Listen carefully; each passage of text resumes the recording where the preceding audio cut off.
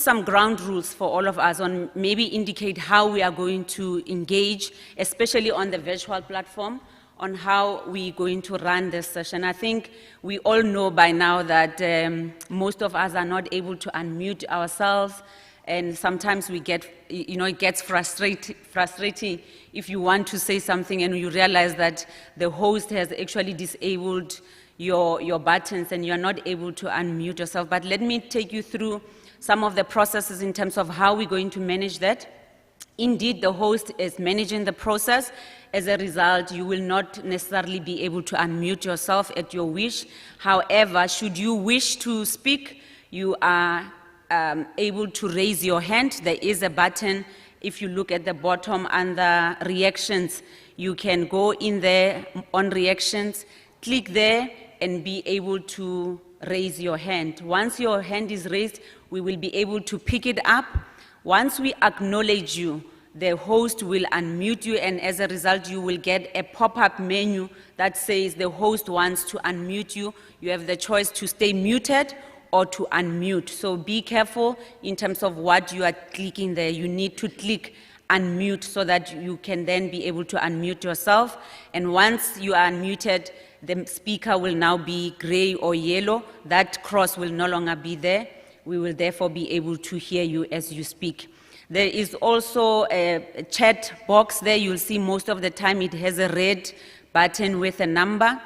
You are encouraged to go there as well and raise your comments and questions throughout the sessions, and the facilitators will be able to go there and read your comments and your chats. I will also, from time to time, go through those chats and share with the speakers some of the comments that are coming out if you are not able to raise your hand. And especially because if we are too many in the group and we might not all be able to raise your hands or not all be able to get a chance to speak. So please make use of the chat button. Also under reactions, you can clap hands, you can, show emojis if you agree with the speaker, so you're more than welcome to use those reactions.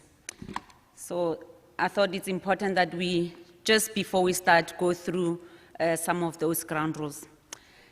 Now, ladies and gentlemen, we're now going to start with our program, and as I've indicated, we've got a very nice lineup. Beautiful speakers with great topics, and I think as the start, we have a session, the first session, dealing with the compassionate leadership. And we're asking ourselves, what is compassionate leadership? Is there even such a thing called compassionate leadership?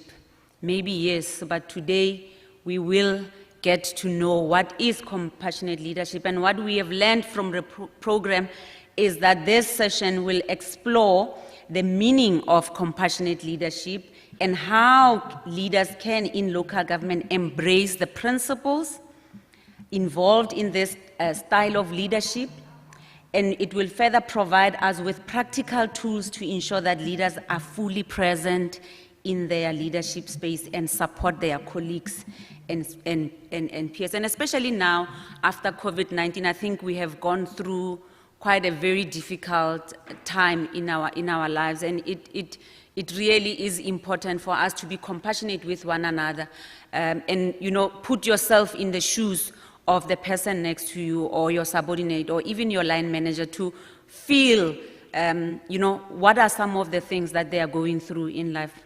But I'm not the expert in that. Now, to take us through this session, I'm going to call upon Kubeshni.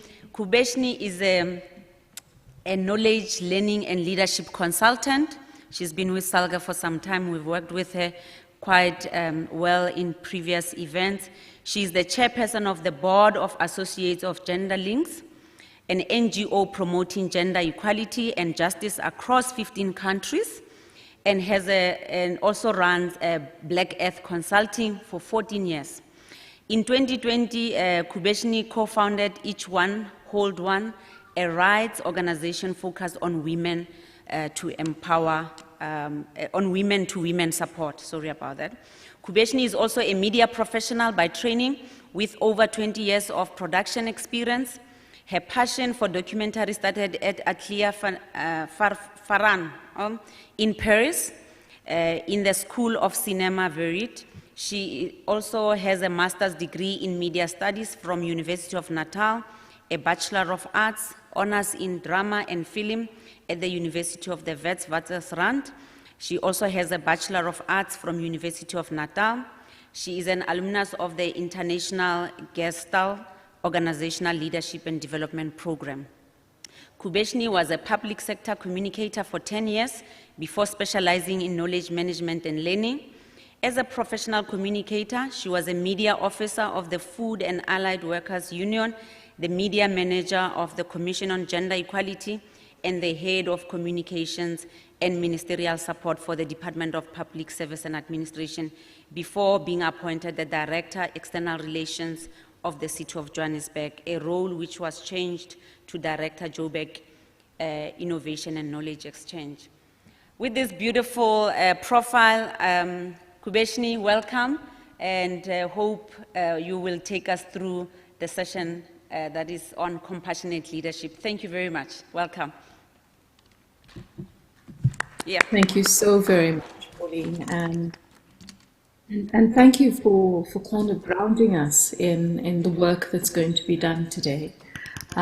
Indeed, I have the beautiful honor of holding a space for Cisnobantu, which we've done previously. And Nobantu, if there was ever a time to check in on this theme of compassion generally, but compassionate leadership, as a lot of us just feel so lost, to be quite honest with you. The world is such a different place, Nobantu, than it was the last time you and I had opportunity to look at each other through a Zoom screen. So very grateful for the content piece that you're going to lead us on now. And colleagues, good morning. Thank you very much for making the time. Thank you for being present. At some stage, it'd be great, Pauline, if the camera people just show our virtual audience sitting at 61 now what the room looks like, because it'd be lovely to get a sense as to what the whole looks like. But right now, it's my absolute pleasure to just connect with Nobantu in terms of who she has been and what she's currently doing.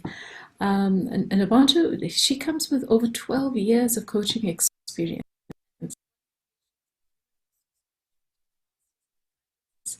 and has qualifications in human resource management and a master's in guidance and counseling from Durham University in the UK. She's undergone coach training internationally and is an accredited mentor, coach, Gestalt organization and systems development practitioner. That's where we have our little connection. And a trained Enneagram practitioner. And if any of you are unfamiliar with the notion of the Enneagram, try and find the opportunity to just Google and come to terms with it. I found it, Cisnobantu, an incredible piece just to get a sense of an understanding of self. She's also been involved, obviously this coaching piece is huge for Nobantu, and she's been involved also in change management and in leadership programs, both in the public and the private sector. And for any of you who are involved in coaching, you'll know that to have an accreditation with the ICF, the International Coaching Federation, is nothing to be scoffed at. It is a very rigorous piece, and that you are able to have an ICF accredited coach sitting before you to hold this piece around compassionate leadership is beautiful. Cisnobantu, I hand over to you. Thank you very much, Kubeshni. I hope my sound is good. We didn't have time to do a sound check. Is it good? Okay, so thank you everyone, and thanks for allowing me into your space, especially looking at this important topic at this time of going through strife and struggles. So I would like to say, Sanibonani, which means I see you. I see your dreams. I see your hopes. I see your struggles. I see your ancestors. This is such an amazing, powerful greeting that we have in isiZulu. And you know, when someone says they see you and ask how you are, then when you say, ndikhona, ngikhona, ngiteng, ngikhona, now that you have seen me, I am here. That's what compassion is all about. It is about seeing each other. It is about seeing myself in you and seeing you in me. And when that happens, I become your benefactor, I become your cheerleader, and I become interested in you to be the best that you can be. So in order for us to be compassionate leaders, it has got to start with me. You cannot be what you are not to yourself. This starts with self-compassion. This starts with self-care. This starts with self-love. And in order to give us some of that, I would really love for us to come in, to get into our hearts, because that's when we are with our hearts that we're able to be compassionate leaders. So I'd like to invite you on a journey of a guided, short guided practice on compassion. You know, at this time, we're so busy. We're working from home. We've got children that need our attention. We've got work responsibilities. So there's no time to be settled and grounded. Just for this moment, I am inviting you to really arrive into your seat right now, to arrive into your body, allowing your body to welcome you, ensuring that your feet are firmly on the ground. The ground is supporting you. The ground is always there, hence we don't fall into a pit. Just that awareness of having the ground supporting you. Feet firmly on the ground. The chair you're sitting on is supporting you. Relax your shoulders and having a supportive, straight spine to support your posture. Just for this moment, to focus on your heart center, to focus on your chest cavity, the seat of your emotions, becoming aware of how your heart is right now as we are about to share about compassion. Bringing into your heart someone who has been kind, someone who has been compassionate to you. This could be your boss, this could be a supervisor, this could be a friend, this could be a mentor. Someone who just had your back at a time when you felt that this was the end of the road. Just being with that experience fully. And as you are with that, just feeling into your heart. How is your heart right now? How are you feeling being taken back to that experience? And as you are fully with that, to start to think people who might require your compassionate presence. Where are you required to pay this forward? And as you are thinking about that, I would like to share this short poem by Sharon Shenko. Without compassion, what are we? Mere strangers in a raging sea, with no place to run, no place to be. Then when we are called to action to help someone who is down and out, there is no doubt that is compassion. And when we are moved to tears from all the sadness that we hear and we seek to quell our fears, that is compassion. So when we are feeling all alone, then someone comes along and with a touch of kindness fills our heart with song. That is compassion. When someone shows compassion to you, do not keep it to yourself. Pass it on to someone else.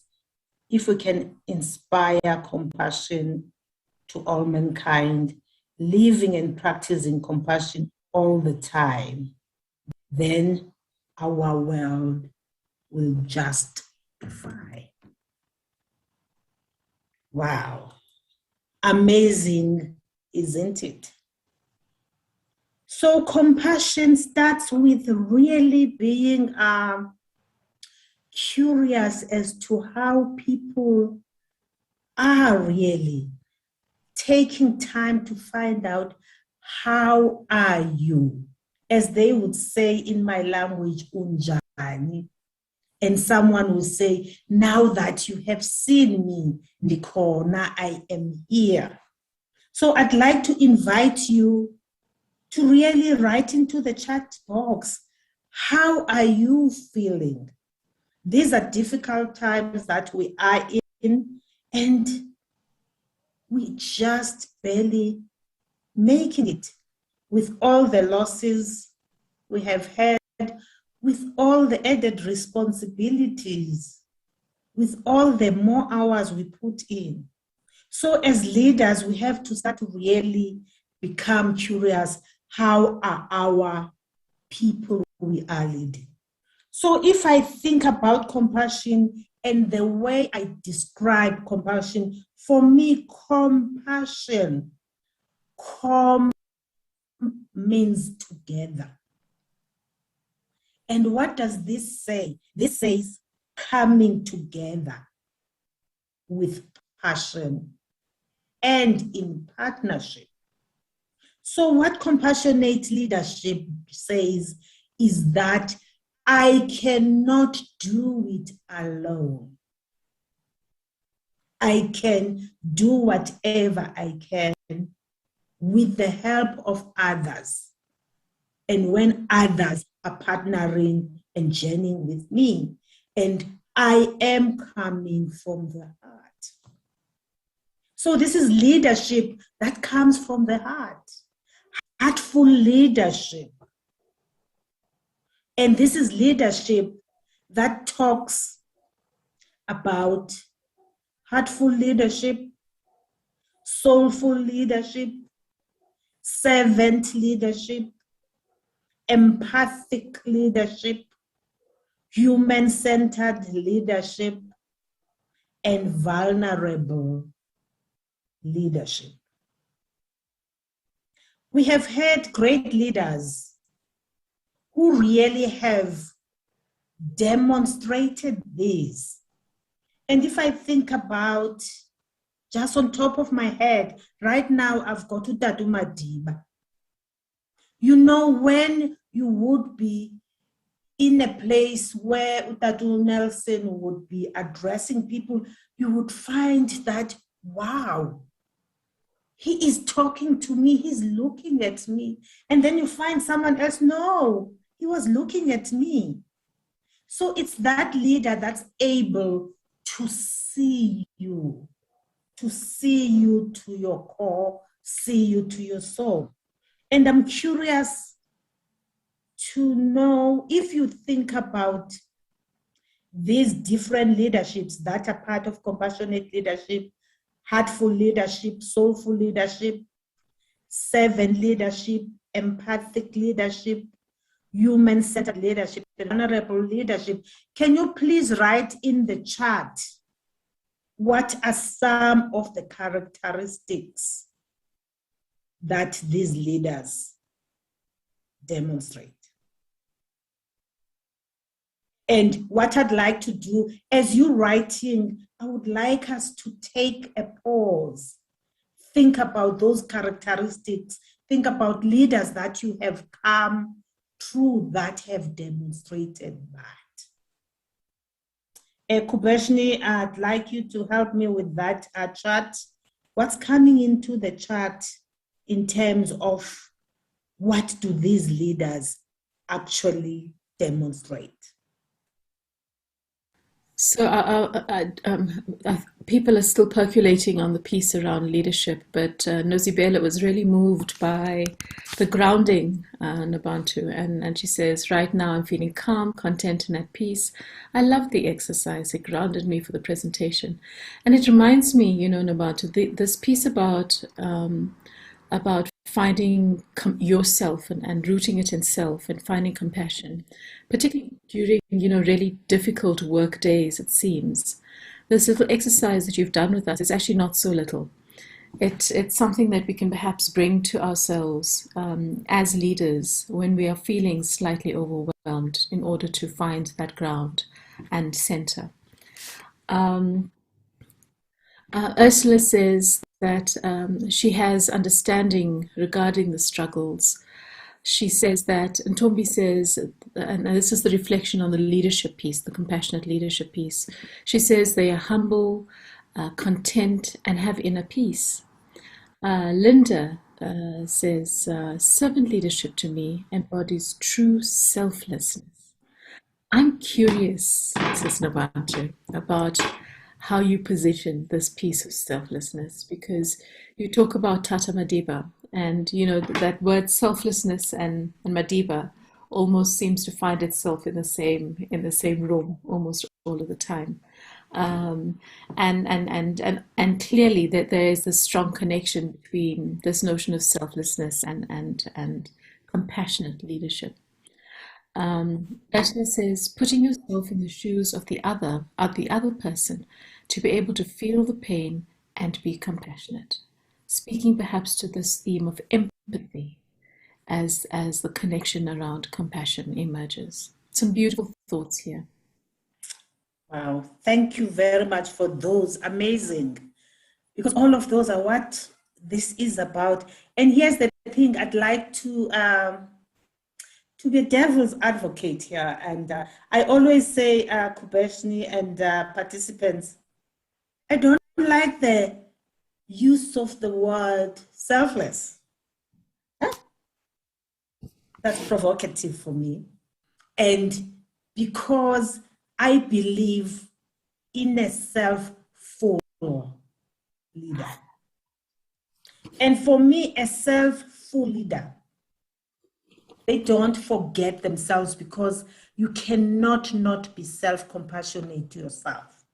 Self-full for me means it's that compassion for you and then adding another. And it creates this whole, compassion, that partnership. Yeah. And when I say self-full, I'm not talking about arrogance. I'm not talking about being full of yourself and trampling on other people's interests. But it is about taking care of myself as well. Because this is one thing as women leaders, yes, we forget to do. Yes. We look at how can I be competent at work? How can I shine? So expertise tends to erode our self-confidence and self-care. And that's when you would find, even when your child is sick, because duty calls. You can't give compassion if you do not have it for yourself. Sis Nabanta, I'm so glad that you landed this because you're so right. And this is not just a leadership affliction, this thing about, giving and giving and giving. It's actually rooted in a lot of the narrative around women. The assumptions built into caring and giving. And in many instances, we become the forgotten in that space of giving, of putting others first. And in truth, you can't pour from an empty pot, can you? Yes, you can't. You can't. You just can't. You can't. And so I love this. I absolutely love this. Self-full leader. I love it. I love it. I love it. There's the other pieces popping up here about humility, curiosity, flexibility, not attachment to an ideal outcome, but allows people to find the outcomes for themselves. I love this piece about what we get attached to. Because Amazing. Amazingly so.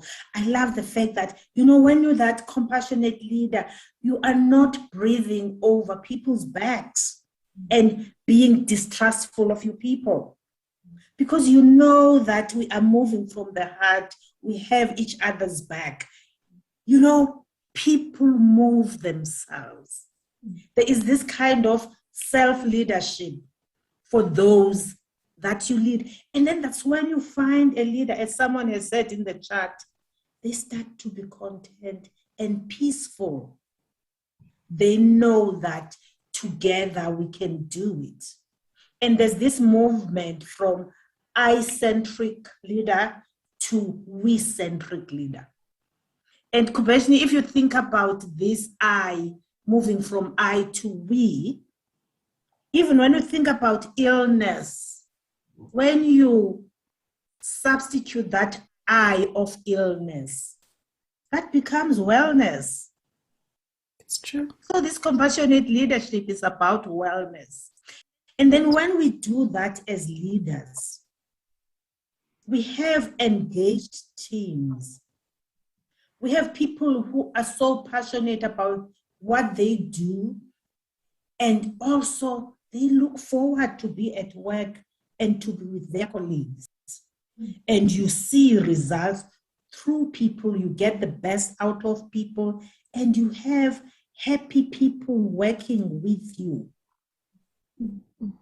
And it is through just seeing others, the concern for others, and not just only the concern for results. And here's the thing, compassionate leadership is not weak leadership. Yes. It's about vulnerability. That's where you find a leader is able to come from the heart and also from the backbone. Because even when they ask for results, they have the regard for human well-being. Oh, and yes? Just feeling it, Sis Nabatu. Go ahead. Thank you for that. And if I'm thinking about that, we have this in Africa, people. I don't know where we left Ubuntu, our philosophy of Ubuntu, I am because we are. And if I think about the most two elders that really, for me, epitomize this Ubuntu is Utatu Nelson Mandela and Utatu Desmond Tutu. Tatu Nelson Mandela says, Ubuntu, in Africa, there's a concept known as Ubuntu, the profound sense that we are human only through the humanity of others. That if we are to accomplish anything in this world, it will in equal measure be due to the work and achievement of others. This talks to that movement from I-centricity to we-centricity. And Bishop Desmond Tutu says, A person with Ubuntu is open and available to others, affirming of others, does not feel threatened that others are able and good, for he or she has a proper self-assurance that comes from knowing that he or she belongs in a greater whole and is diminished when others are humiliated or diminished. So compassionate leadership is going back to our roots. It's going back to what our ancestors taught us that we are starting to forget. It's going back to being a leader that cares for the environment, natural environment, cares for the environment at work. How conducive is this? Especially at this time with people working home where there are blurred boundaries between work and home, where you find that the most traffic you get now is the traffic from where you are working to the kitchen, and you find yourself working nonstop. A compassionate leader is going to make sure that there is a stop, not sending emails well beyond working time in the wee hours. And as I think about that, I love this quotation by Maya Angelou when she says, I have learned that people will forget what you said. People will forget what you did, but people will never forget how you made them feel. So maybe what I'd like to do, Kubeshni, because now what I will do in my presentation is to look at the characteristics of these leaders, what competencies are required, how to build those. But first, I would like to involve the people, and I'm wondering whether we could hear a few voices on this, and just maybe for people to share with us their experience of having had compassionate leaders. So I'd like to take a few minutes to pause and be in conversation, which is what compassionate leaders have. They have that conversational intelligence of hearing voices. Thank you, Sis Nabantu. And as we're, just a reminder from Pauline's guidance around how we bring the voices into the room, I just ask you to put your hands up. I will see you when you do put your hands up, and then I will call you off and ask you to unmute. There's a piece here, a question that's landing here, that I think is an important one for us to try and get in at some stage, Nabantu. It comes from Ntombi, and she says, can you explain how one is vulnerable without being weak? And it's very interesting for me because even in the question, there is the assumption of what vulnerability is. And so I'm pretty sure that in the content of what it is you're going to share, that we might touch on this piece. But I will remind you. I'll keep this one as well. If you want to talk to it right now, please go ahead. As I'm looking.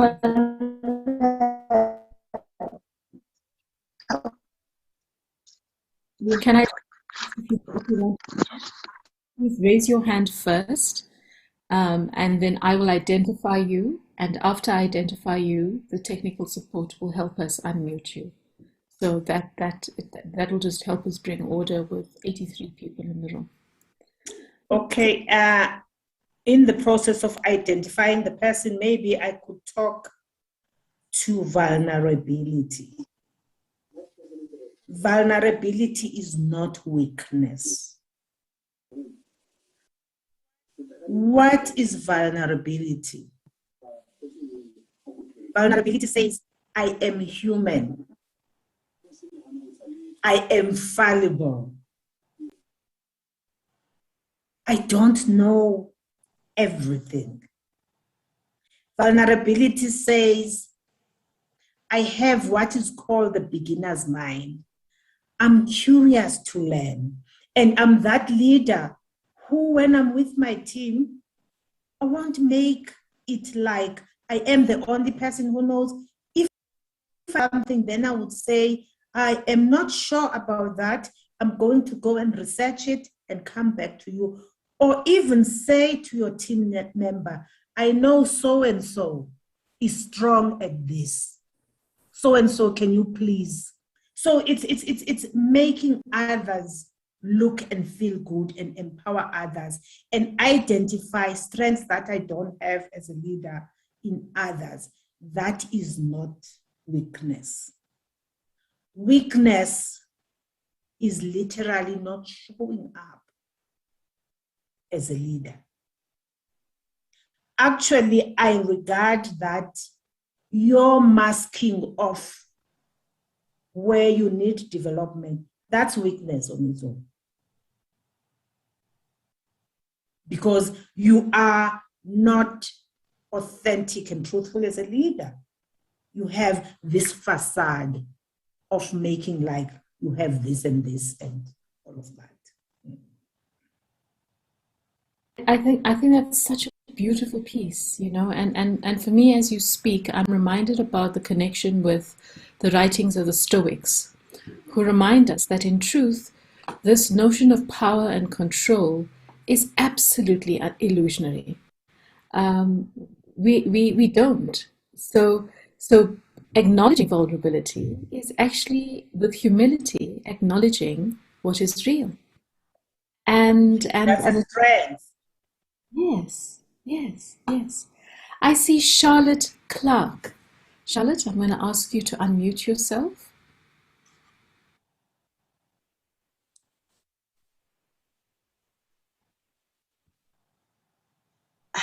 Good morning. Can you hear me?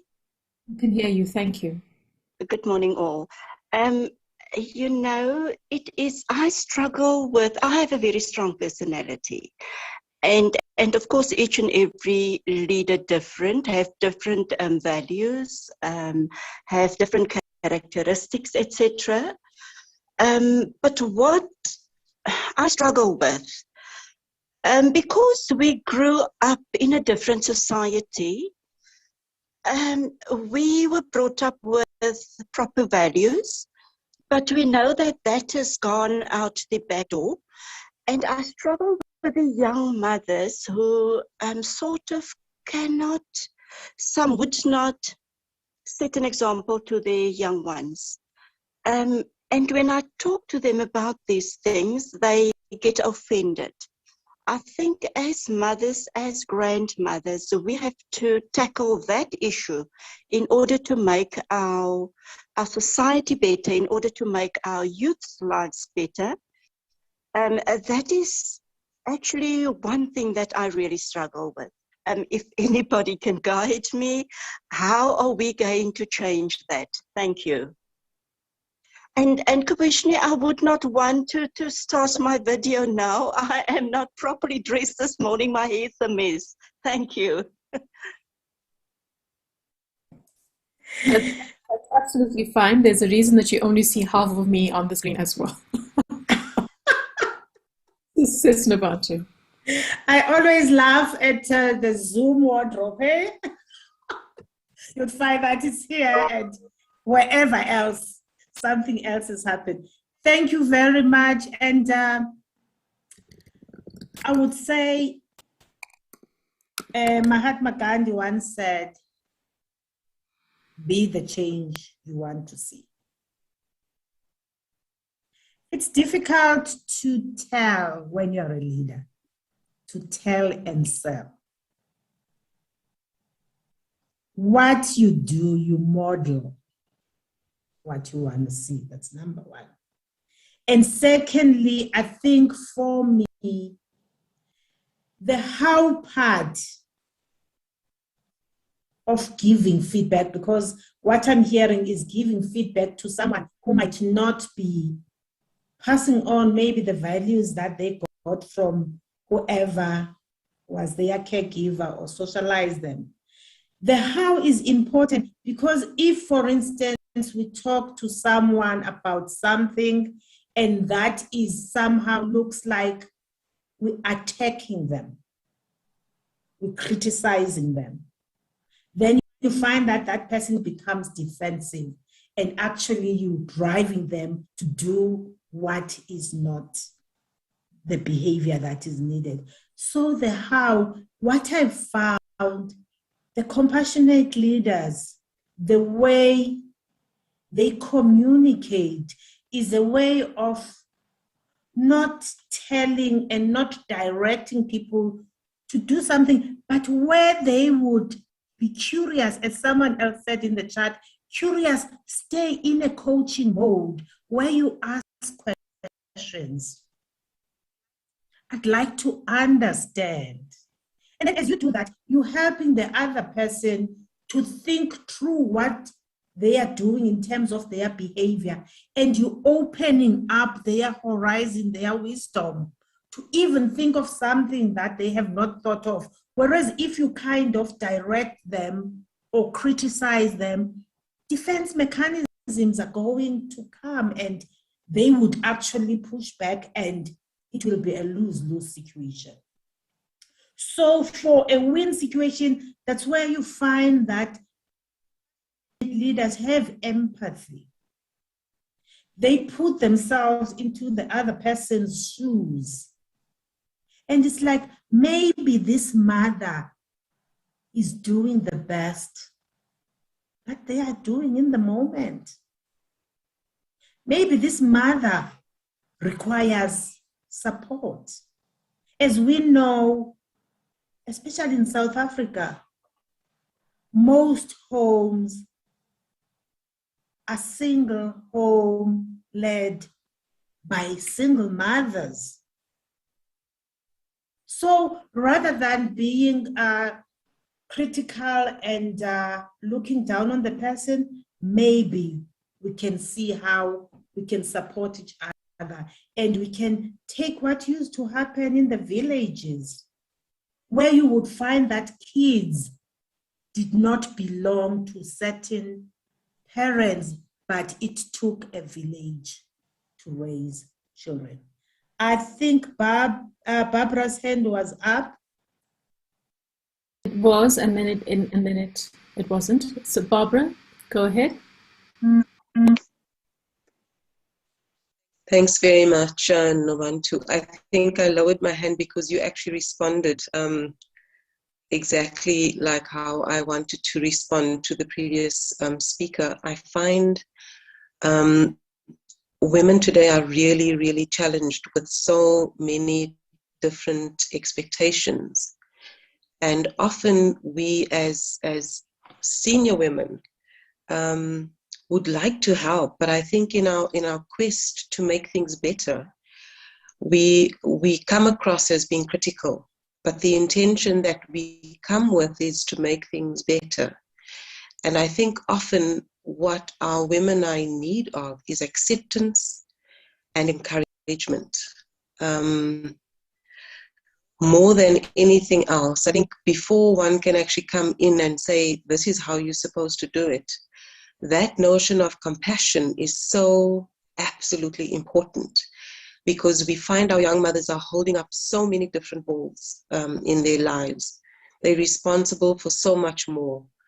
And also there is the responsibility now with COVID-19 that has impacted so much on motherhood and the expectations of what mothers are supposed to do and deliver. And I think we must be very careful as senior women who've been through it to say to women, this is how you should do it. I think it's important for us to say, well done. Thanks, Novantu. Thank you so much for that, Barbara. And you know, as you land that one, I'm reminded, Novantu, about something that one of our our Gestalt leaders had shared with us, Marianne Rainey used to say this thing about values, be them proper values or otherwise. It's a very interesting thing, because sometimes the only time I know that is when somebody else trumps on it. It's not always something that I wear over here. So when engaging with communities, when engaging with people that you really do want to connect with, perhaps it would be of help for us to just accept that what I consider to be proper values may not be necessarily shared across the way. And that if I start then with the open hand, and the inquiring, that you use this beautiful phrase, Nabantu, you said the beginner's mind. How beautiful to start everything always with the beginner's mind, without assumption, without judgment. The invitation then is that I don't get my back up, you now haven't triggered me, so I'm like already out the door, inviting me to come into this space. Thank you both, you, Barbara and Kubeshni. Yes, we need to come more from the heart, especially now more than ever.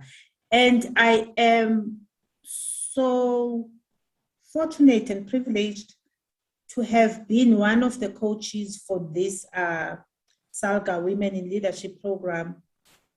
And actually, my lens and view of local government has changed, because the women that I was coaching were women who are working under immensely difficult conditions. And yet, they were doing even more than what is expected, doing more with less. And with that, for me, leaders, I'm imploring you to look at this compassionate leadership as Ubuntu-centered leadership. This is what I've developed for my coaching model that I'm sharing with the world over. And with this Ubuntu leadership or Ubuntu coaching, what we need to do is to be able to see more. How we really take the fog from our eyes and really see what's in front, what's just before us in terms of the people we're leading. What are the groans? What are the moans? What are the struggles that people are going through that we need to support them through? We need to hear more, listening deeply to what people are trying to say to leaders. And you need to love more. We are so shy of bringing love to work. Why? Can you imagine this love kind of magic we have at work? And people would feel like, wow, I want to go more and be there. So I always say when I train people, think about the time you fell in love, the first time. Can you bring that to the people you're leading without making this intimate love? You illuminate more, you light the spark that is within the people you lead. You ignite what's there so that people can work it out, can find it for themselves, so that people are able to be abled and empowered. You become more, you be more. You don't have to be taking over everything. Empower others. Get things to be done through people and encourage more. Feedback, constructive feedback, yes. I be more versus do more. I wrote that down. Yes. We have a hand from Lulama Makubela. Lulama. That's my colleague from UNITRA. Hi, Lulu. Hi.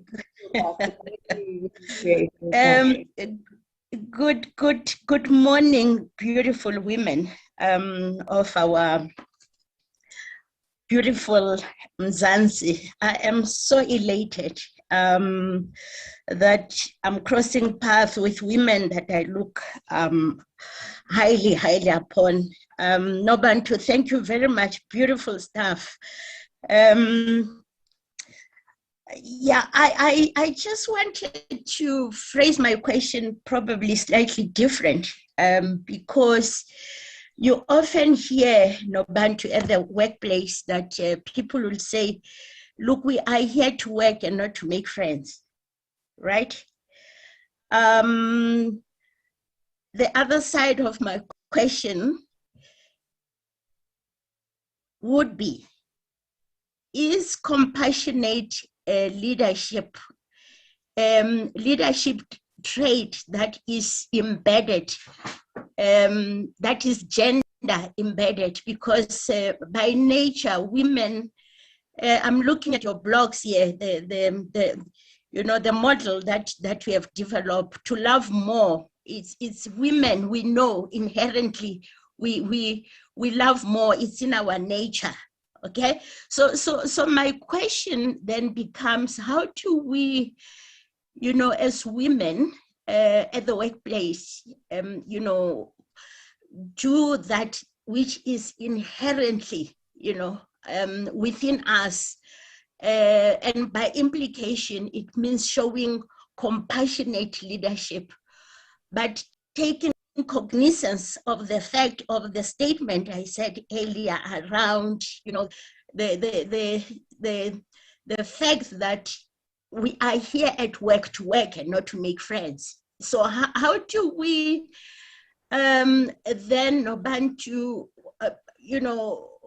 ensure that even our male colleagues understand fully what compassionate leadership is? Because normally that's where, the tension, that's where the problems that surface at our workplace start, because this topic that you are really focusing on it's one of the ones that us as a country, if you look at the number of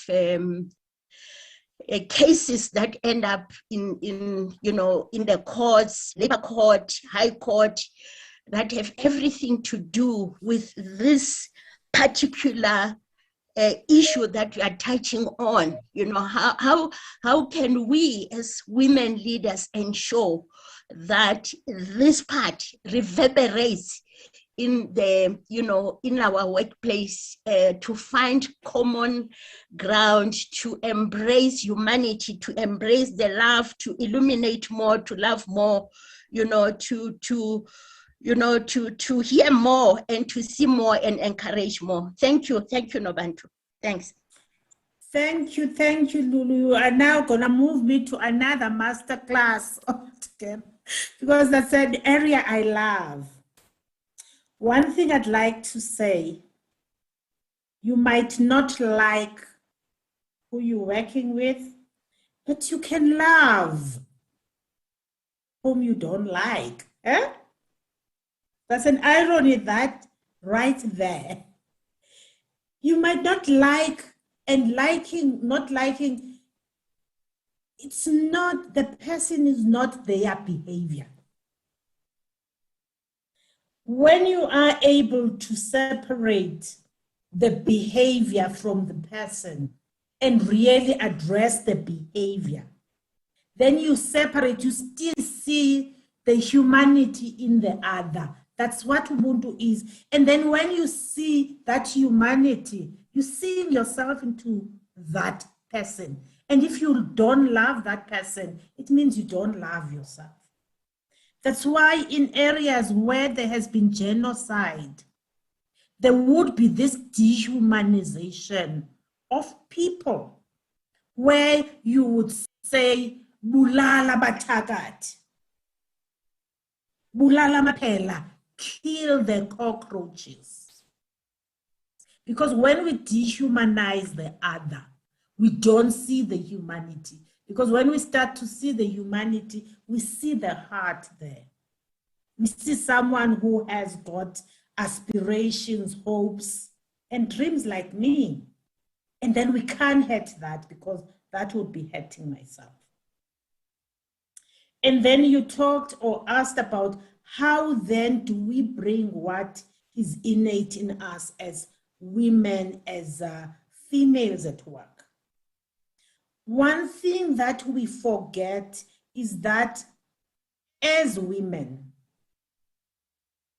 we've got a combination of two energies. We have the feminine energy, which is called the lunar energy from the moon.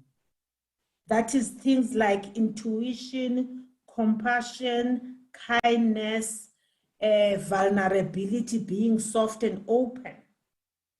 And we also have the masculine energies that come from the solar energy, from the sun, which is more what we do. We align those with men, the directiveness, the analytical, the kind of confidence, the kind of coming in and just having your voice heard. We do have that. So then if we do have a compassionate leader, that would be a leader that encourages more for those latent energies to be manifest, such that women can come from, because it's there.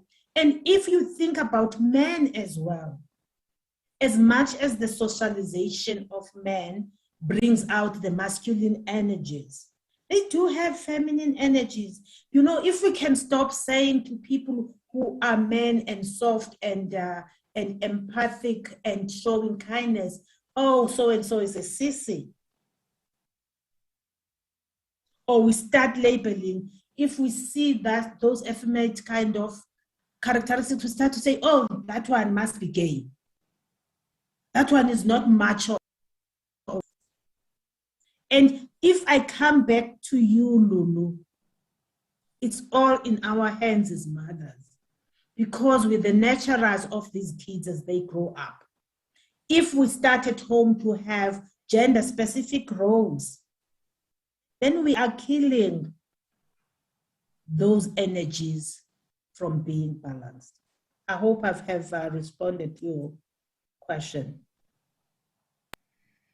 We have, Nabantu, we have a hand, and I'm aware that Lina is actually in the room. So we don't want to deprive our present participants, our on-location participants. Lina, find a mic, please, Lina. Or will you? I see you're online as well.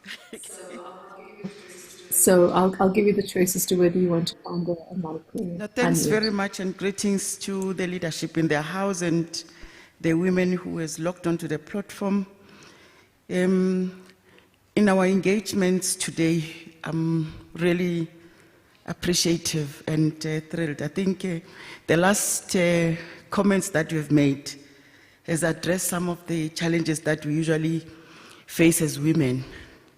But the classes that we're attending, the developmental program, women development program that we're attending, it has taught us quite a lot of things that fits into the discussion on compassionate leadership today.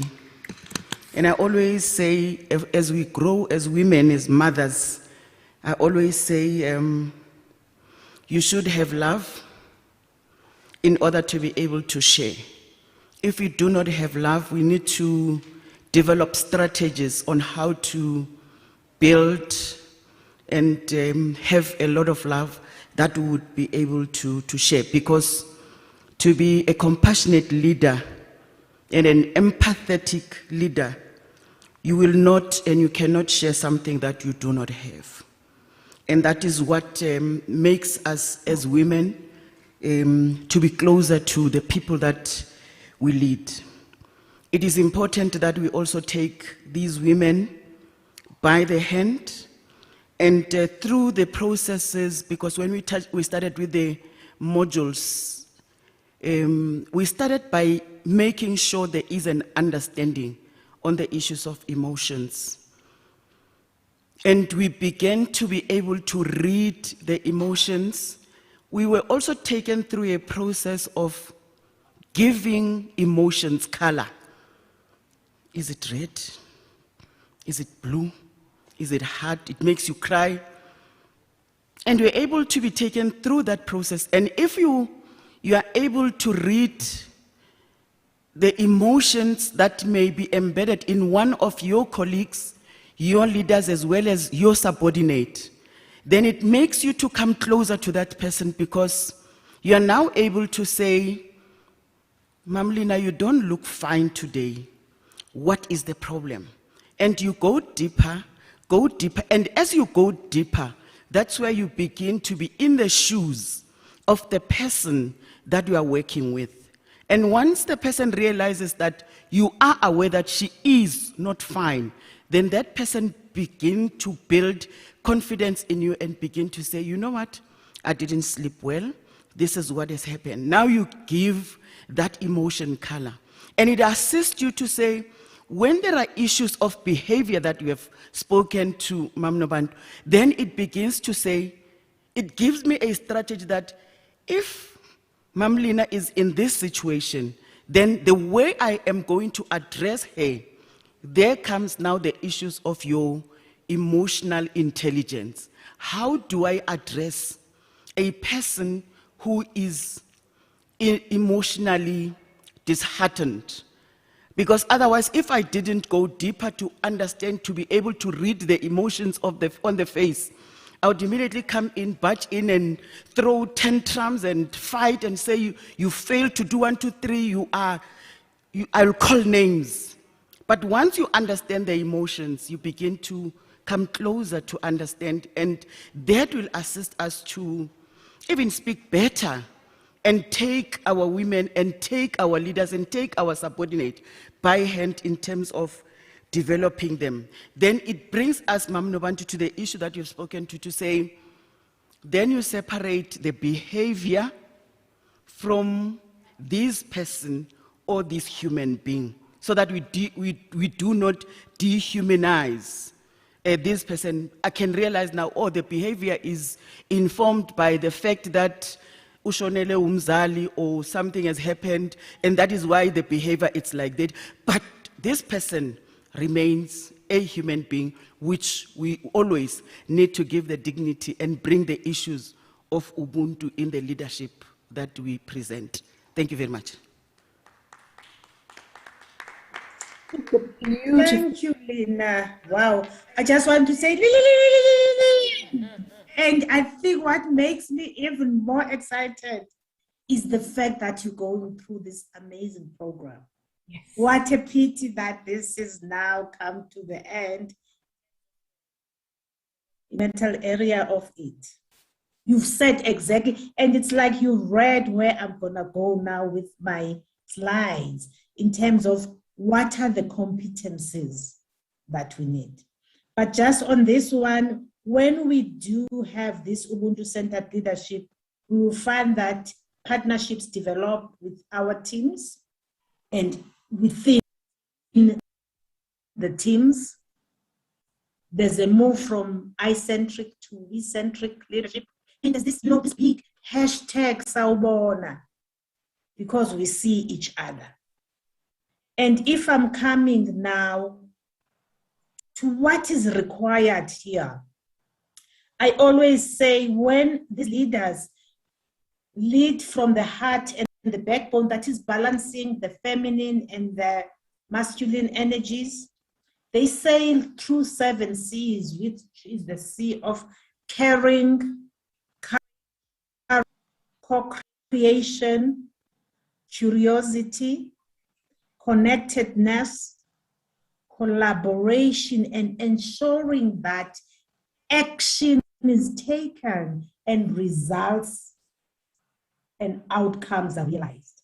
And these are not realized through coercion, but through love.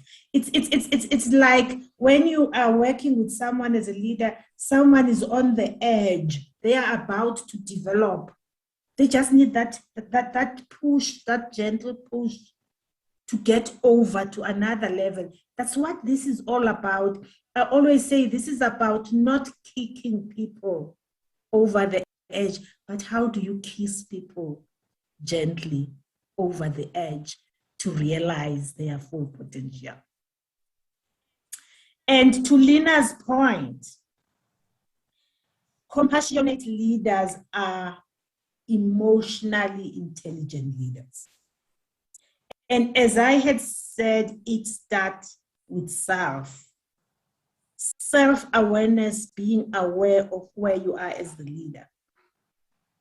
Have a balanced sense of strengths and weaknesses, confidence, and believing in yourself. There's this thing called limbic resonance or limbic dissonance. The limbic is a part in our brain that is the emotional brain.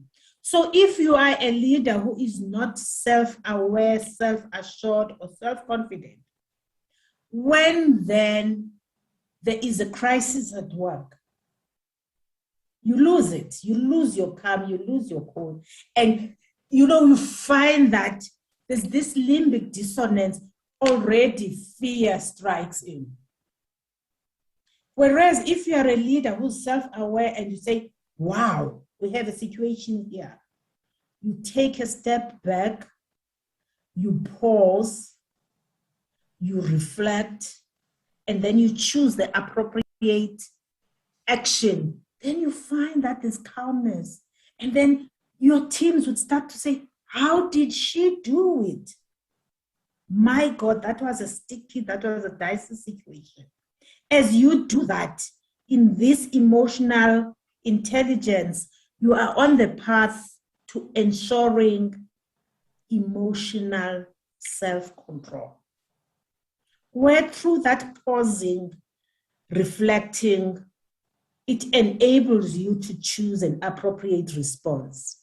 And this brings about the resilience, the ability to bounce back, being constructive under pressure, thinking before speaking or acting. Pause, reflect, and choose. PRC. Fortunately, we haven't had that political party in South Africa.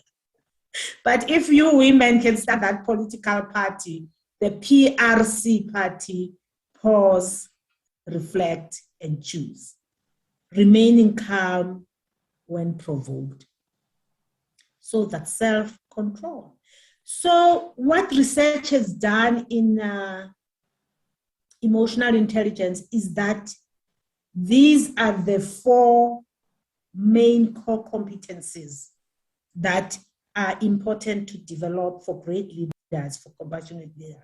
So the first one is emotional self-awareness, emotional self-control, then empathy, coming from the heart. This is crucial to understand those who are around us, understand unexpressed emotions of others. What Lina was saying, to see things from the perspectives of others, appreciate diverse opinions. This is called perspective taking. How do I change this position, stand into the other position, and have a different kind of view and perspective? And active listening is very important. Leaders who are compassionate are those leaders, if they notice so-and-so is shy and introverted, they would bring that person into what is needed. Because by not bringing those people in, we are losing important wisdom that we might harvest. So empathy, it's self-awareness, emotional self-control, empathy, and the last one is influence, which now is going to a broader stakeholder management, which is an important aspect in local government. How do you build coalitions? How do you get buy-in from important stakeholders? How do you even adjust your message to have optimum impact, reading the room, reading the situation, and using facts and reason to impact others. And this is not saying impacting me as a leader, impacting others, because whatever message must not just be my message, but be looking at bringing about change, improving lives for all the others. And then if we think about this, this is leadership that moves to bringing low trust or trust deficit to conditional trust and high trust. They partner, and then they come from the inner wisdom, not the intellectual wisdom. They are innovative. They look at the whole picture and come with empathy. And what I like here, they have foresight, because they get in touch with their core, with their instincts, with their intuition, and have the pulse into what is happening. They use the body intelligence to lead others. And here, as you have said, active listening is very important. This is a leader who might even pause at times, even if you have an answer right there, where you stop and ask others, how could we deal with this? Instead of just being a leader who imposes on others. So quickly on Otto Sharma's level of listening, they are not at this level downloading information from what they are hearing or just reconfirming old opinions and judgments. But they start to have an open mind. When now it's like, if we think about this factual listening that's getting in touch with our masculine energies, and when we draw deep down to listening from within, empathic listening, that's open heart, you know, right here, this is the balancing and the combination of the masculine energy and the feminine energy. And as we get to this level 3 of listening, empathic listening, we see through the eyes of the other person. And there's this emotional connection, which is limbic resonance. And ultimately, where we want to come to is to listening from the source. Generative listening, where we have a pulse to what is about to emerge. Have you been in a project? And as you think of something, someone else is thinking about that, you come together and then something just big. That's where now we open to the open will, to the open source, connecting to an emerging future, whole shift in identity and self. We completely become aware of what communities and scores of the people we lead and all the stakeholders, what they need, and we respond to what we hear. And to even what has not been said, but if we are compassionate and empathic and in tune, then we're able to open and see things before even people voice them out. These are the leaders who do not just look at the control, at the positional power they have. They are influential leaders, leaders that extend and expand their circle of influence such that their circle of concern gets minimized. And then when the circle of concern is minimized, they don't panic. They are able to quell fires and move with the people. And I thank you very much. Let's have the few minutes for a conversation on this topic that is so close to my heart. Beautiful, beautiful, beautiful, beautiful. And let's do just that. I saw a hand. Let me try and identify that hand. Oh, it was a clap. It was a clap. It is a clap. I think you're going to get lots of claps and lots of woohoos as well. But let's actually spend this time thinking about some of these pieces. Nabantu. I mean, I love this. If you form the political party, I'll join. Pause, pause, reflect, and choose. I simply don't have the energy to start a political party of my own. So I'll look for leadership, and I'll follow dutifully and with compassion. I'll be there. I'll be there for you. A couple of the big headlines for me as people get kind of their thoughts and their voices together was this piece about, how, and it's particularly when we deal with issues of conflict, isn't it? In team settings and whatever else, where we have the sense of alienation from other. And part of that sense of alienation are the stories that I tell myself about who I am, but perhaps also who you are. And I think often about, as a parent, I'm always reminded, even when I get really infuriated by my kids, that there's a difference between saying, that's a terrible thing you did, versus you're a terrible person. And it's that piece that you draw our attention to, Sis Nabantu, about drawing the differentiation between the human being and the actions that the human being might have, and that in truth we're all carrying our own burdens and traumas, and if you don't know, I might be leading you in a way that might just simply not aid you and not aid the situation that we find ourselves in.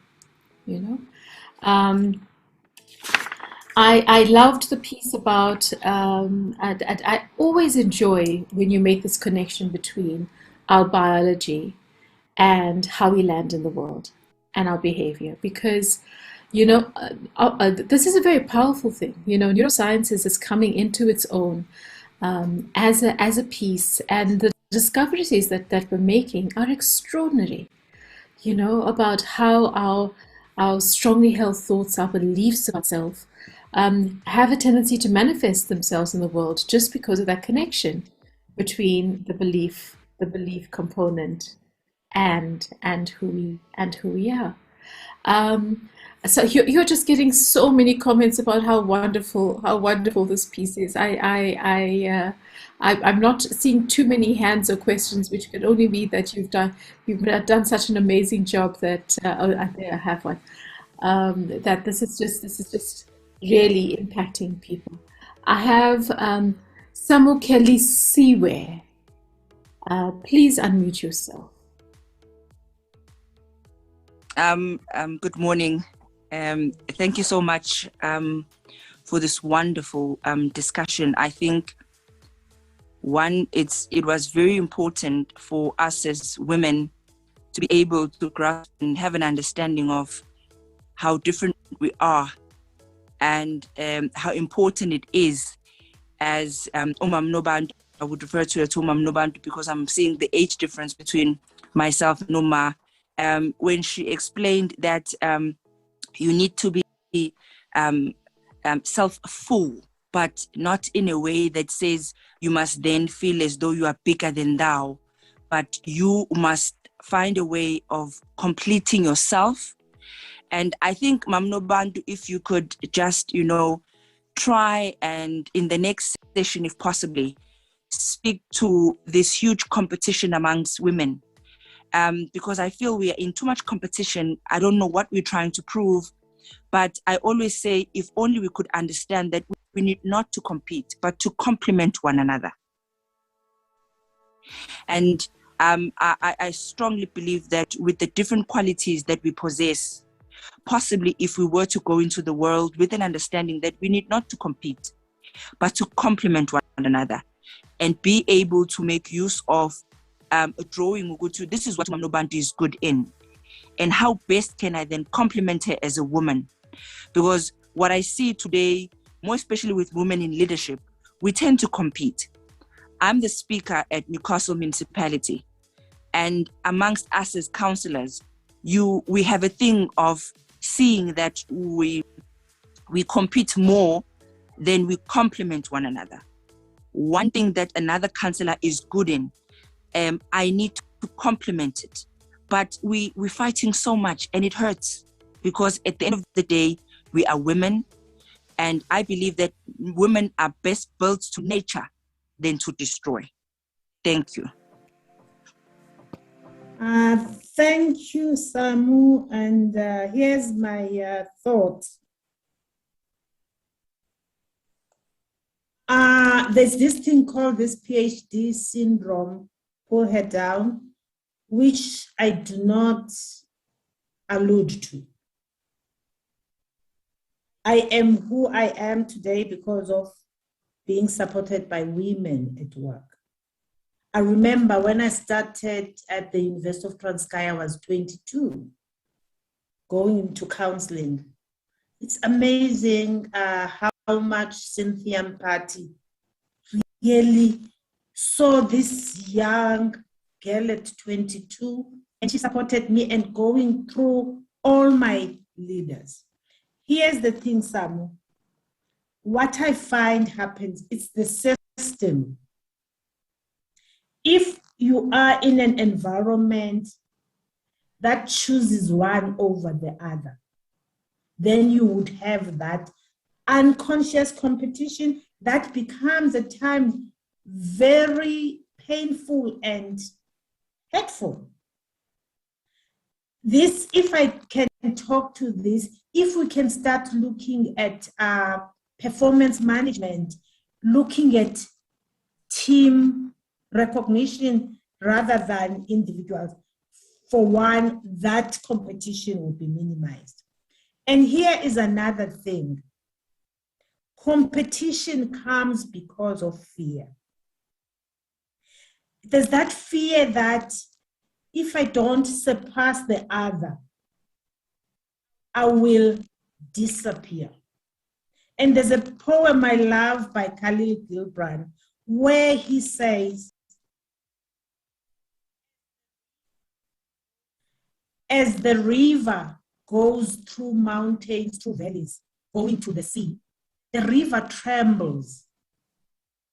And the river sees this big sea and thinks I'm gonna be disappearing and swallowed by this sea. And yet, if the river can have a different perspective and thinking that I am not going to be swallowed by the sea, this is an opportunity for me to become the sea. Because when I get into the sea, I merge with the sea and I don't have difference with the sea. We are the one, which is Ubuntu exactly. So for me, I'm calling upon leaders, those who are at the helm of organizations. How do you still have healthy competition? Because we need people to put in their whole into what they are doing, their full self and everything that they have. We had a hand from Charlotte, and I'm going to wait for Charlotte to put her hand back up. But I am so with you on this piece, Nabantu. I have made a deliberate decision in my life and in my work to actually disbelieve the so-called PhD thing. And to find different ways of finding meaning for whatever manifests in relation to it. I just choose not to believe it. And part of this piece is around. There was this somebody in Facebook wisdom, Novantu. Somebody posted this thing about you get ants in black ants and red ants in a bottle. And I'm probably butchering this thing horribly, but you bear with me for 2 seconds. Charlotte, I see you. And these ants coexist fine, whatever, they coexist. But then you take that bottle and you shake this thing up, and then you see how the ants respond. And I think a lot of time as women leaders, as human beings, we find and we make meaning around these things of conflict, these things of the lack of cooperation, that is outside of our understanding of the system. And in many cases, the system drives a particular kind of behavior that you'd have to just, you'd have to be either a superhuman Mother Teresa kind of person to exist there, or you'd have to get the hell out. Because it's not always a kind system, Sister Nobantu. One of the previous sessions we had last year, and the women on this group were sharing some of their experiences of being women leaders in local government. It's horrible. It's horrible. These women leaders get treated really badly, in addition to everything else that they have to deal with in the world, So the system is not kind to us. And so for me, let me own this. I try really hard to find alternate ways to be able to explain what I see as being behavior that is perhaps not in support of me, behavior that I can interpret and that I can grow from. Charlotte, over to you.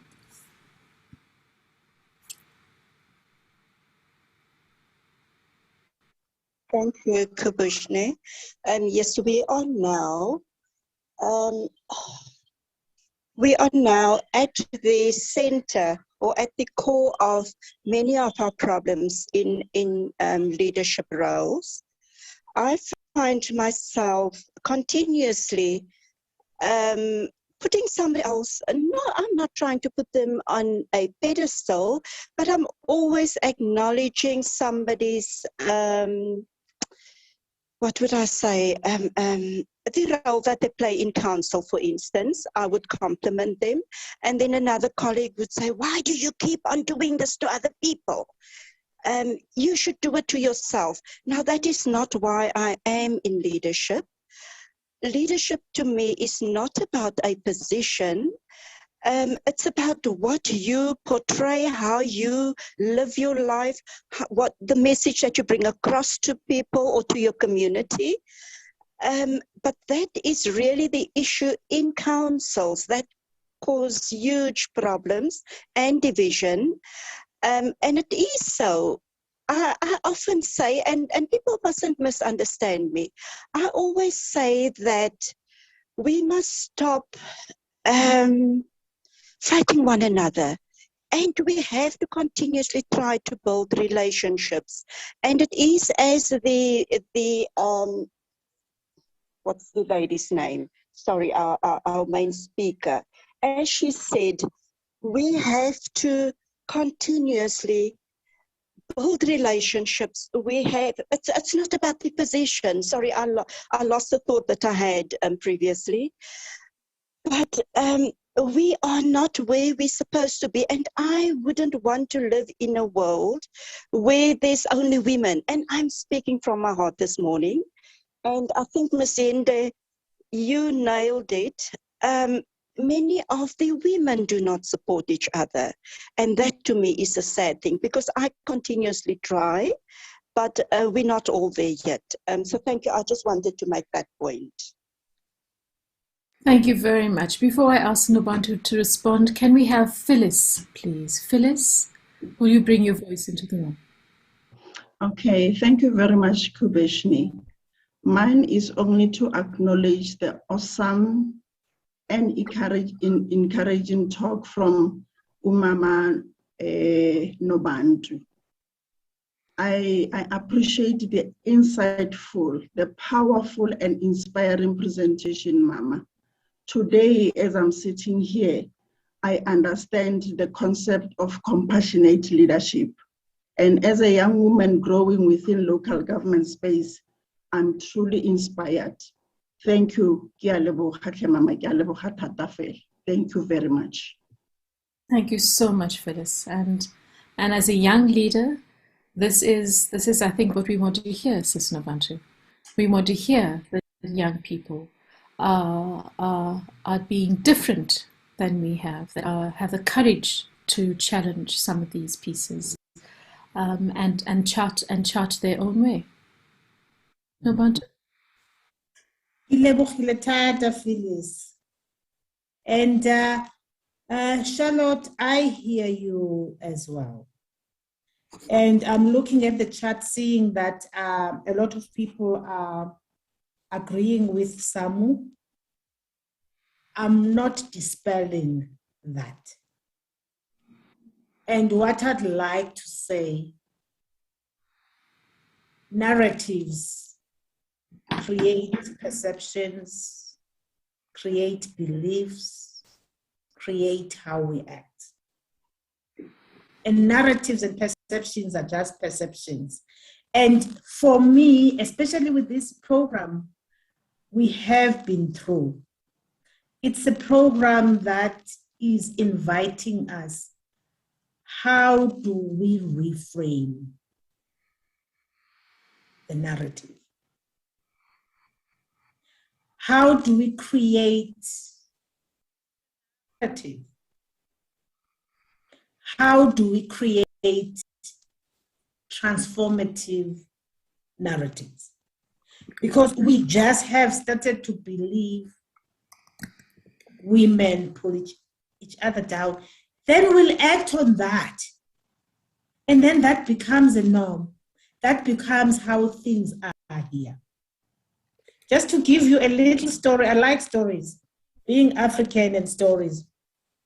There was an experiment that was done in one organization. They placed 5 monkeys in a cage. And in this cage, there was a staircase.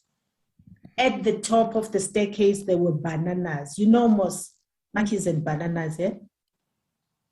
So these monkeys kind of sit at the bottom of the staircase, look up, man, we're sitting with bananas here. Why aren't we going and getting those bananas? So one of the monkeys climbs up the stairs, go and get the bananas. As soon as that happens, the researchers sprayed all the monkeys with cold water. Monkeys and cold water, or anything that is cattish, don't like cold water. So the monkeys like sat down, and they sat and looked up again. Another one went up. They were sprayed again. They sat. And then it's like, what? What's this? There are bananas here, we're being sprayed. Then the third one tried to go up. And before that monkey could go up, the others beat the hell out of it, because they didn't want to be sprayed with water.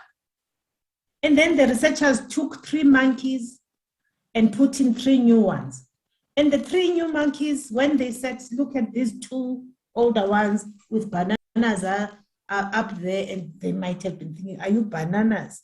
Why don't you go for the bananas? So the new ones go for the bananas, and before they even get to the top, the others beat the others, the new ones. And then they stopped. The researchers took the 2 monkeys from the old stock, and in the end, there were 5 new monkeys. And when a new one started to go up, the new ones would start to beat that monkey without even knowing what was the reason for the beating. So this is how we form behaviors. And through having a different perspective, through having a reframe narrative, we can be able to build a different society. You know, that is so powerful. Sonto, I see you. Before I go to Sonto, let me just say how powerful that piece is, because oftentimes in our behavior, we land our conditioned and learned behavior. And it requires a lot of energy. I speak from my heart as someone who's trying to change a lot of behavior myself, Sis Nabantu, to actually identify those unhelpful stories, the narratives, we use the word narratives, the unhelpful narratives that keep me bound in a particular way of being, but also binds my relationships with others in a particular way. And when I find those unhelpful thoughts, I often try and say, but Kweshni, why? Where did that thought come from? And you know, sometimes I can find that thought going way back to when I was a child, to when I didn't even have rational thought to say, Kubeshni, that's like, oh, Kubeshni, that's like a silly thing. That's like silly thing, Kubeshni, you know? So it requires a particular intention, and I think, Sis Navantu, and energy, I can claim for myself, to be conscious in the world of how it is that I form these narratives that are either going to grow me, or they're going to keep me stuck, and they're going to cause for me to have the same patterns of behavior, of relationships, and of experiences. So that's a very powerful thing that you're sharing. I'm going to take our last hand from Sonto, and then I'm going to ask our amazing speaker to just give us her final closing thought, wish, perhaps even an affirmation for us to hold on to.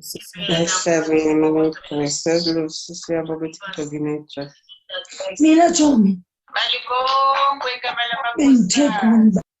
Malibongwe to you too, Zanele. But we're listening to Sonto now. Sonto, unmute yourself, Sonto.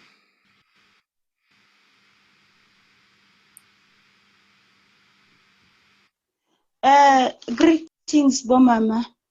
Let me say, I just want to say, I think the way the presenters has put it is it's so very clear on how are we supposed to behave when we're facing the situations, e.g., by congratulating one another, even though women's out there, we are still facing PhD, not because we like, but because we have this thing of being, if it can be me. It is not easy, Bomama. But one day, I hopefully things will be okay, because we have that thing, because we are not being recognized. You have this thing inside of you, but not knowing how to voice it out. I would like to say for now, thank you very much.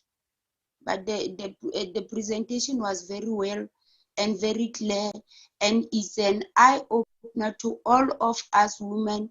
I feel if it can be established right now, so that we can start and self-inspect us on how are we going to behave, because we're still having that problem. Indeed, it is not easy, but this session is so eye-opener to all of us women out there on how are we going to behave, or on how are we going to face the situations out there, because indeed we are still facing that. Thank you very much. Beautiful, beautiful. Thank you so much, Sonto. Sis Navantu, the last word is yours. Thank you, thank you, thank you. I'm feeling the love. I'm feeling the heart of these amazing mothers, these women, these Mbokotos. And when I say women and Mbokoto, we should look at this in another way. That doesn't mean we have to be hardened, but that is about emotional resilience. So I think what I'd like to leave as parting words, it's love, love, love. Let's all try to bring love to our working spaces. Let's see the people we're working with. Let's really listen deeply to the groans. And also let's read the emotions. How are the people? What do they need? How could we fill their cups and resource their cups from our resourceful and full self and full cup? So thank you very much. I know we all have this, but at times the system makes us fearful. Oh, Sis Navantu, you end us where you started us. You started us with Sanibonani. I see you. And could there be anything more powerful in the world than to be seen, than to be heard, and than to be acknowledged? Thank you. You have been felt. We should just make a poster out of the chat the chat comments that have come from this system. It has been an absolute gift to be able to hold the space for you this morning. Thank you so very much. I feel like taking in fact, I'm going to. Let's just take a great, big, deep breath in and out. In and out. And offer sincere gratitude for the session today. And as we close out, on this one, I'm aware that I think we actually go to tea, which is a good thing because I think I need to breathe a little bit more from this session, Mabacho. Thank you dearly. Good people, we are at tea and we will be back at 11 o'clock. Be well and be refreshed. We'll see you in a little bit. Don't go anywhere, by the way. Don't end. Let's go to tea. unmute We'll see you everyone now. and let Thank you so everyone much. clap hands. Kubeshni, I think after this session, let's allow everyone to unmute themselves and say our sounds, our ali. I think we are so feeling refreshed and empowered. Thank you very, very much, Mam Nobuntu. And thank you, Kubeshni. Let's take 15 minutes tea break and we'll come back at 11. Thanks. Igama lamakhosikazi. Igama lamakhosikazi. Malibongwe. Igama lamakhosikazi. Thank you so much. Awesome. Thank you, ladies.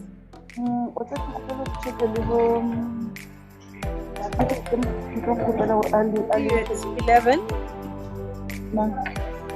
Ni bon tatelela gore ke nya ka mthusang ka yona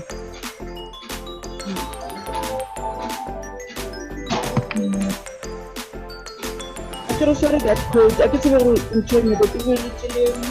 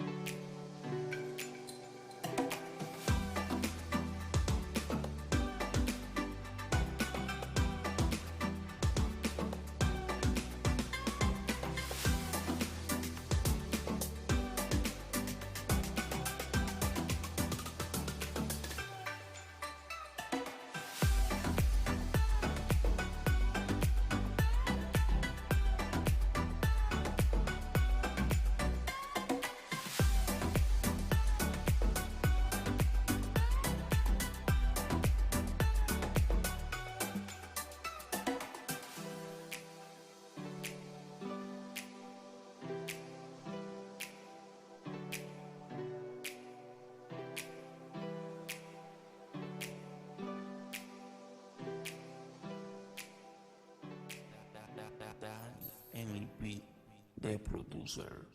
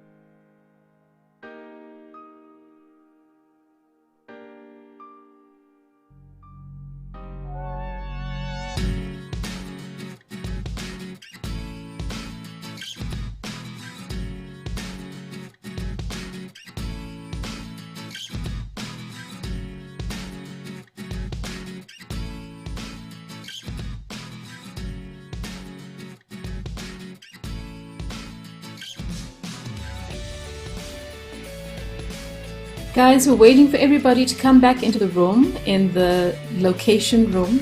Shall I be a little bit geeky and say, while we're waiting, let's take a picture?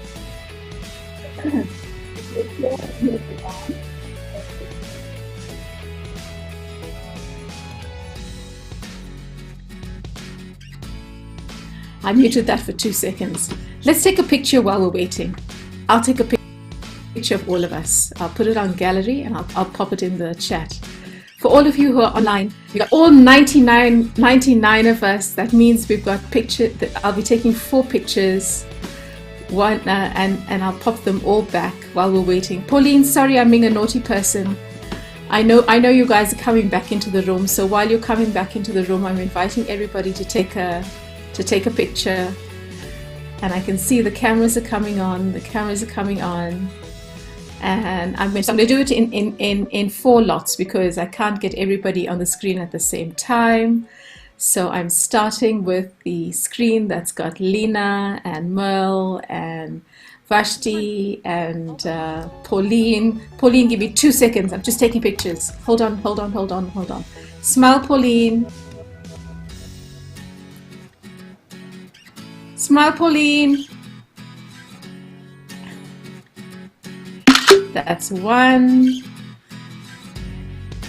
And I'm taking my second picture. I don't see a lot of the cameras on in the second room, but I'm going to take your names anyway. And the third one. We are so many wonderful people in the room today. Welcome back, everybody. Welcome back.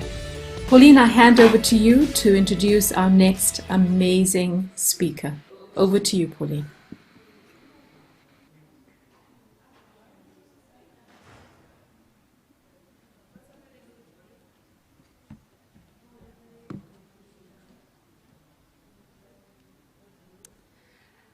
Good day, it's still morning. Welcome back.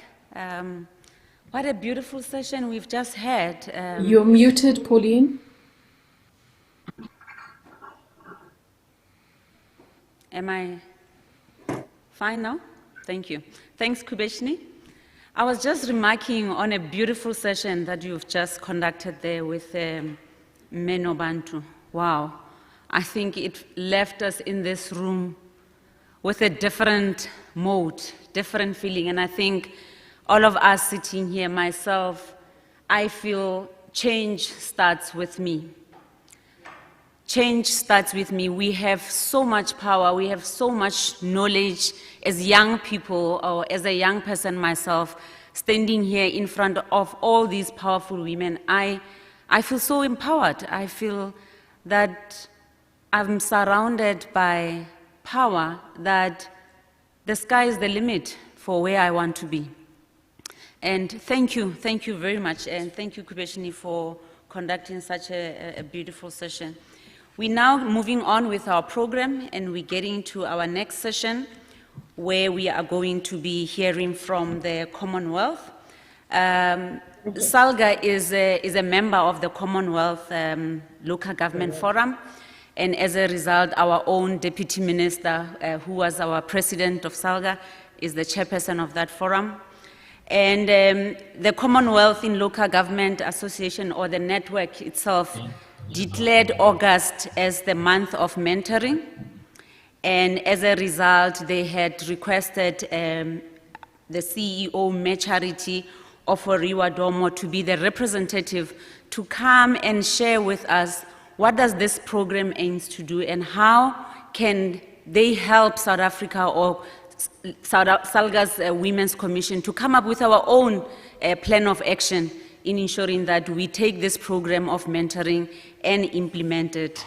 And as a result, I'm going to introduce our next speaker, Me Charity Akua Foriwa Domo, who was born in Sanyani. Her tertiary education cuts across Ghana, Senegal, and UK, earning her master's degrees in several diplomas in different ramifications, including international business, law, estate management, and business administration. She's an epitome of beauty and brains, or beauty with brains, jovial, affable, and results-oriented personality. She is a lawyer by profession, politician, lecturer, estate manager, public relations officer, EMS manager at Ghana Post, mediator, motivational speaker, and a mentor, as well as several other roles that she plays.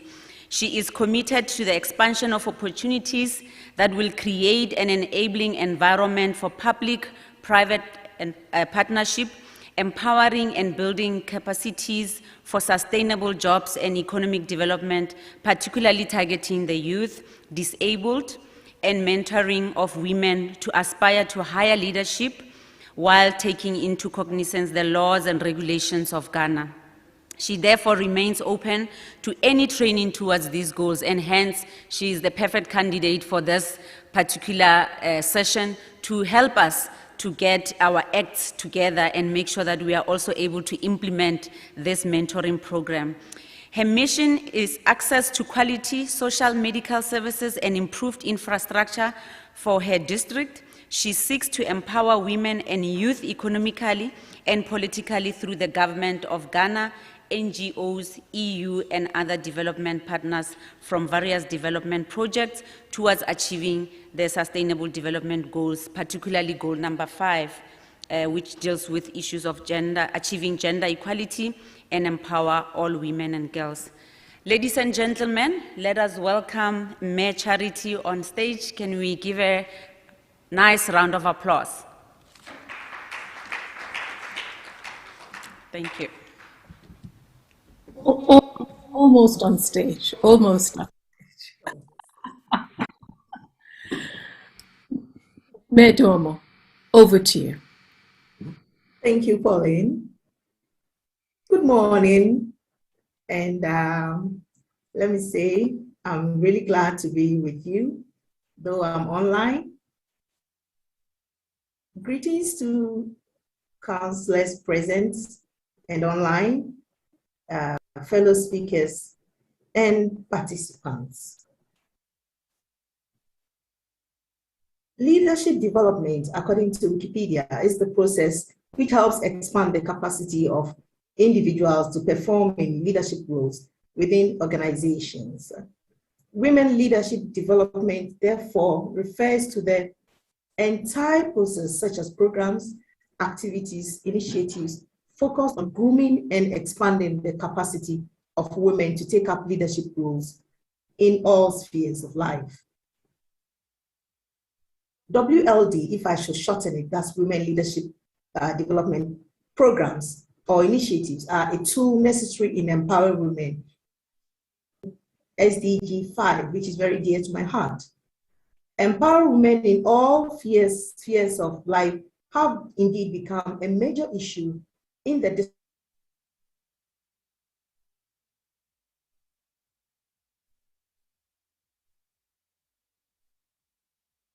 discourse of economic and social development over the last decade. With just 9 more, women are empowered to take up the majority leadership roles by 2030. We need to do a lot more. We just have 9 more years to go. Today, 25 years after the implementation of the Beijing Platform for Action, which remains the world's most comprehensive agenda for gender equality, we gather here at the Sauda Women's Commission National Seminar and Local Government Women Leadership Development Masterclass series to learn from each other ways or methods that have helped us as women in leadership development. Let me come home to Ghana. In Ghana, after 29 years of restoring multi-party democracy in 1992, women's participation in politics still remains very low at the local levels and the national levels.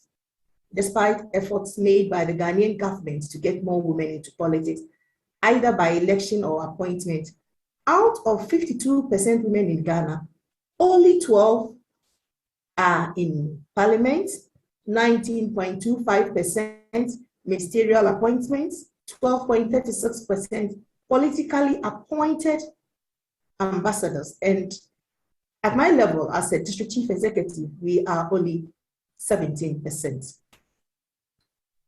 Indeed, the Global Gender Reports, the Global Gender Gap Report 2020 ranked Ghana 107 out of 153 countries for the Gender Index on Political, some 63 years after being the first country in the sub-Saharan Africa to attain independence. Very sad state. I mean, the statistics are just grim.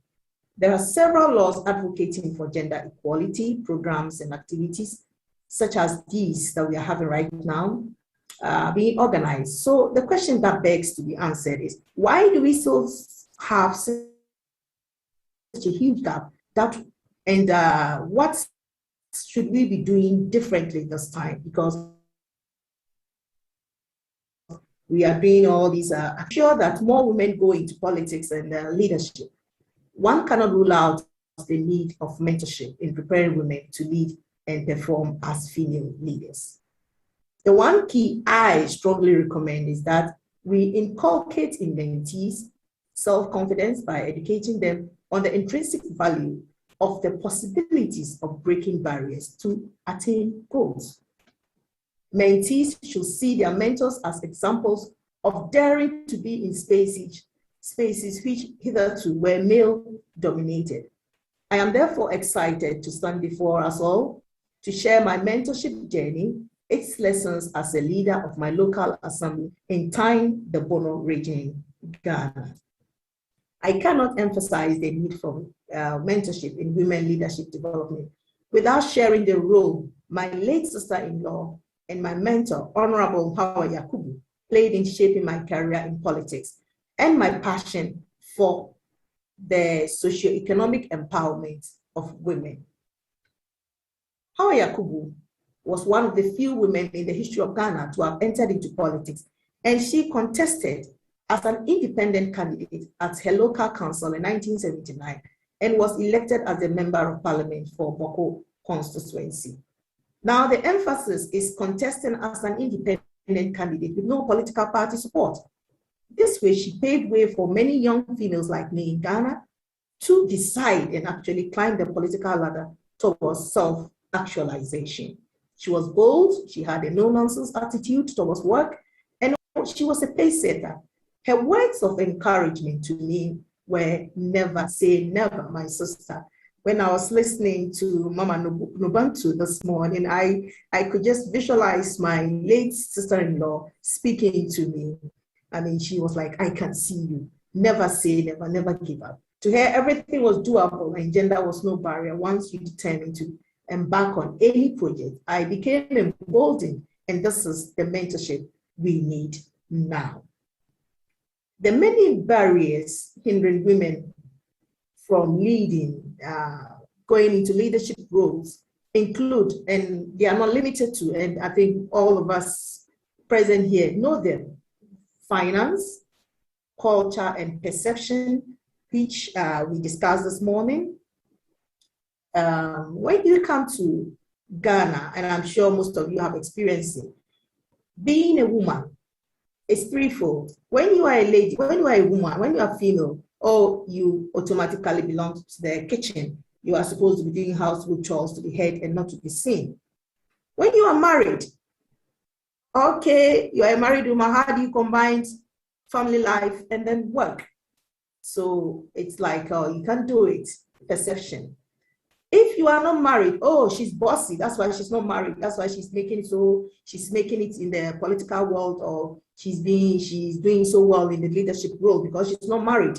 So they try to make you feel guilty, whichever way it is, as a young girl, married or not married, widowed or single. Once you are a female, they will find something to tag you with and make you feel guilty in society. When you are young girl wanting to come into politics, if you are not careful, they will say you are promiscuous, and sometimes it hurts. Not sometimes, it does hurt. There's a lot of intimidation and bullying. In fact, I've personally experienced it, and it's still ongoing. But as my big sister and my sister-in-law said, never say never. Don't budge. When they push you, you push them. Childcare is also a problem with childbearing age females in politics and leadership roles. So that is another barrier, and we have to look at that one too. Now, one thing that's very, very scary and that many women do not wish on their family, especially when you're married, is that your private life becomes public. And a lot of media use that in a mischievous way to kind of demoralize you. And sometimes you even get so scared, you may not even want to come out of your room for days. I mean, just staying in bed and just wondering, what have I gotten myself into? I've been there before, so I know what I'm talking about. The mischief is not pleasant at all. Now, thanks to women leadership development activities such as this, gender equality advocates and organizations are doing a lot, and we still have a lot to do. And one set program is what we are doing now. Why am I advocating for mentorship as a game changer in our quest for equality? A good mentorship program can help address most of these challenges, irrespective of the sociocultural background. Let me explain. One, you need a perfect match. We always say that when we're doing mentorship programs. I was lucky to have a sister-in-law who was also lovely. When you are a mentor, you need to work on your interpersonal skills. You need good interpersonal skills. So no matter who they match you with, if you have good interpersonal skills, you can click and then help that young person along the line. But getting a perfect match is very, very important. Now, you must set boundaries when you are a mentor. Yes, she was my sister-in-law, but when it was work, it was work. Please, you are not an agony aunt. You have to be very careful. There's a thin line between, as Mama Nobantu was talking about, compassionate leadership. You must be a compassionate leader, but you have to be careful so that you don't overstep it and become an agony aunt. You stick to the work of teaching, training, and guiding that young person or inexperienced lady to become a leader. Good communication skills is the next one. We really need good communication skills. It's very interesting. Communication is just not talking, you know. When you come to my community, we have about 143 different communities making the district. You can imagine that we have Muslims, we have Christians, we have the adults, we have the traditional rulers. So what happens is that when you are going to speak, you have to make sure that you know exactly what to say, when to say, and how to even say it. Muslims, you know, we know are less acceptable of women in leadership. So when you're going to a Muslim community, you need to be really, really, really humble. You really need to endear yourselves to them. When you are speaking with the adults, you need to show yourself and portray yourself as a mother, someone who listens, someone who's compassionate. And then when you get to the youth, you know how to dress, you know how to catch them, teach them how to be assertive. And when you get to the youth, it's just laid out there. The millennium kids, they just don't, they are all out and ready to soak in everything. So with that one, you can lose your guard. So you have to teach your mentees all these communication skills.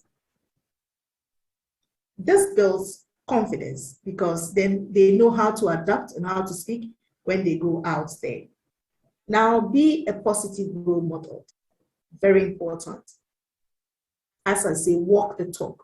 When you say something, make sure that you are actually doing it, because these mentees, they learn from what you are doing, not just saying. Everything that you do, when you say, when you do it, and they see that it's doable, it makes them comfortable, it makes them proud, it makes them bold, because they've seen you, their teacher, doing it. So please be a positive role model. Don't say something and then do something else. Be genuinely committed to the program. Being a mentor is a job. It may be a hobby, it may be your passion, but if you approach it as just being something you're just doing along the line, it wouldn't work. It needs commitment, and commitment is time, it's money, it's your how do you call it? The person is tapping into your wisdom, your experiences, and everything. So you must be really ready to be committed to the program. If not, somewhere along the line, you are either stopping or the mentee is also abandoning the program, and it's not worth it. You know. What we need to help with our mentees is networking. Why am I saying this? Some come and they need a lot of things that you alone cannot provide. But because of your experience in politics and in leadership, you may have had some brushes with people who can help networking. So if it's finance and you know of NGOs, you know of bodies, organizations that are helping young and up and coming women in leadership, you can teach them how to access these financial opportunities. Like you can even help them with proposal writing, and you can even do it on their behalf. They may also need your help when they want jobs. Try and help them. You need to help them with the networking that you have to get jobs, and you may act as referees for them as well. Another very interesting thing is in a mentorship program that really you have to be careful about is don't be bossy. You know, mothers, African mothers, we are bossy. Yes, we have to admit that. And we are bossy because we know we have to be. But when you are mentoring, you are being compassionate, you are being a mother figure, you are being a role model, but let the child learn on their own. Let the mentee learn on their own. Do not, patronize them. Just guide them, nudge them on gently, like a baby taking the first few steps. You know, when they get up and they walk in, you get scared, they're going to fall, you want to catch them, but if you do that, they will never learn how to walk. And I had one mentee telling me that, Mama, I can do it, just leave me to do it. And it was a program where she had to talk, and I was a bit scared because I had done my underground work, and I realized that she was going to meet some what do you call it, some guys were going to help her. She went through it herself. She did well, and after that we had a good laugh. So please don't be bossy. Just let the girls do it themselves and learn from their mistakes. Do not patronize them. When you do that, they get a lot of self-confidence. They become self-aware of all these pitfalls, and their confidence are boosted, and they become so good, you know. And when you allow them to do their own thing after a few practices, you realize that that was one of the best ways to teach them how to be confident. Now, what you have to do again is set clear, achievable goals.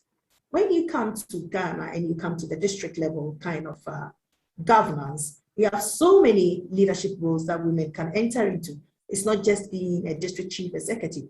We have the assembly women who form the assembly. We have a committee chairman in the assembly. We have even water and sanitation groups at the villages, in the villages. We have water and sanitation groups, sanitation programs in the villages. So we have, how do you call it, when there are parties, activities, the various parties in the constituencies, they also have their executives. You can go into it if you are into politics. You can join one of these groups. So you let the person know what they want to do, or they come to you, I want to join this particular organization or this particular group, and I want to vie for this position. Then you teach them how to go about it. It's very interesting to note that in time, when we started using women as treasurers for the water and sanitation committees, now my monies are safe, you know, because when they squander the monies and the boreholes break down, central government will have to help them with cash, and we are all cash strapped. But when the women became treasurers, and now they are taking, they've taken control of the cash from the boreholes. When the boreholes are in disrepair, these women go out to get the mechanics to come and fix it for them, and there's no hassle. So the women have now taken over the boreholes in my constituency, and I cannot go to sleep when it comes to water problems. Give some kind of formal training in governance. You know, we teach them how to speak, we teach them how to take leadership roles, we teach them not to be afraid, we embolden them and everything. But at least we should try and give them some kind of formal training, because what are you doing, all of us? I mean, with what authority? As a lawyer, I'll ask you, with what is your authority when you tell me something? Where are you getting this information from? What is backing your actions? So when they get to be aware that, look, we have bylaws in the assembly, we have LIs that govern the district assemblies, and with the committees, all these bylaws are kind of in the bylaws of the constituencies. So any committee cannot just get up and do anything, because they are being monitored and monitored by the district assembly. They now make sure that they conform. So you teach these mentors, you teach these women that this is it. These are the bylaws. This is where it fits in. This is what you need to know. If anyone should ask you, why are you doing this? Why are you doing this or that? Then you tell them, it is upon this authority. By this authority, I am empowered to do that. Now, this kind of make them more self-confident. And as I was saying, many people do not come into politics out of fear, out of bullying, out of threat. But when you stand your ground, and when they ask you these questions, you give it to them. I mean, you put it to them that I'm doing this because of this. And then they keep quiet. They realize that they've lost the game. And then you just get on with the job. The next and very important thing that you need to do in mentorship is involve family members. When you come to Africa, I know we all come from families, but in Africa, and I can speak for Ghana, no one is an island. Even when you are going to embark upon a career, you tell your family. It's a private decision, but It's not like that. It doesn't work like that. If you do it that way, you have problems. So when you kind of strategize for a mentorship program, please let us involve the family members in an ad hoc manner.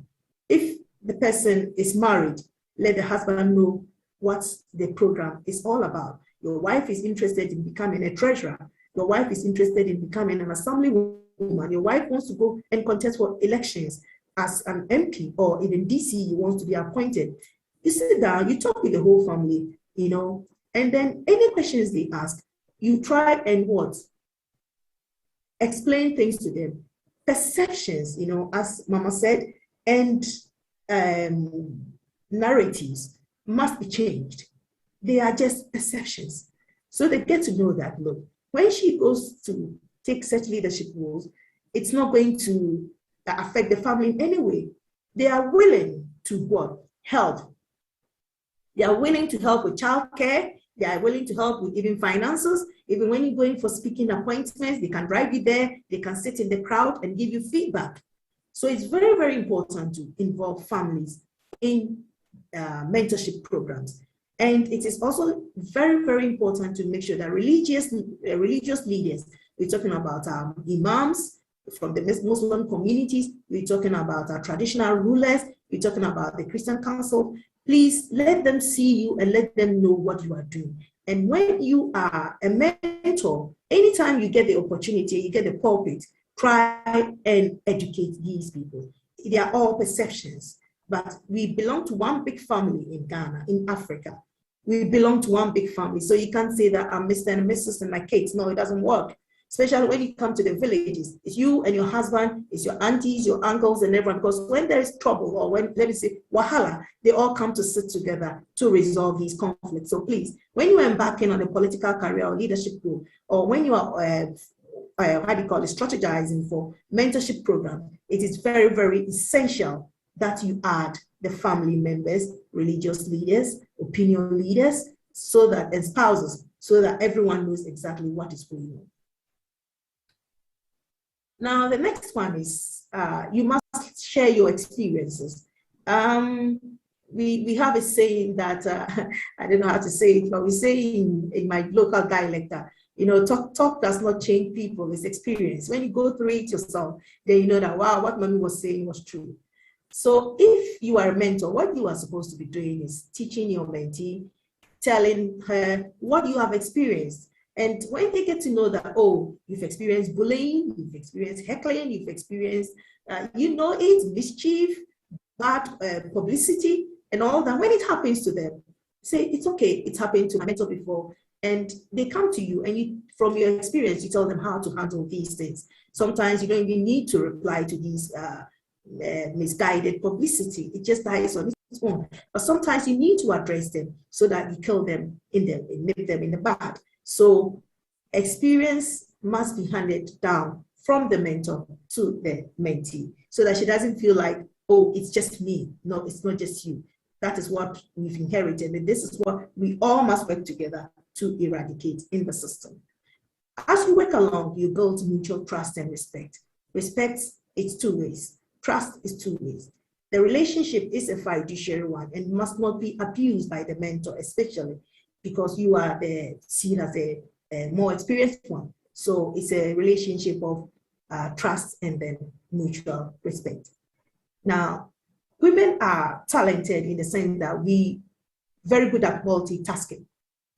Every woman is a manager. You don't need to go to school to be a manager. Every woman is a manager. So in mentorship program, we must let these women, these females know that, look, you are already a manager.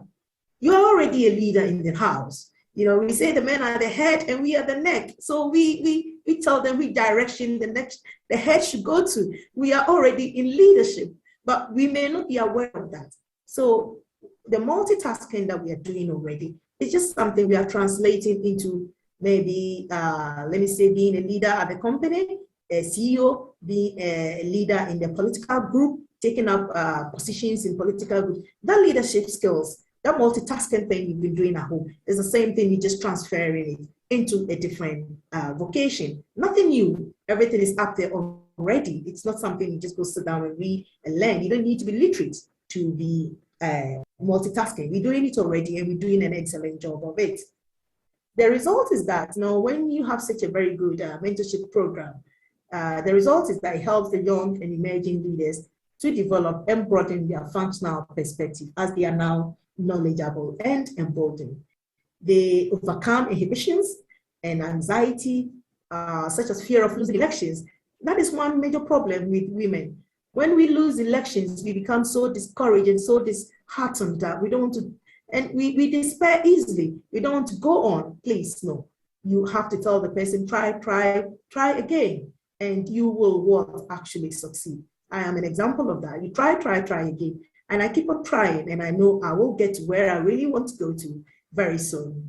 Now, these women also become aware of the pitfalls in leadership through your experiences. You know that, well, my mentor told me this, and sometimes even before the problem comes, they can just notice, they see the signs, and they preempt these disasters.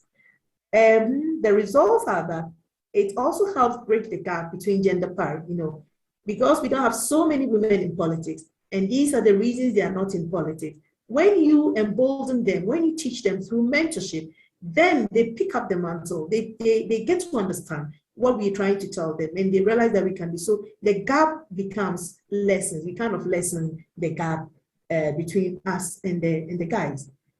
Let me give you an example. Currently in time, my district, we have 3 Gari processing female groups, all female groups. Very interesting to work with them, And we have 1 shea butter processing group. We have 2 groups who are into mushroom farming. And now I have 1 female, they are all physically disabled. They've learned how to make beads. In fact, they made these beads for me. And that's another group, and they're working so well. Now, these women, through mentorship program, have become so emboldened that now they've started their own, village savings and loan project. In fact, when they told me they wanted to do it, I was like, are you serious? They said, yes, we've heard about it, and we would like to try it. And they tried it, and they are doing excellently well. In fact, when they become financially, financially empowered, economically empowered, they become assertive. They become assertive, and then they even decide how to spend their money. Let's use this to put it back into the business. Let's use this for childcare. Let's use this for that. And it's very interesting when I go visit them, because the very women I was working with a few years ago are not the same women now. They can even tell me to keep quiet, Mama, you're talking too much. We're going to do it this way because it works this way. You don't know. And I'm learning from them. So we also have, as I said, the women who are treasurers with the water and sanitation. They've taken over the treasury. So when the boreholes break down, all they tell me is that, can you send the technical guys to come and fix our borehole for us? And I send the guys give them the bills, and the women pay out of the monies that they've been able to save. So that is also has lessened my workload at the district assembly, and they also getting their peace of mind, because when the boreholes break down, they can get someone to come and fix it for them quickly, because they have their own money to fix it. At the moment, we have an NGO that I've started.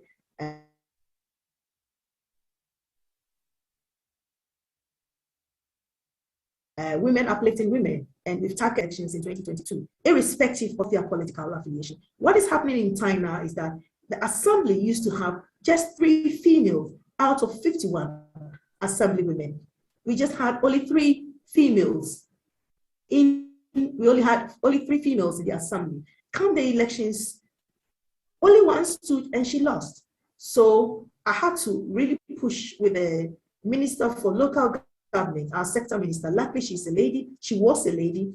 And we had 4 women nominated to the assembly. So out of 51 assembly men, I have only 4 as women. So the next assembly election, it is my personal goal to make sure that a lot of women stand to be elected into the assembly. And I would love to see not less than 10 being elected into the assembly in Thai District Assembly. So as you can see, my auntie Hawa Yakubu was indeed a perfect role model for me, or mentor, in my journey to be a politician. Thanks to her influence, I have been able to bring development to the good people of time and can proudly boast of having impacted positively within my district. I would like to conclude. I can confidently say that the quota system and statutes such as SDG 5 cannot have any meaningful impact if women are not mentored and if women's mindset are not adequately prepared to take up the challenge. We have to demand our place at the leadership table, be it politics or entrepreneurship. But the onus, I'll say the bigger burden is on us women. So let's pick up this mantle. Let's mentor as many women and if possible, catch them young and let them fight because the goodies are out there, but they are not aware. The goodies are out there, but they are scared. The goodies are out there, but the narratives and perception is such that they don't know what to do. Mentorship will teach them what to do. Mentorship will equip them, and then mentorship will pave the way. Knowing that we are behind them, they will not be afraid if they stumble, if they fall. We'll pick them up and keep nudging them on until they take their first steps. Thank you very much. Greetings from Canada. That was simply beautiful. Thank you. I really enjoyed how you've landed the story from the personal and showed how that personal piece has impact in the institutional. Because indeed, when it comes to understanding mentorship, mentorship is about the connection points between individual experience, intra-experience, inter-experience with another individual, and then an institutional context. And for you, your context was this political piece. That was beautiful. I've got a lot of my own takeaways from this, and but I'm just aware that I don't want us to run over too long. Can I ask for the people in the room? Thank you, Councillor Boltman. You've just started this piece.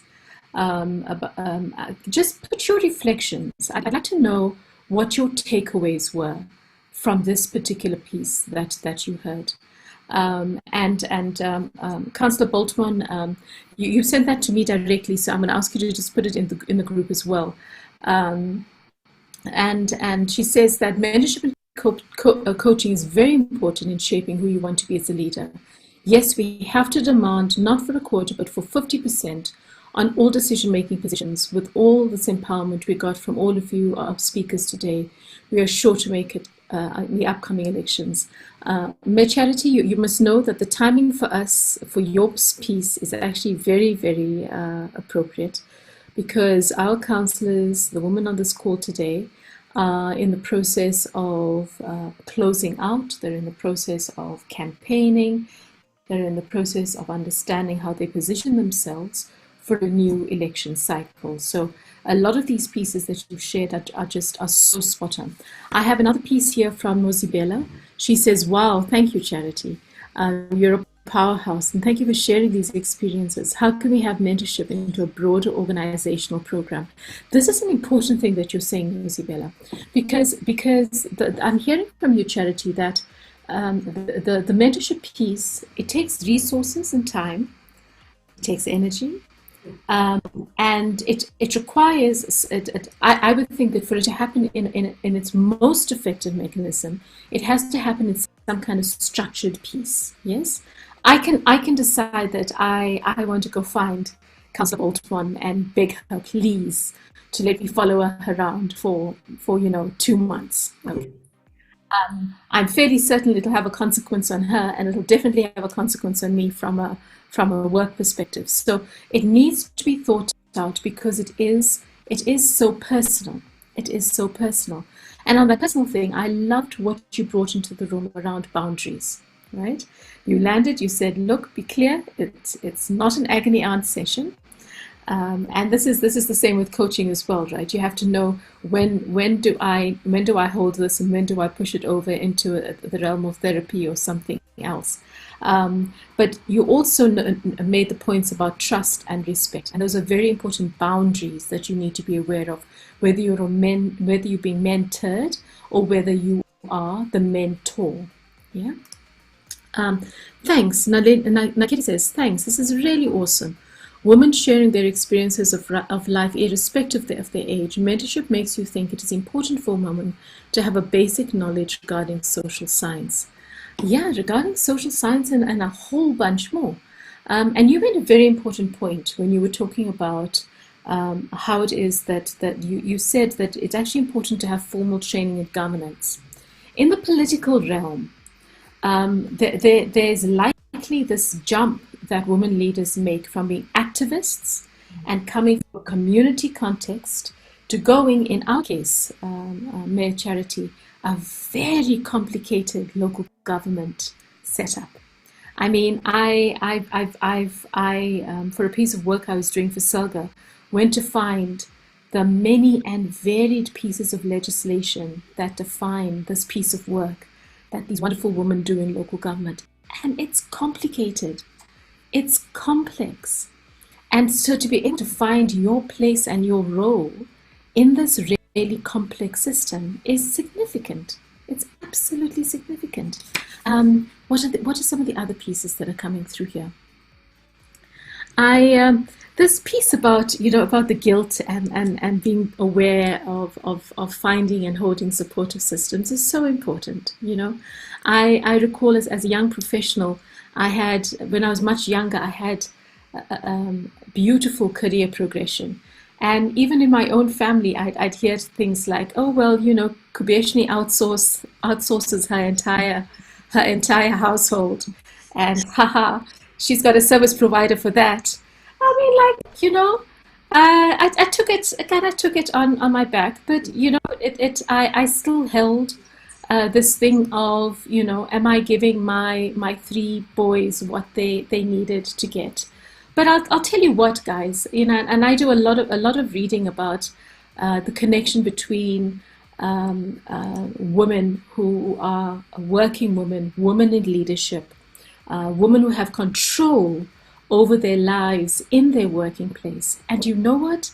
The science and the research says that we create strong households. We build people who are self-sufficient. We build girl children who know that they can go out into the world and they can do stuff. So regardless of these things, Mere Charity, that land in our ears, I applaud your efforts that you are still with it and that you extend the piece, that you indeed, the piece around mentorship is perhaps the ultimate form of paying it forward. You are paying it forward in the most material and personal way possible.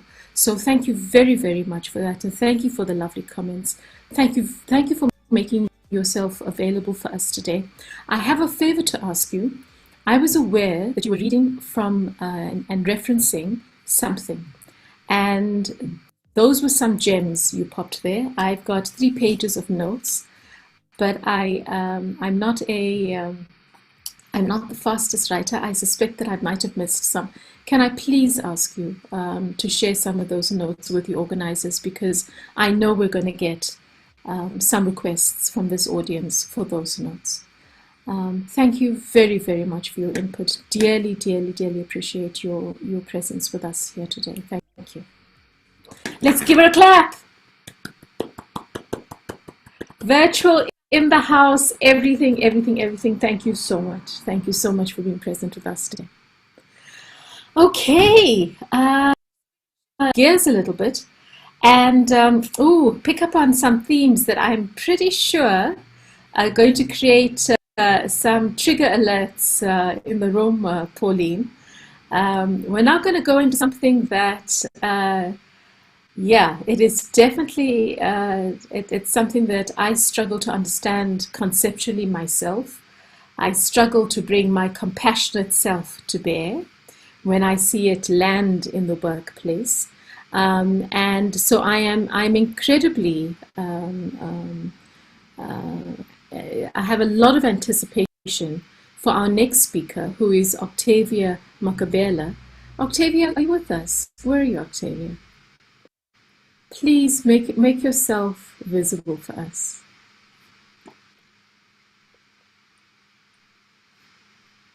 There you are. Hello, welcome. Thank you. Thank you so much. You know, this piece, it's a tough piece, Octavia, and it's really one that we struggle to put words to in an unemotional way, so that we can deal with it in any other way outside of anger and then, you know, going into another side of things. So thank you very, very much for being here and for holding this piece. Before I hand over you, though, I'd like to share some of the richness of your experience and what brought you here. You actually have a PhD. So can I please, with respect, say Dr. Octavia Makabela, thank you very much for being here with us. You are a registered psychologist with some extensive experience at an executive level in corporate and higher education sectors. And you've done many projects as a consultant. I'm sure you've got a long list of impressive clients. And these pieces has helped you to be a participant observer to numerous instances of bullying. Now that's really interesting. You don't have to name names, Octavia, but I'm sure you can give some anecdotes in this room. In delivering therapeutic interventions to her clients, you've dealt with scores of targets of workplace bullying and has seen its impact on victims and their social systems firsthand.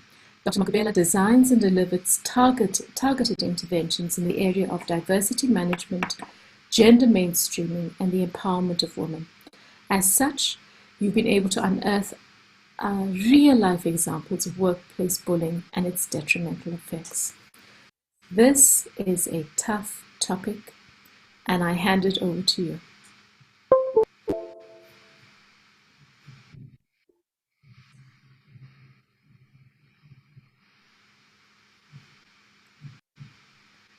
I'm just going to ask you, let me help you unmute. There you go. Yes, thank you for the introduction and my greetings to the participants.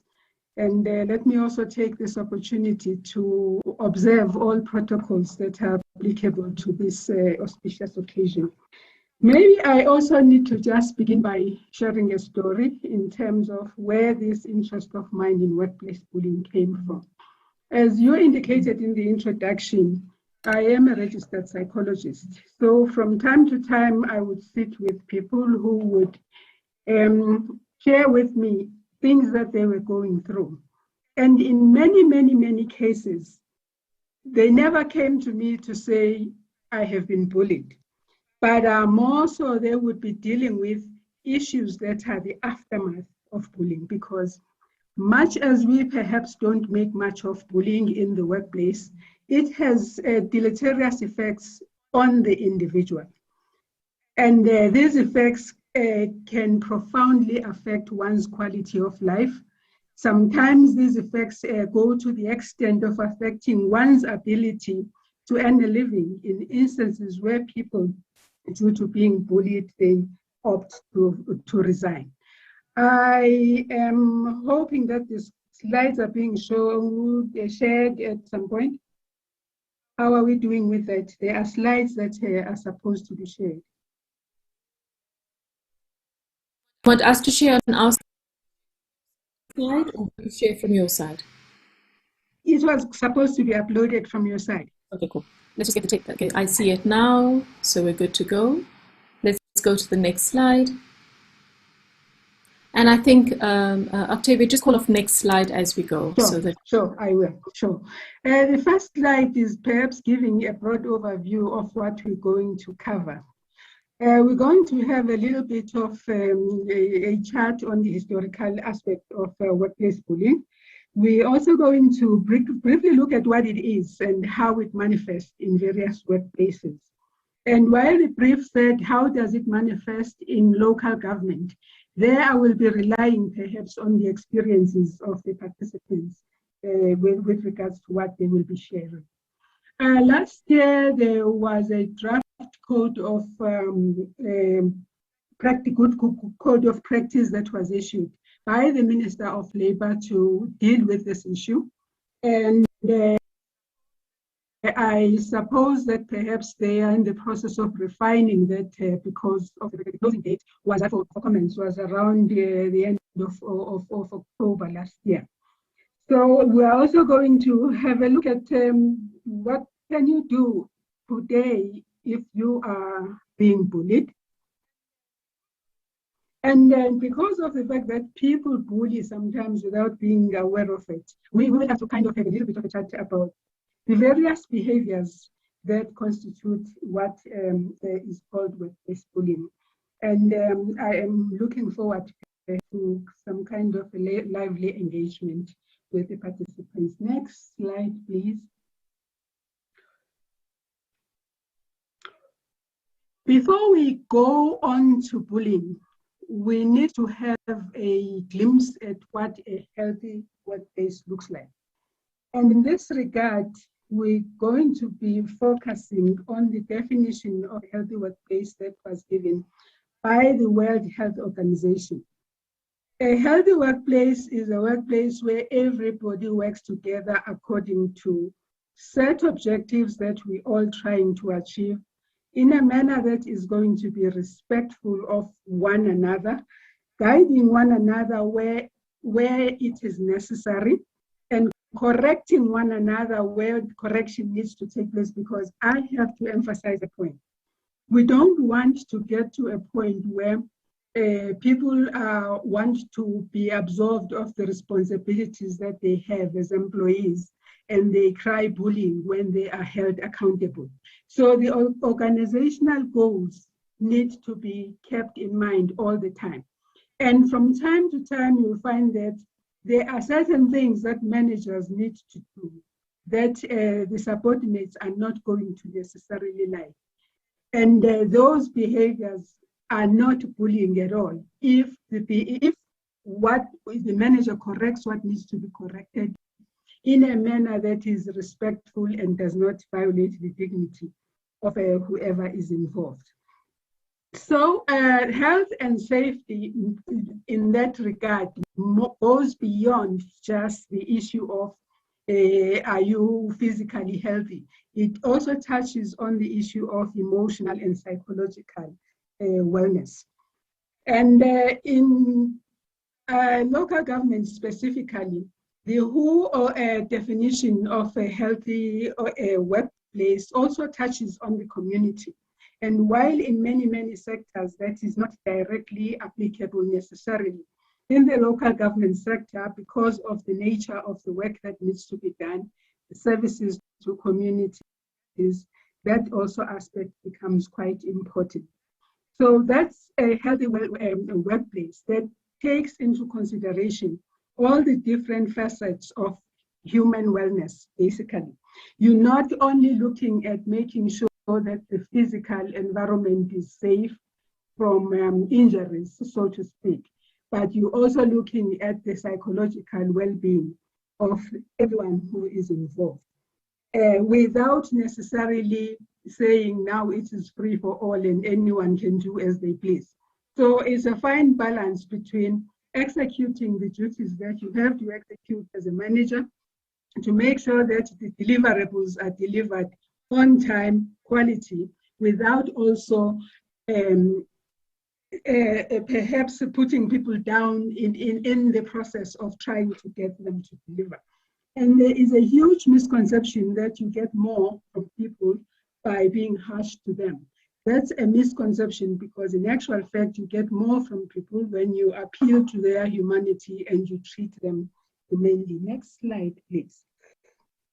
And at any point where perhaps we need to pause and have some interaction, I am very much open to that. What is the definition, working definition of workplace bullying that we are working on? The definition is workplace bullying is unwanted, persistent conduct or a single incident which is serious and demeans, humiliates, and creates a hostile or intimidating work environment. This conduct includes a wide range of insulting, demeaning, intimidating behaviors that lower the self-esteem or confidence of an employee. Some examples of workplace bullying include harassing, offending professionally, or socially excluding someone. And that's a definition by Rabaloa and Gibson. I will be honest and say there are a number of loopholes in this definition. A definition that is watertight would make explicit reference to the issue of the intention of the bully is not material. Because in real life cases that I have been exposed to, bullies always turn around and say, but I did not intend to, it was not my intention to bully X, Y, and Z. So a definition that would be watertight will need to necessarily highlight the fact that the intention of the bully is not relevant. If a person feels bullied and there are specific behaviors that can be highlighted that point to that direction, that individual is indeed has been bullied. I also think that there are acts of bullying. Bullying happens in two broad ways. One would be when things are done to the person being bullied directly. For instance, you talk down on someone. A person may have made a legitimate error that needs to be corrected. But usually, in a normal, healthy environment, whenever there is behavior to be corrected, that is done so privately, isn't it? If then it becomes a case that someone is publicly dressed down as if the person is in the front of a school principal, that then becomes bullied, although the reason why the conversation arose needed to be addressed, yes, definitely. There are also ways in which people are bullied passively. So there can be active bullying and there can also be passive bullying. Passive bullying, I wonder if any one of you will relate to this experience. You are trying to run with a project, and in trying to run with a project, you can't just run full steam on your own. You need authorization here and there. In terms of, go ahead, in terms of, yeah, yes, you can proceed. You submit this file and the manager sits on it. You bump into the manager in other meetings, you talk about everything else other than your submission. The person is sitting on this file to create an impression that you are inept and you're not doing what you're supposed to do. And in terms of the regulation, you cannot proceed without authorization. That's an example of passive bullying. Somebody, you apply to take leave and they don't give you a response. You need to make some plans in terms of whether you're going or not going. And in the 11th hour, you are told, sorry, you can't go. That's another example of bullying that is pretty, happens pretty regularly. So bullying can happen in a manner that someone does things to an employee. And also I need to highlight the fact that bullying is not always from top downwards. It can also happen from subordinates upwards if they have some power or hold over the person that they are bullying. This power or hold over the person that they are bullying comes in many different forms. And I'm sure you can relate to this as people who operate in a unionized environment. You may have some shop stewards holding management to ransom because of the fact that they have power over their members. The power is not your usual power in the organogram. The person who is running this show and holding management to ransom may be very low in terms of the organizational structure, but the power they have derives from their own affiliation. So there is always an element of power in incidents of bullying, but these elements of power is not always overtly out there. And also pay attention, ladies, that you never do anything that compromises you in one way or the other, because That then creates power on the part of people who know about whatever you have done. They may have a hold over you, and everybody else would be sitting there gobsmacked wondering, why does so-and-so have this much power? And nobody knows why. And in actual fact, the source of power there is the information that this person has about the person that is otherwise senior in terms of the organogram. Next slide, please. Next slide. Thank you. Well, historically, workplace bullying started in the playground, isn't it? It was much, much later that it became a behavior that adults also manifested. And in 2010, South Africa was included by the World Health Organization as part of a global study on the workplace violence. And their findings were alarming. 78% of the respondents in South Africa had been bullied in one way or the other. And as a result, WHO labeled South Africa's situation abnormally severe. And when you look around on TV and things that are happening, you can't shake the feeling that it probably has gotten worse from 2010 to today. And fortunately, last year, eventually, there was a draft code of good practice that was put out for public comments. The code is at its perhaps infancy stage as usual, and hopefully it's going to be refined with the public comments that have been put forward already. The closing date came, and for hopefully the next draft is going to be out soon.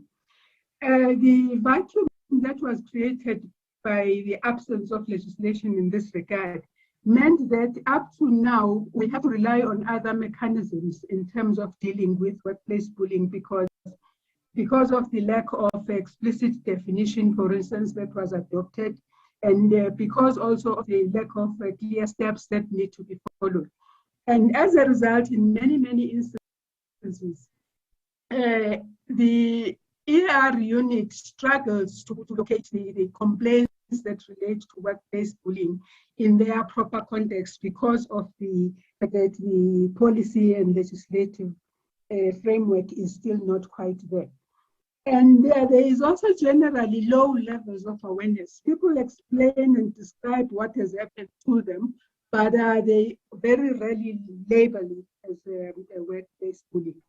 Next slide, thanks. Then that slide is important because the usual notion is get over it. If you are bullied, get over it, or sometimes it gets to be reduced to an issue that is just between the bully and their target. And in my work, I prefer to call people who are targets of bullying targets rather than saying they are victims, because the concept of victim is disempowering. When bullying does happen, it's much, much bigger than just the issue between the bully and the target. Usually you'll find that there is some kind of an organizational vacuum in terms of the organizational culture and policies.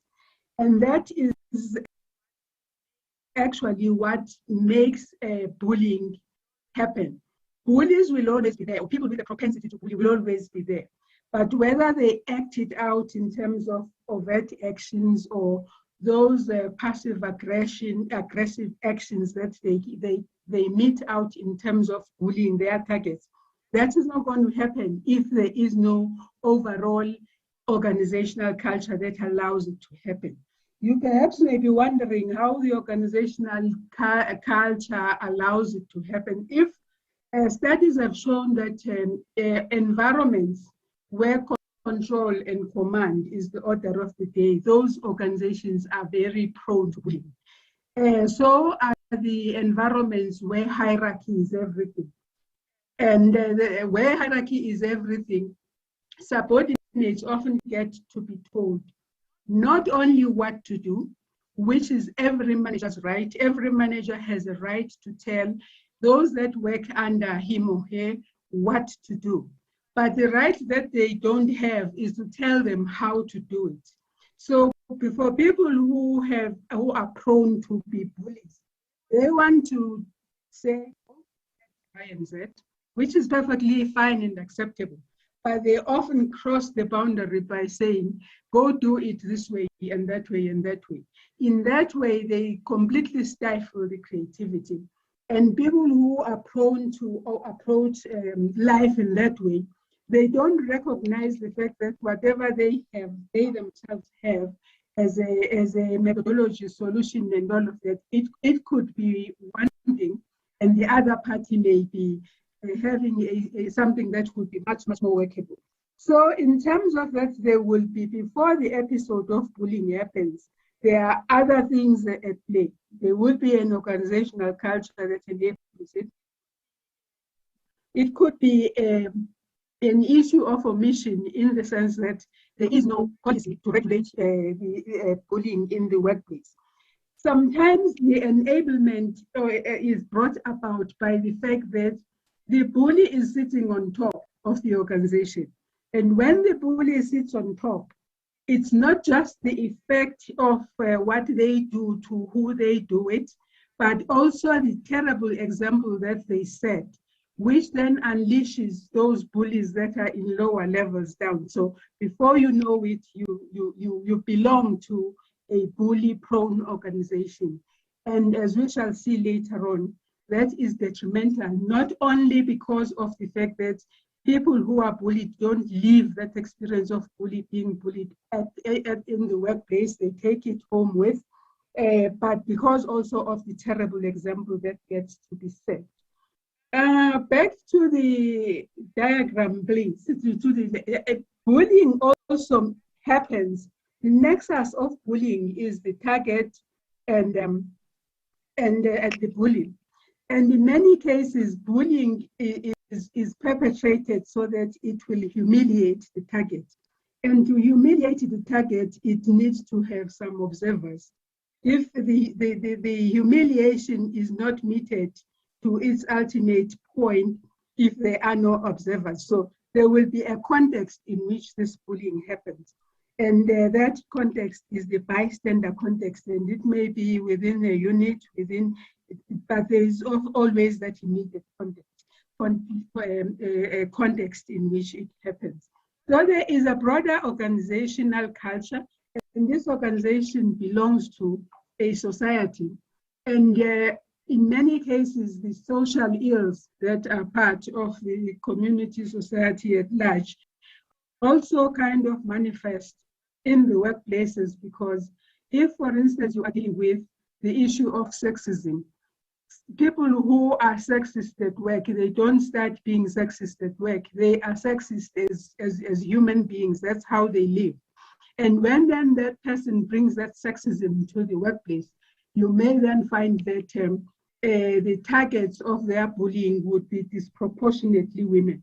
And while I'm on that point, I also need to highlight that in terms of international studies, there's very little research that has been done on what is bullying in the country, empirical research. But international studies are categorical that while there is a disproportionate percentage of men that tend to be bullies, women can also be bullies. And that then puts women targets in a very difficult position, because they then are as likely to be bullied by men as they are likely to be bullied by other women. So women, both men and women, can be bullies, although the international studies suggest that the percentage of men who bully tends to be higher than that of women. So when then that episode happens, there is a whole lot at play that has enabled the bully to act out whatever prejudices that they may have. Next slide, please. So there is an organizational culture that will enable it. There will be managers. And I think in the introduction, I mentioned the passive and the active acts of bullying. There are instances where the manager enables it by turning a blind eye. They see it, they don't do anything about it. They themselves are not active bullies, but because of the way in which they react to reported or observed instances of bullying, that kind of emboldens the bullies to do more. I also need to talk a little bit about bystanders. Bystanders would be you and I sitting in a meeting where somebody is dressed down and we don't do anything, instead of kind of saying, hey, I don't remember it happening that way. Everybody knows that this person is being blamed for either something that is beyond their control or something that they are not responsible for. But we kind of adopt a stance that it's not me, it's not my problem, and we look the other way. Bystanders of today may be the targets of tomorrow. So if we look the other way, we are saying to the bully implicitly, fine, right on, go for it. And when it is our turn, we shouldn't then be surprised when other people look the other way. And bystanding is something that perhaps generally as a country we need to gradually replace with upstanding, where people stand up and speak up against what is not right. But there are many reasons why bystanders look the other way. One of the main reasons is that sometimes they are afraid. They are afraid that they will be the next target. And yes, maybe that fear may be legitimate. But remember that where bullies are alive, there are no vacancies. If that target of today leaves the place, the bully is going to find someone else, and that someone else might be you. So you're not really protecting yourself long term if you look the other way. And also it brings into question your own personal integrity, because if you become a part of a very unfair environment where people are mistreated and ill-treated, with you sitting there doing nothing, that then brings into question the issue of what are your values? What do you stand for? And would you like this if it was to be done to you? Then there are also targets who put up with it. Notwithstanding the fact that we still don't have legislation because it is still in the process of being developed. We shouldn't be accepting being abused and misused and mistreated in the name of being managed. Because even with the limited avenues that we currently have, workplace bullying can be managed. Next slide, please.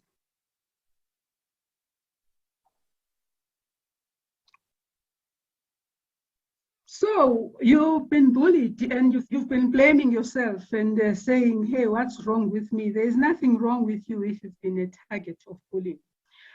A long time ago in 1954, a theory was developed in terms of how prejudice happens. And Gordon Allport said it takes extraordinary degrees of maturity for people to harbor prejudices that they don't act out. This prejudice can be racial, it can be anything, because the essence of prejudice is that based on perhaps limited experiences with people of the out group, you encounter one instance that is unsettling about a person belonging to a group that is different from yours. And on the basis of that one incidence or an encounter, you then form general opinions that you use to brush to paint everyone who belongs to that group with the same brush. I need not really waste time on the issues of prejudice given our past. But these are not limited to racial prejudices only. There are people who will harbor a prejudice against this type of a person. And we probably also have heard expressions like, oh, so she thinks she's all that.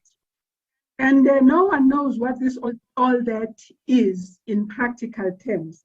The all that exists in the head of the person who is holding the prejudice, against this person who does not even know that he or she is an issue, and the person starts acting out. In some instances, at the most basic level, the person who's prejudiced avoids these individuals or these groups that they are uncomfortable with. In every other space other than the workplace, that is fine because no harm is done. But even at that level, when we bring it back to the workplace, it is harmful because when you stop and think about it, someone is not going to be promoted because of the group that they belong to. That is prejudice. Someone will not be promoted because of their gender. And we are also now existing in times where even gender issues are very complex. There are many different types of sexual identification and all of that. A person who harbors, say, prejudices against gay people and lesbian women and all of that will take these prejudices to work and find himself or herself isolating people who belong to these groups, and they will have done absolutely nothing. And their exclusion also would be having nothing to do with their ability or inability to do the work. So we need to also pay our attention. In one of the webinars I had, we had a very lively conversation about how something that appears innocuous and actually positive can also have the flip side of being this, invoking prejudices that make people to bully others. Take a case of someone who is a fanatic, a religious fanatic of some sort, whatever religion. You go to the workplace, you meet people from different religions, you meet people who have different beliefs and all of that. So any kind of fanaticism becomes a powder keg for bullying. And in many cases, that bullying is not going to be active because in terms of the laws, someone will be actually breaking the law. But you may find that a certain group of people who belong to that particular religion, they then tend to be excluded for no reason other than the religion that they belong to. And this is going to be subtly done, obviously, because of the fact that a failure to do so, to execute this subtly could also attract lawsuits. So let's also look at the issues of power. And in terms of, so sexism, racism, homophobia, xenophobia, and all of those could be drivers of workplace bullying. So we find also that there are instances where people prefer their own to the extent of preferring those that will kind of defer to them and all of that. And that is what creates things like nepotism. Nepotism in and of itself is not equals bullying, but bullying comes indirectly via that avenue, in the sense that people would get appointed through nepotism because of the fact that they are not fit for the job. And it is that unfitness for the job that then creates some kind of a cocktail that could lead to bullying. And because people who have been appointed in that way will not have the authority that is given to them through the recognition of what they can offer and their ability to lead.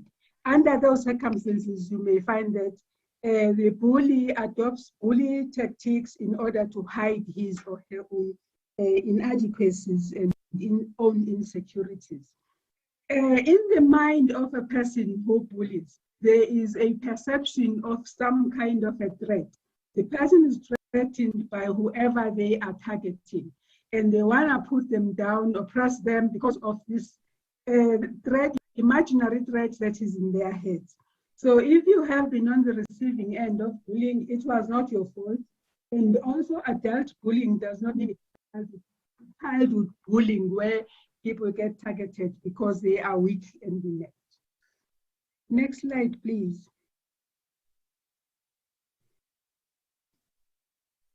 So there are many different types of bullies, and you will find it in many different nuances. The pure bully is the aggressive, mean, and hostile person. I must admit that in terms of the research that I did writing my book on workplace bullying, those are very few and far in between.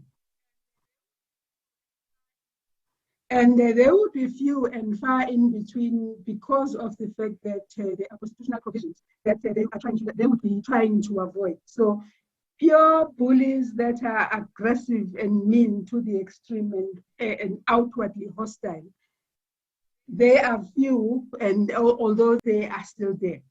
Then you have all sorts of other bullies that will be bullying in subtle ways.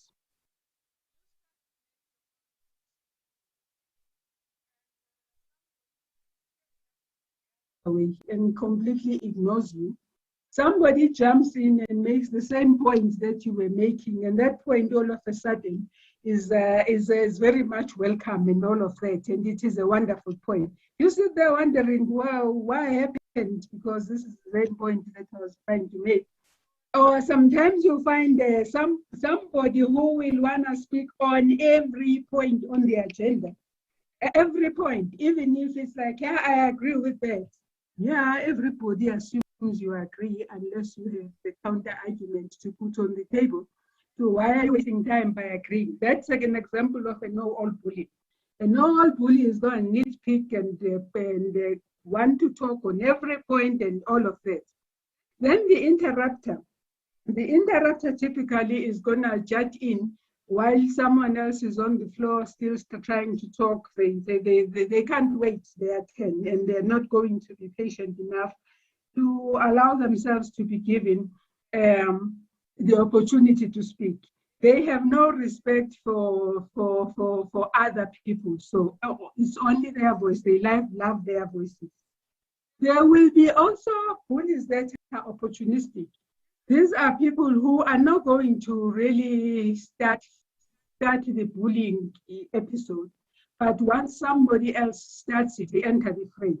They agree with this and they agree with that, and on their own, they would not really initiate it.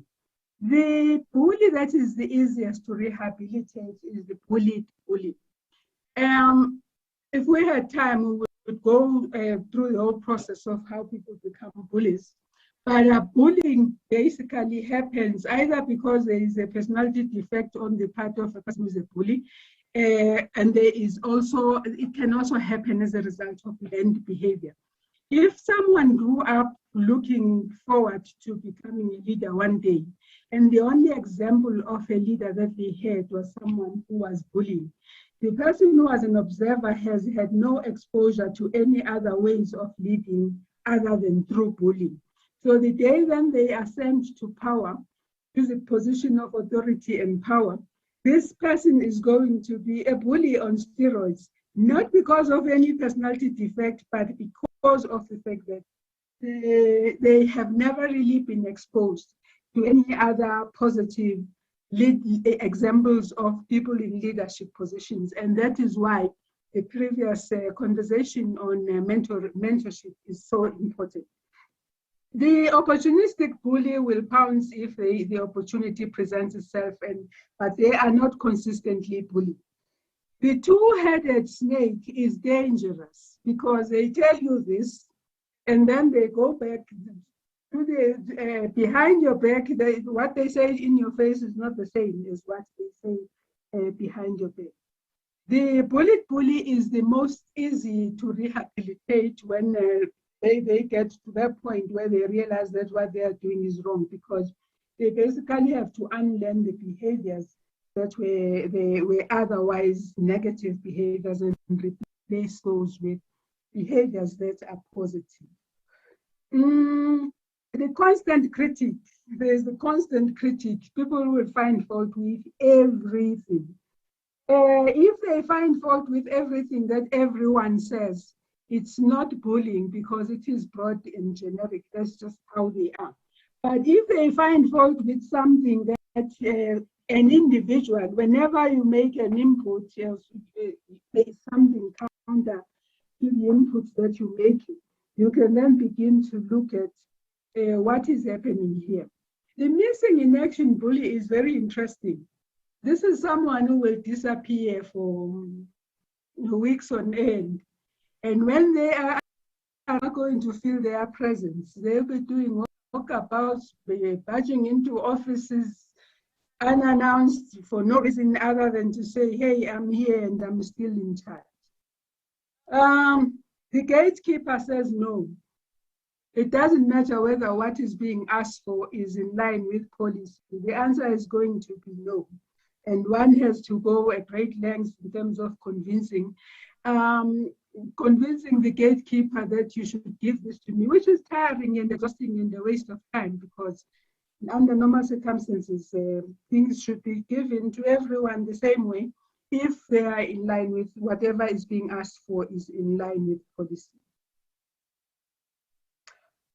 Next slide, please. So the effects of being bullied, you've come across every now and then someone will say, this happened long time ago, get over it. The get over it approach doesn't quite work, because the effects of bullying can really be devastating. And it's not everyone who responds the same way to being bullied. As we know, when people perhaps are under threat, for some people it will be a fight reaction, for others it will be a flight reaction. And those who adopt a flight type of reaction would be kind of looking for other opportunities elsewhere and living, which also creates this revolving door syndrome in terms of the workplace, where perhaps there is a high rate of resignations. It becomes important to take a look and see why the reasons why people leave. So get over it doesn't work, because the effects can be devastating. Obviously, different people will react differently, and some may be shocked, anger, frustration, and all of that. And over time, the confidence of a person who's consistently bullied is eroded because they also begin to doubt themselves. And if there is gaslighting there, thrown into the mix, it becomes really a situation where one begins to doubt their own intelligence, in their own capacity to do the job, and their own capabilities. Some people, sometimes being bullied can manifest in terms of physical conditions like stomach pains, headaches, and so on. And in severe cases, this can result into psychosomatic conditions like sleep disruptions, inability to concentrate, panic and anxiety attacks, and all of that. Psychiatric conditions like generalized anxiety, post-traumatic stress, and the general social anxiety disorders are also not uncommon from people who have had to endure consistent bullying over an extended period of time. Bullying also has devastating socioeconomic effects on the targets, because in reality, there shouldn't be a job that is worth your health and your life. And for people who then get to be subjected to bullying over extended periods of time, you may find that a person ends up resigning with no other prospect for a job. That is detrimental to the economic situation, not only of the individual, but the whole family system that depends on this individual. In some instances, you find that the legacy of bullying follows one throughout their career life, because one may exit the job and then take up a lower paying job. And we know that because of the fact that remuneration systems are historical, that effect is going to follow one throughout their life, so the career life. So the effects of being bullied on the individual that is being bullied are very, very serious and long-lasting. Next slide, please.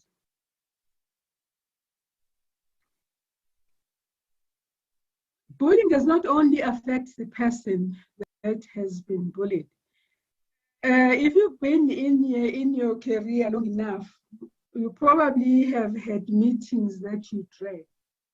You dread these meetings not because of anything that is being done directly to you, but because of the overall atmosphere in that meeting where somebody is put on the spot consistently, where there is nitpicking, where someone else is targeted. In that context, you may be the bystander, but being exposed to episodes of other people being bullied consistently so does not leave you unscathed. Depending on how much of a backbone co-workers or colleagues have, you may suddenly find yourself isolated because in the eyes of the bully, if the bully is, the boss is the bully, you find that people are trying to keep you at arm's length. So their reaction to you in front of the bully that may be targeting or bullying you is different from how they are. And sometimes the target gets to be blamed. And this blame is like, why doesn't so-and-so fight back? Well, she should stand up for herself. She should this, she should that, he should that, he should that. That is unfair because it becomes secondary victimization.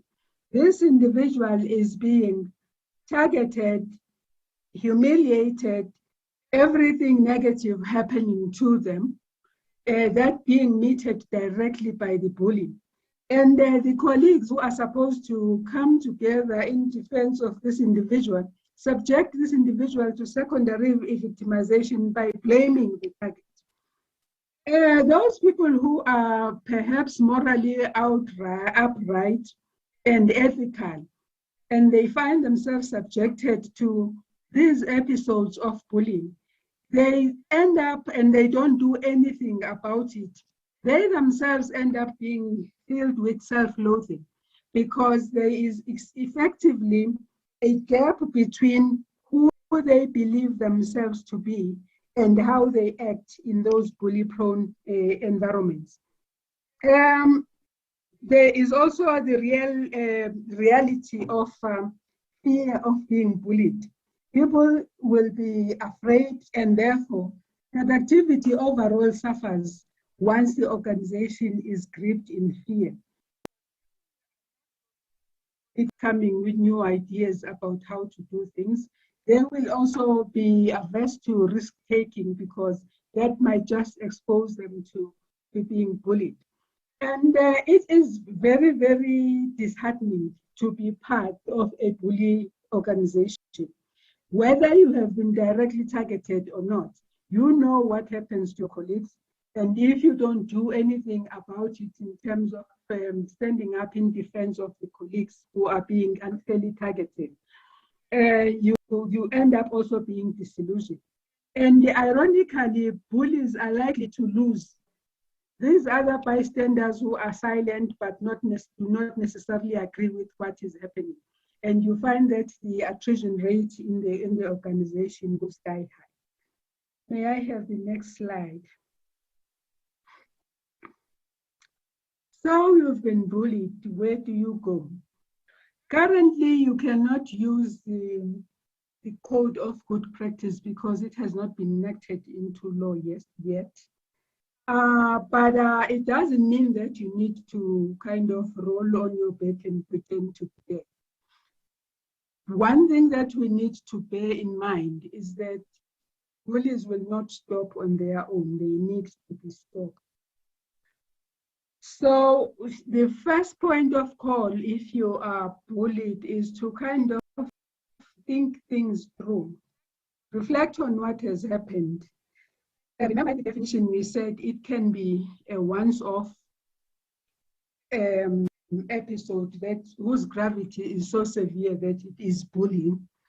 In other instances, it will be so subtle that you need to sit back and see if there is any pattern emerging in terms of what is happening. Let's make an example of somebody who decides that you need to come back, you are on leave that is authorized. And then you get a call, not even from your boss, but from the PA being ordered to come back. You terminate your leave thinking, okay, there is something perhaps very urgent. And you get back to work and you kind of sitting and waiting for this thing that can necessitate a recall from your leave. And the boss strolls in leisurely later on in the day, and what he is asking of you is something that you could have provided online.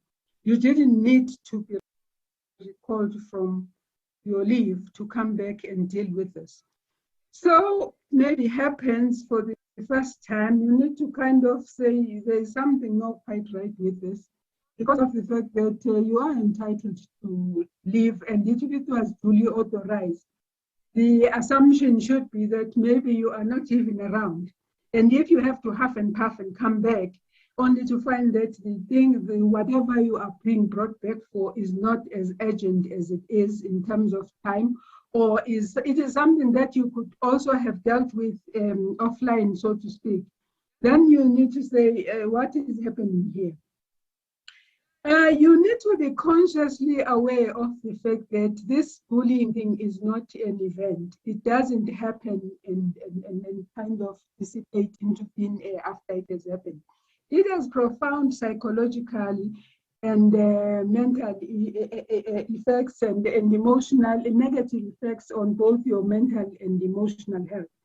So check how you feel about it.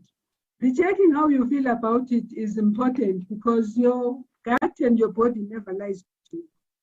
There are times when it is not quite clear what it is, but you just have this eerie feeling about what is happening. And make a note of it because you don't know whether it is going to happen again. And if there are perhaps people that you trust who in your workplace that have were privy to what has happened, you just check with them. Say, am I reading things correctly? This is what happened in the meeting. I was still trying to present. I didn't get to the actual point. I was cut off, and a whole judgment was made based on a presentation that I couldn't complete. What do you think is happening? It is important to find allies in terms of this process because on your own, it can kill you. If you are trying to kind of deal with it on your own, you are going to suffer very serious detrimental emotional meltdown, possibly because of the fact that it maybe is just way too overwhelming. When it is very, very heavy, do seek professional help. There is a limit to what you can do, and if it leads to psychosomatic conditions, for instance, it is time to seek mental help. Then decide, based on your situation, what would be the best route for you to pursue. In some instances, in your context, you can't ask for a transfer to another municipality. So you will be left with no choice but to address it and hopefully start addressing it internally, and hopefully your attempts at it internally will yield positive results. But there are instances where it won't. Can I have the next slide? Okay, so the employer, what can employers do to bully-proof their organizations? There is this process that is happening of the good code of good practice being generated. Hopefully, it is going to be much more intact when that process is finalized and all-encompassing. So if you are a leader in your organization, you do have to check your policies and identify gaps that enable bullying. And those gaps will need to be closed, obviously, through policy reviews and all of that. And the importance of creating awareness about the stage of workplace bullying that is happening, because in the same way as we are suffering high levels, for instance, of gender-based violence, our workplaces are a microcosm of society. And if you have people who are abusive at home, it's highly unlikely that they are going to go to work and become good, upright citizens. Ensure that your industrial relations, employee relations offices, and your employee assistance programs are clued up. These are the avenues through which workplace bullying interventions can be provided. But I also need to throw a word of caution in terms of ER and EAP, because in many, many organizations, the location of these offices is far lower down the organogram, which then makes it very difficult for them to deal with issues of bullying by the senior managers, those that are on top. So ER can provide proactive interventions generally in terms of creating awareness about bullying in the workplace. And the employee wellness program or employee assistance program can provide interventions to also create awareness and also equip employees in general in terms of what to do. And then in instances where bullying happens right from the top, those officers are often disabled or incapacitated to deal with bullying from. The monitoring of exit interviews is also another very valuable tool that can be used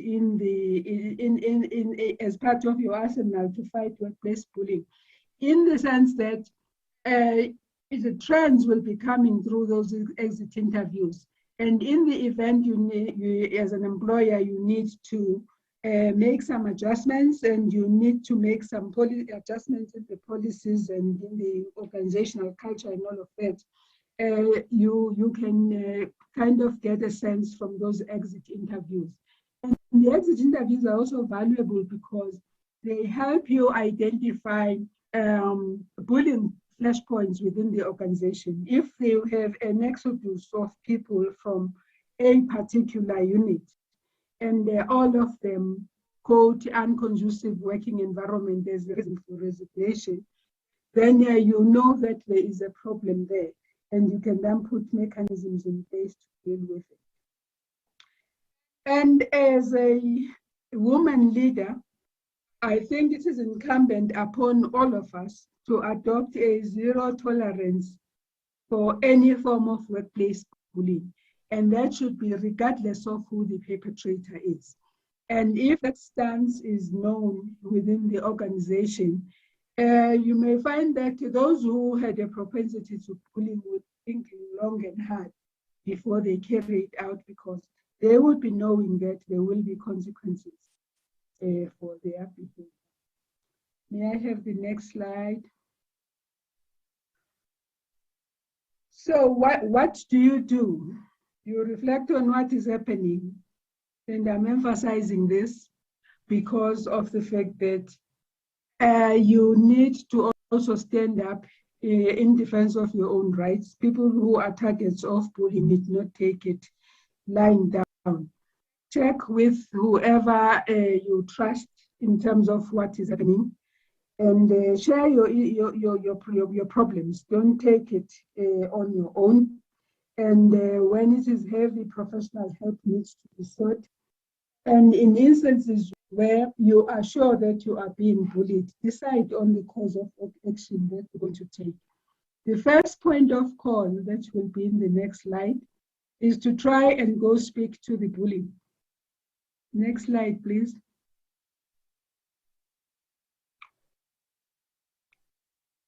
Go speak to the bully and say, this is my observation in such and such a meeting. You start by documenting all these episodes that you have observed.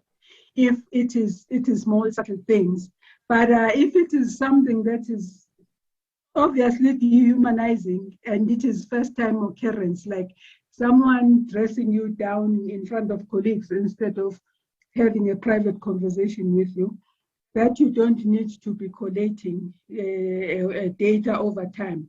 It's something that is offensive and blatantly so, and there are even witnesses.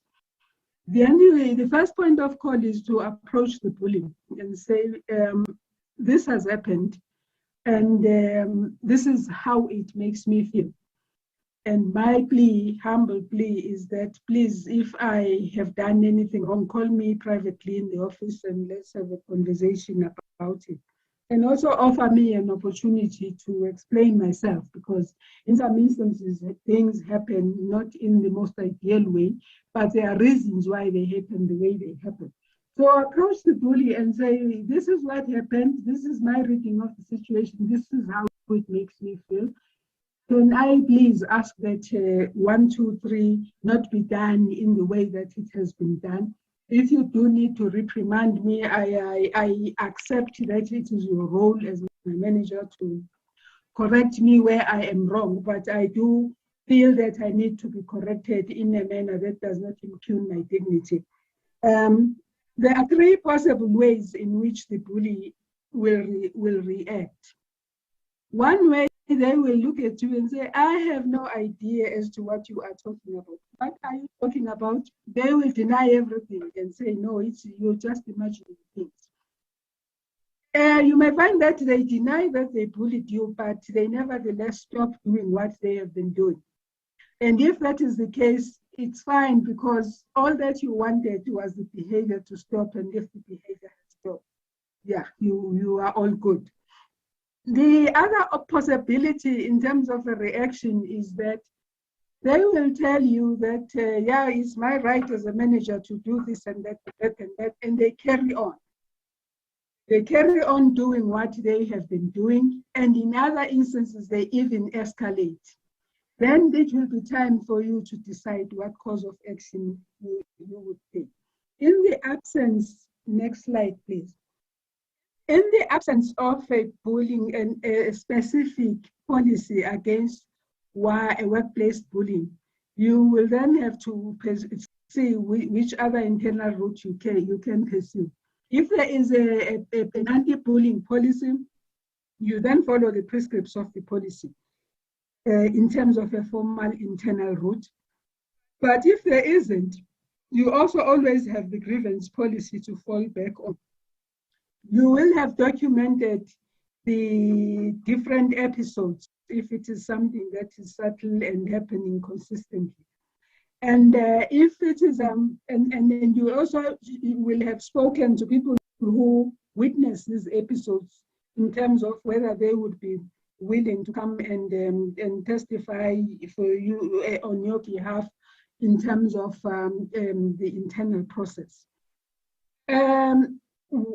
You then have to embark on a process that follows the policy to the T, because you also don't want this important issue to kind of get lost in translation because of the fact that the policy was not properly followed. And in this session itself, it is very important to be adequately prepared for the session, because remember, this is something that is evoking anger, annoyance, frustration, and all those negative emotions. So you don't want to walk into that session and start screaming, because as soon as you do so, then the problem is no longer the fact that you were bullied, but the problem is what you are doing in that particular session. So go there prepared, take yourself as much as possible to be matter of fact, professional, and dignified and respectful, while not perhaps missing out the opportunity to categorically state how this makes you feel and how you want the behavior to stop. In instances where you have the employee assistance program, employee wellness program, and the employee relations office that is jacked up, you can also enlist their assistance, both as advisors in terms of what to do, and also as people who can give you some kind of pointers in terms of how they can help you. And in a unionized environment, you'll find that union representatives also often get involved. The ER office and the EAP office are critical, but I also need to kind of throw a curveball there and say, depending on whether those are offices that are known for integrity and professionalism. Because if they are not, then you don't want to let the cat off the bag by telling them, so that they can go tell the bully before you even, your formal process even gets to fruition. Next slide, please. So if you have back on that internal process, two things may come out of it. If you belong to an organization that is promotes human rights and worker rights, and people are generally people of integrity, they will hear you out and make a ruling that is in line with the facts of the grievance case. In some instances, you may find that, particularly if the bully is the top boss, you find that the process becomes whitewash to just kind of push you aside. And if that then happens, you may find that after the process, you are even more aggrieved than before the process. So then that will be time to consider what external recourse you might want to pursue. There could be the CCMA or the labor court route, depending again on who is involved, what level, and all of that. But before you go either way, the last thing that you also want to do is to resign before exploring the options. You start by exploring all the options. You get all the psychological, medical help you might need to cope with it. Consider all options before deciding whether you want to resign or not. You need to also put in place mechanisms that are going to build up your personal resilience. You do so by surrounding yourself with like-minded people who are ethical, people who are going to support, to provide the necessary support. After you have complained, whether internally or externally, brace yourself for possible marginalization. They might be treated as if you have failed. No one wants to associate with you. No one wants to be seen close to you in any form or fashion. And where for low-level employees, oftentimes transfer is a possibility because if the immediate boss is the one who is meeting out acts of bullying. And you also may need to resign, because if it gets to a point where there are threats to your life, no job is worth your life. May I have the next slide?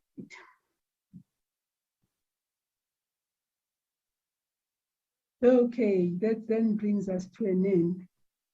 And as bystanders, I will want to just go back and reiterate that as bystanders, if we begin to look at the bystander role as a role where there will always be more bystanders than people who are caught up in the thick of things in terms of a bullying episode, you will realize how powerful a role the bystanders can play.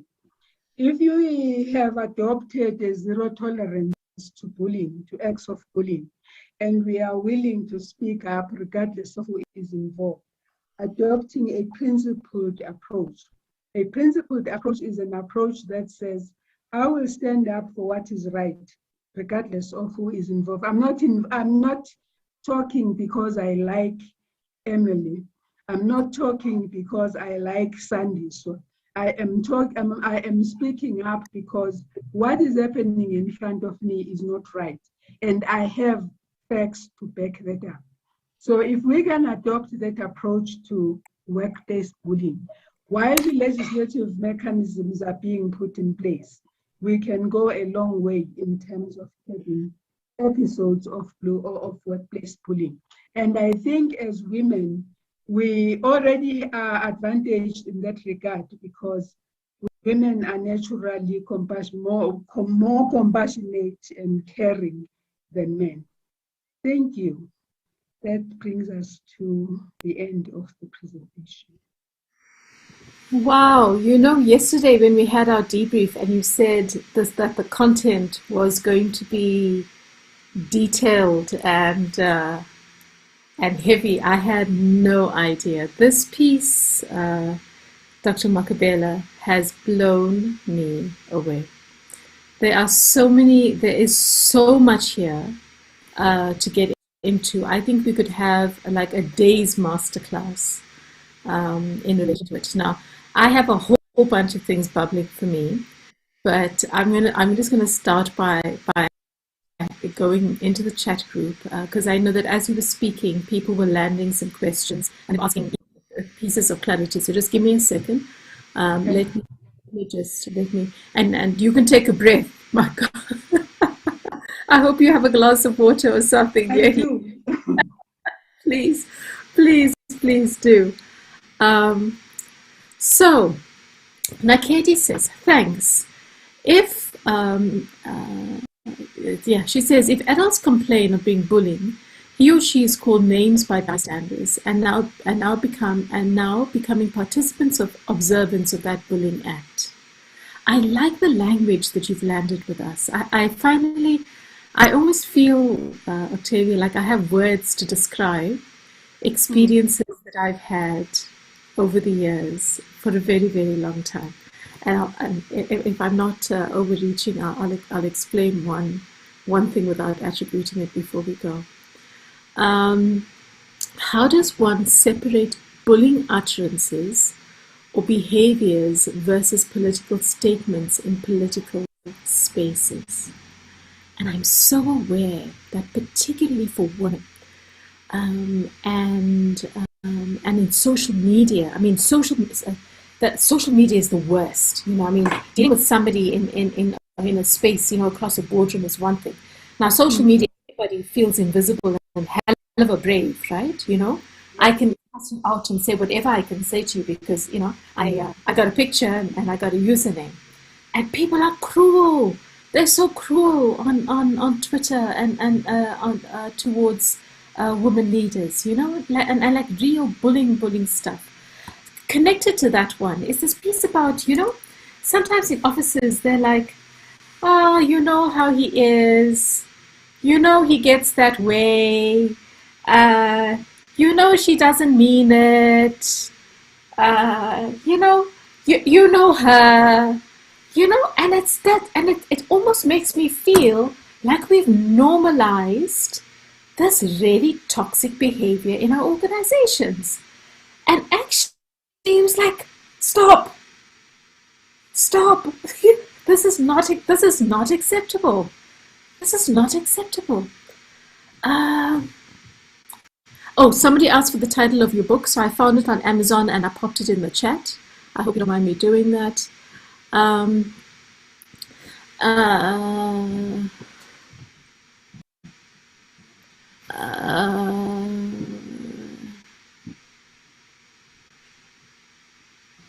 So this one is interesting. I'm going to read this out and I'm going to read this slowly.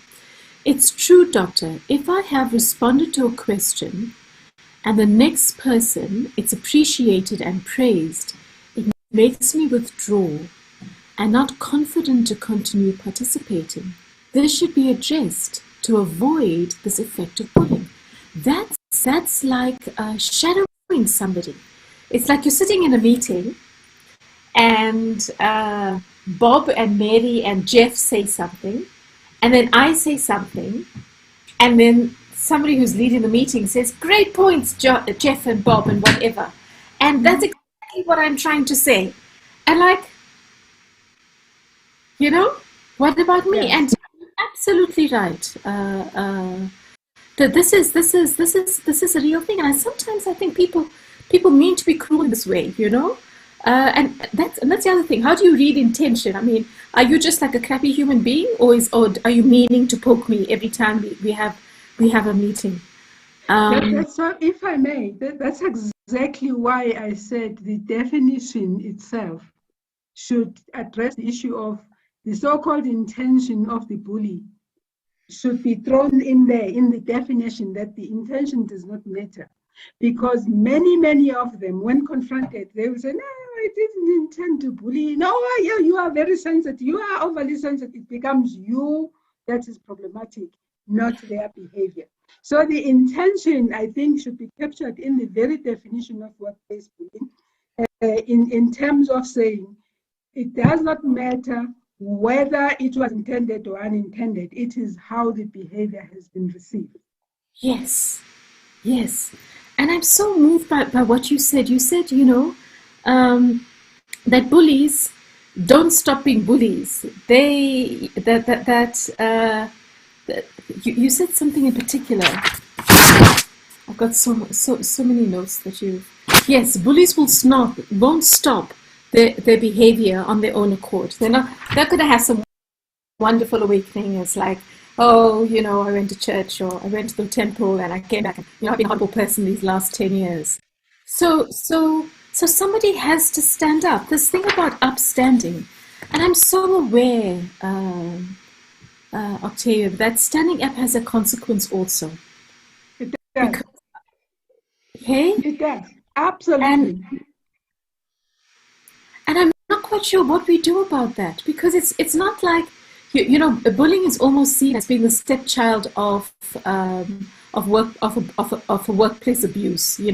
It's like, what's wrong with you? It's not like he slapped you, or it's not like he touched your bum or whatever. It's that kind of thing.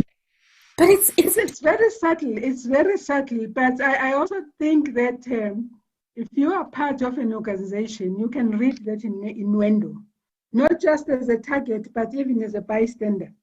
I worked in a place where on the agenda, there was an item that was hammering on the same thing. And it was on the agenda for 18 months. And the lifespan of this thing far exceeded what one could potentially get out of it. And all avenues already had been, all possible explanations already been given, until one day you said, Chair, why do we still have this item? What more can we get? All explanations have been given, all avenues have been explored, and all of them are a dead end. You know why? Because this person now who's being held to account was on study leave for 12 months when this thing happened. So it was a tactic to bully this person. And nobody was saying anything. And the response was like, I'm actually not talking to you, Octavia. I'm like, oh, okay, I thought I was part of the meeting. My bad. I thought I was part of the meeting. I thought the meeting was a collective. Yeah, okay. And then we kind of thought that was done. And then next time, boss is not talking to me. Say, hey, hi, Sorenzo. You're not talking to me? Okay. I'm not talking to you, it's fine, but now can you please authorize this? It's okay, we can, maybe personally it's okay for us not to talk, but this is work. He then goes, sits on this authorization that I need to carry on. Is that on it for 3 months? Without the authorization, I cannot move without this thing being authorized, because otherwise I will be operating outside of the parameters of the policy. Then the meetings come and like, can we have the progress report on Project X? The one that you didn't authorize, it's still where it was. The one you didn't authorize, it is still where it was because it wasn't authorized. What can I do? Ouch. Yeah, so it happens in many subtle ways. So if you speak up, do expect that there could be some kind of effect. Yeah. But my belief is, as we get more and more people speaking up, it is going to be resolved in the long run, because the bully himself or herself will come to a realization that, well, the people that I thought perhaps are going to be clapping when I do these things are no longer clapping. So the audience effect is still right there. And that kind of discourages future acts of bullying. And what you're talking about now, it so connects with what Lulana is saying in the chat. She says, why do you think most people would adopt a bystander approach rather than confronting bullying in the workplace? Is it that most people fear that by speaking out, it is a career-limiting move? Absolutely. There is that fear that if I rub the bully the wrong way, the bully may come for me. And my rebuff of that fear is that in a bully-prone environment, there are no vacancies. If this one is bullied today and they leave, you might just feel that vacancy of being a target. Yeah. Yeah. Then secondly, there is a legitimate fear of, I do want to intervene, but I don't know how. Remember, no one teaches this anyway. You may want to intervene. You feel this is not quite right. How am I going to intervene? There are several tactics that can be used to intervene, but before you intervene, make sure that you do understand the issues. Because the kind of rebuff that you can give depends on you understanding the issue. Let's take the example that I've just made of this item has been sitting here on the agenda for 18 months. We have exhausted all options. There's got to be familiarity with the issue. You then present the information that counters the argument of the bully, but you know that this is not how it happened. It happened this way and that way and that way. So why are we doing this and that and that? Then there will be also the genuine fear, that is the fear of not knowing how to come in. You need to come in with facts and come in from a place that is respectful. You don't, the last thing that you want is to be like the bully himself or replicate what the bully is doing. So you do need to kind of try and package whatever you have to say in a manner that is going to be both factual and respectful, but categorically indicate that there is no real logic in what is being done, and it is not only just affecting the person that is being bullied. A statement like, you know, I dread coming to these meetings because of just how negative the atmosphere is. You communicate to the bully that what you're doing is unacceptable without taking all the daggers and going to an all-out war, because that's also not where you want to be. So I have a question, but I'm going to hold my questions for now because.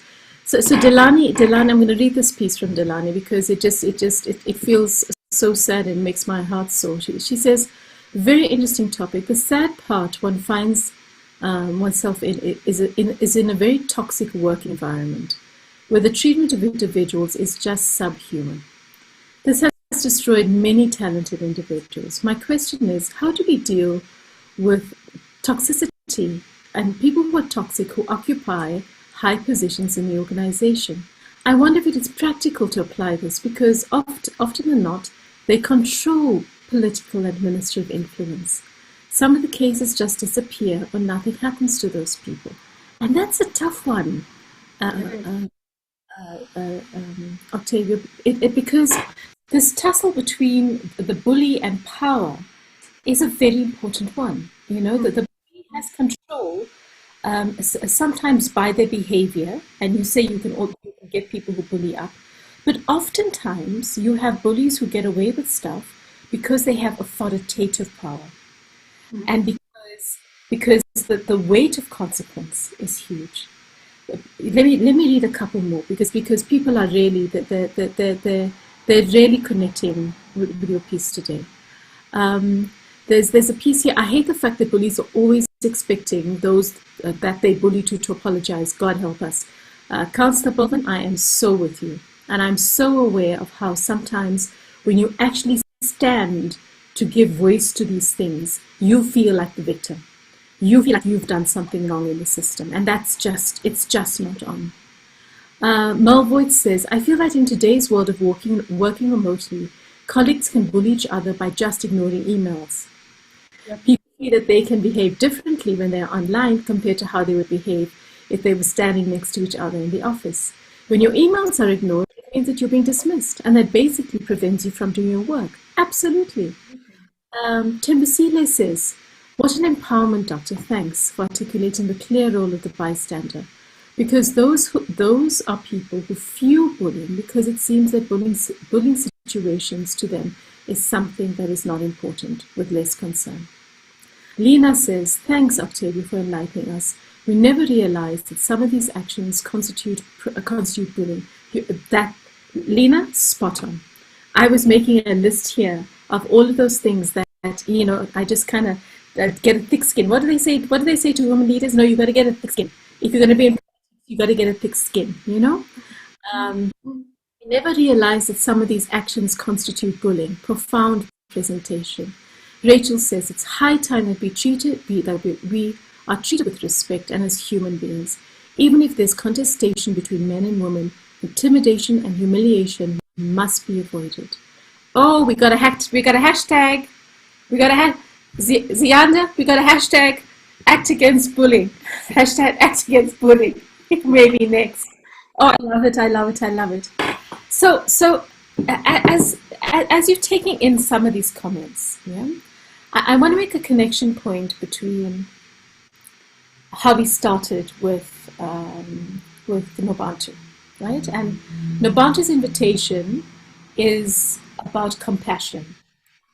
And oftentimes for myself, and I'll hold this for myself, when I feel that I'm being harmed in a workplace situation, I try and put my Kubeshni coach, nice human being, Vedanta hat on, and I was like, how would the compassionate Kubeshni respond?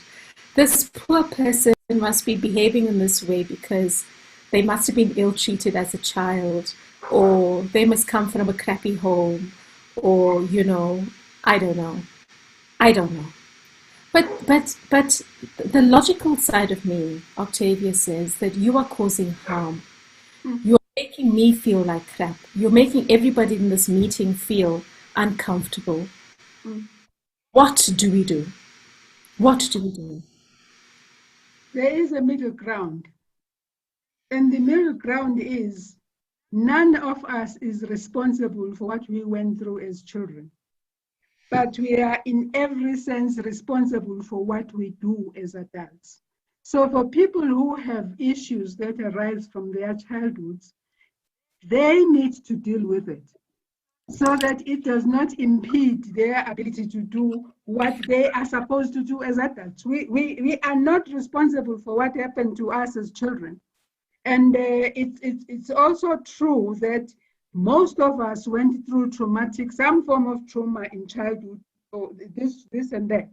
But we also have a responsibility as adults to break that cycle. And breaking that cycle means that we need to do what we have to do to deal with those childhood traumas, such that we do not repeat the cycle of poorly treating other people. Because if we kind of make an excuse and say, oh, we went through a traumatic childhood, so what does that mean? Does that give him or her the license to create other traumatic future childhoods and everything else around it? Because remember, the bullied adults at work, they go home and they take the trauma from home to work, and it therefore affects the parents that they become to their children. It affects the partners, the type of a partner that they become to their partners. And it has a domino effect to the whole community and society at large. So somewhere, somehow, somebody needs to break the cycle. We cannot use traumatic experiences as a child as a license to do as we please as adults. And you know, Octavia, there is such a strong gender component to this thing. Because oftentimes as young women, as women growing up, women in institutions, we are treated differently. We almost expect to be treated less in some ways because of the socialization, because of this patriarchal world that we have been. So we come to a workplace situation, and of course, you know, the first feelings of it, you know, we don't acknowledge because we're so desensitized from it. Yes, no, absolutely. And perhaps almost, you know, the invitation to the hashtag is like drawing me now, this Women's Month, because this is horrible, guys. You know, we spend. I'm thinking back about that thing about, you know, we come to work as opposed to coming to work to do I don't know what else. But I did, when I was at the Commission on Gender Equality, we did a work diary once to just understand the burden that women carry that's different to men. And one of the things I went home with when I did that work diary was just the fact that I'm going to spend the majority of my adult life at work. Yep. What a horrible, horrible way to live if I'm miserable day in and day out the whole time. So Delani, you're absolutely right, Delani. You know, sometimes we're stuck in this thing because we don't have any choice. But the thing is that staying in these toxic environments has a consequence. It has a consequence for us. It has a consequence for our system.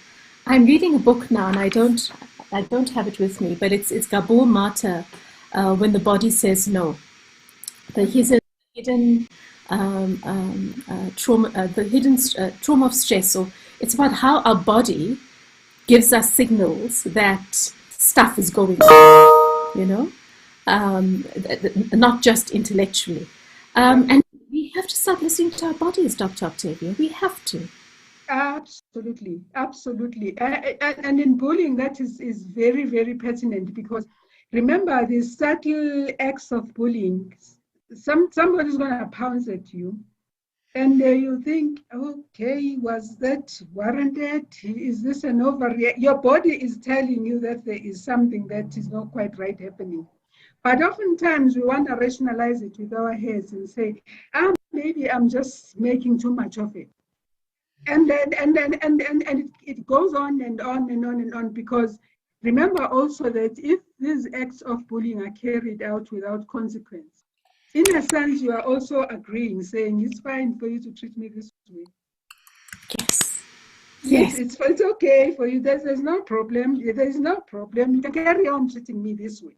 Yes. And until you stand up and say, but say I don't think this is why I happened, and you started this and that, and now I am kind of portrayed as someone who's not doing their job when the tools to do the job were not provided, and you know that you didn't provide the tools.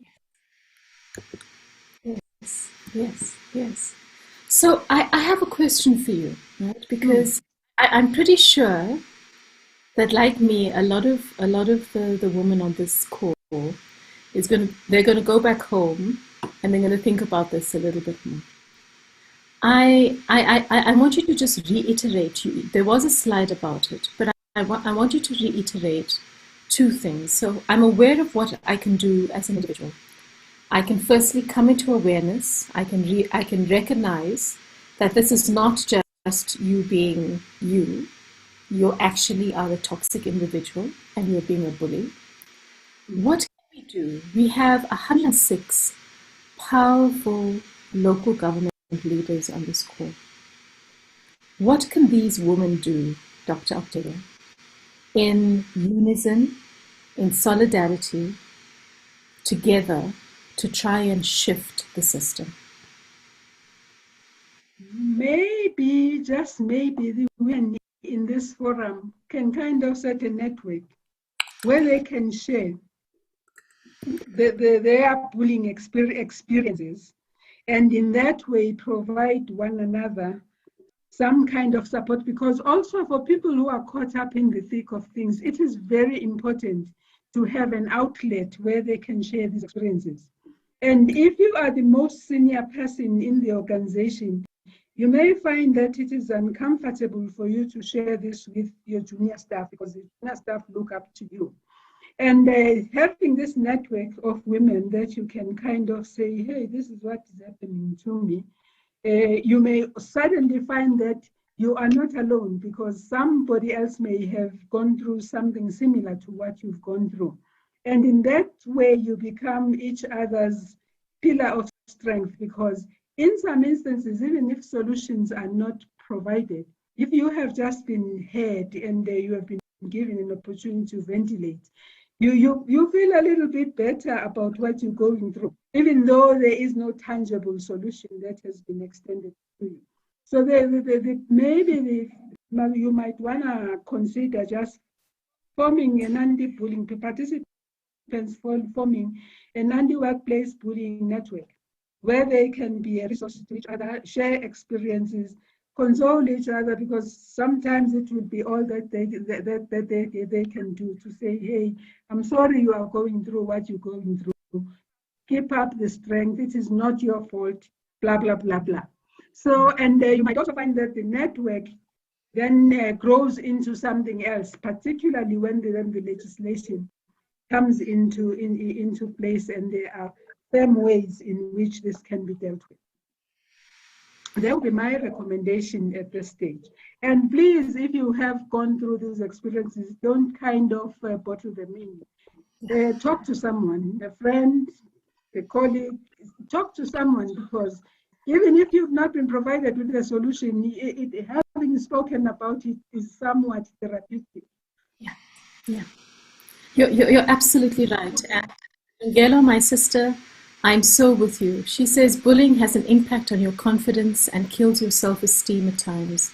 The sad reality is that most people don't recognize workplace bullying as a reality for some. You've touched people. You really have. This person is saying bullying is a daily thing that we experience as counselors. You must keep quiet in the organization and at work and amongst your own colleagues. Women in political positions play a big deal in this. The situation is toxic. So what I'm hearing you say is, so we've said start with awareness, make sure that, and understand that this thing is not normative. I'm hearing you say find a secure and safe space to speak. I'm hearing you say that in speaking, that even by speaking, we can come into awareness, and speaking itself can be healing. I'm hearing you say too that there might be a systems piece to work with in relation to the fact that from a leadership perspective. And I guess there's a really big piece around the fact that don't kick the cat. So when we come into awareness of what is going on with us, I guess as powerful women, we can also make the choice not to pass it along, and not to take these really toxic forms of, I'm going to use the word patriarchal management, and these really, really toxic workplaces, and replicate them, because it's not serving us, guys. It's not serving us in any way, shape, or form. There's a call for your contact, Octavia. If with your permission, I'm going to ask you to just I can pop it into the. I think I've got your email. I'll pop it into it before we close out this group, and then here another example. Making a simple example. We were busy going into public meetings where women were practically bullied by men in contestation of ward candidates. Men will bring people who will make sure that they disrupt women in those interviews by speaking ill about women in public, about personalities. As a result, in all wards, men have got more numbers. That's just freaking disgusting. That's horrible. It's horrible. It's horrible. That's just horrible. Sure. It's horrible. This is not the kind of space that we should be working in, and it's not the kind of space that we want to perpetuate in any way, shape, or form. But I'm so encouraged by your sharing in this group, and I just Dr. Octavia, as people put some of their thoughts in. I want to share that when I was much younger, I was a board member of an organization, and it didn't feel right for a long time, but I tolerated it for longer than I should have. Eventually, after, I kid you not, and I feel a little bit ashamed to say it, after about a month of therapy, one session every week, I picked up the courage. I literally had to practice the words to say to the. I practiced the words because that's how scared I was, and it didn't even occur to me up until the time that of one of those last sessions that this situation is so wrong that I'm even scared to say I'm going. It was just that. Wow. And I was young. And so I sat there, I practiced, I breathed, and as I said, I'm leaving, and I made a point of saying, this is why I'm leaving, I was so aware that the person on the other side of the table couldn't even look me in the face. They made no eye contact at all. not at all. They mumbled something about, well, I respect your decision, and it would be sad to see you go, and I left there, and one part of me kind of felt kind of unfulfilled because I was anticipating this drama, that was going to happen. I was anticipating something, and it didn't. But also just the sense of the fact that I had probably in my reaction and response to the bullying had made this person bigger than they were, because I didn't process it. The only time I dealt with it was when I went into therapy and I dealt with some of these things, and so my own lack of confidence worked against me in that regard. So I'm really, really, really so grateful for this piece. And Timolike is connecting with that. She says, from Lihle, low morale and negativity have been shown to be linked to workplace bullying and the impact negatively on the organization as a whole. And that's the thing, guys, we make and we reinforce weak organizations when we allow this behavior to perpetuate. Because we cannot build, these are poor foundations for organizations. And it's an unacceptable thing for us to have it in our governance sphere, not after everything we've gone through developmentally. So as we close out, what is your last reflection with us, Dr. Octavia? I just want to say, if you are an observer, and I am hammering on observers because the observers always outnumber both the targets and the bullies. And if I'm saying, if you happen to be an observer in that episode of bullying, remember the words of Martin Luther King Jr., who said, "We shall remember the silence of our friends, not the insults of our foes."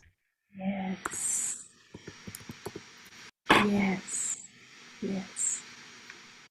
That is absolutely powerful. So if we can, in our hearts, from this conversation, say to ourselves, I will no longer be an observer or a bystander, I think that would be a very important takeaway. Sontu, you're going to say thank you and goodbye, and thank you and goodbye for everybody. Go ahead, Sontu. Unmute. Thank you, Bomme. Indeed, this thing of bullying is killing our nation. Let me say, you can be bullied for many years and not aware that you have been bullied. The worst part to the person who is bullied, it develops the uncontrollable hatred to others with the thinking of saying you protect yourself, not knowing not all people are bullies. I am saying this because I am a living testimony.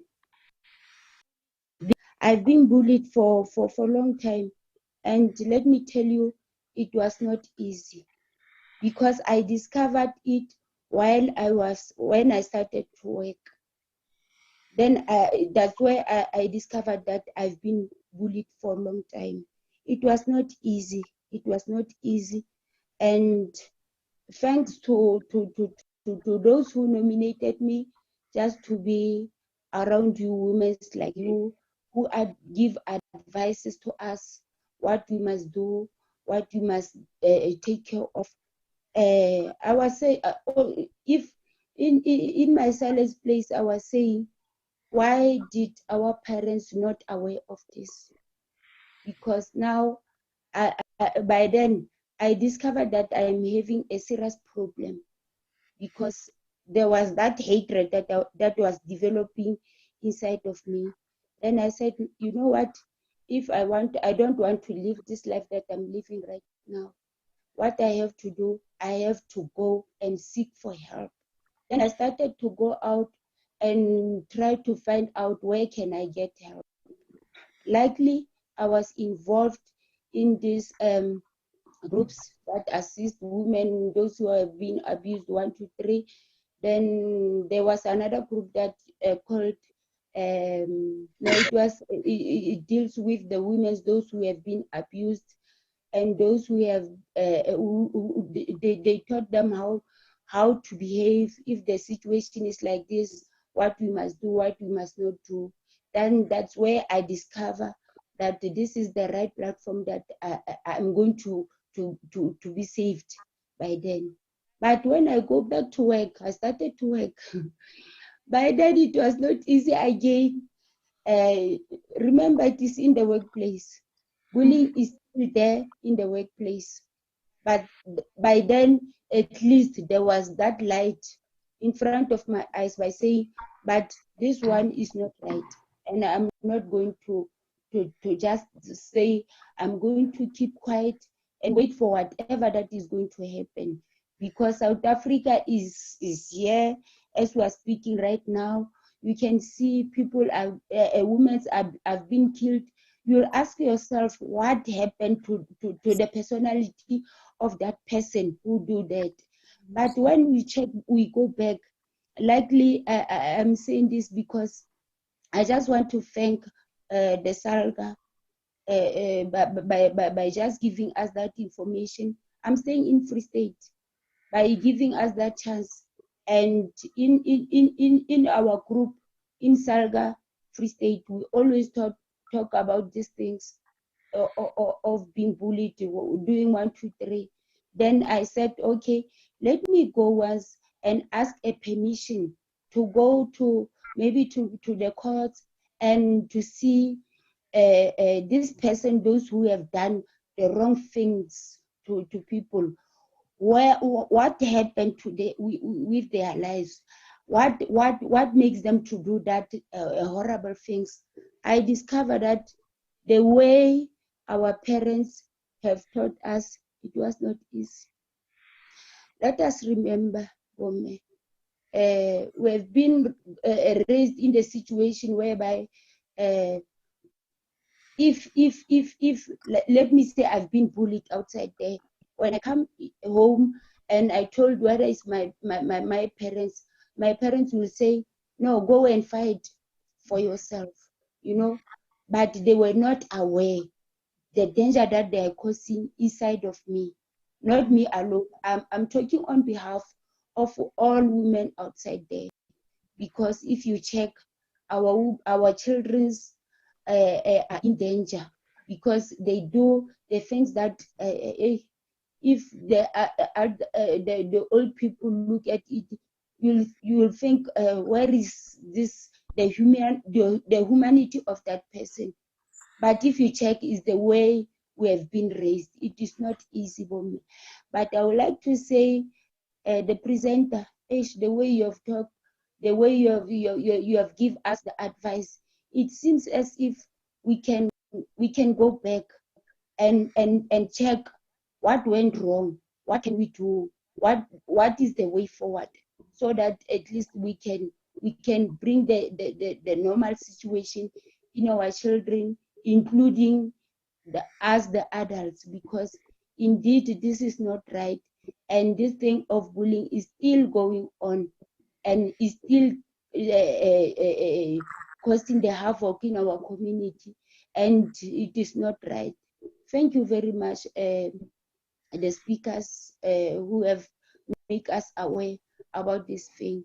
Indeed, it is so. But let's stand up as women, because we are the ones who have raised our children, who the community relies on us, who give advices to the community, and let us be one and make sure we know this is not the battle that we are going to win in a day, but it is going to take us years and years, many years to come. But let us not keep quiet and keep giving the direction to those who don't have the direction, so that we can live in a harmony-free South Africa, free Africa, wherever the countries that I can mention. Thank you very much. Thank you so much for that, Santo. And what I take from that as we close out the session is that we can say it stops here, and it stops with me, and it won't go any further. Dr. Taylor, thank you so much. Thank you very much. I want to thank these 107 women leaders on this call for sharing, for opening yourself up, for being vulnerable, for putting your truth into these chats, and for reflecting. Because this is where change starts, guys. It starts here and it starts with us. I'm going to say goodbye now on behalf of both Xavier and myself. We're going to go to lunch. After lunch, Pauline will take over for the rest of the afternoon. I truly want to say thank you for once again allowing me to hold this beautiful space for your learning and for your reflection. Have a good lunch. Take time, if you can, take a walk. These things we were covering this morning, these are heavy things, guys. You'll feel it in your body. Take a walk outside, breathe in, and come back refreshed. There's a beautiful, beautiful afternoon session still to go. Have a wonderful, wonderful, wonderful day. Take care now. Thank you.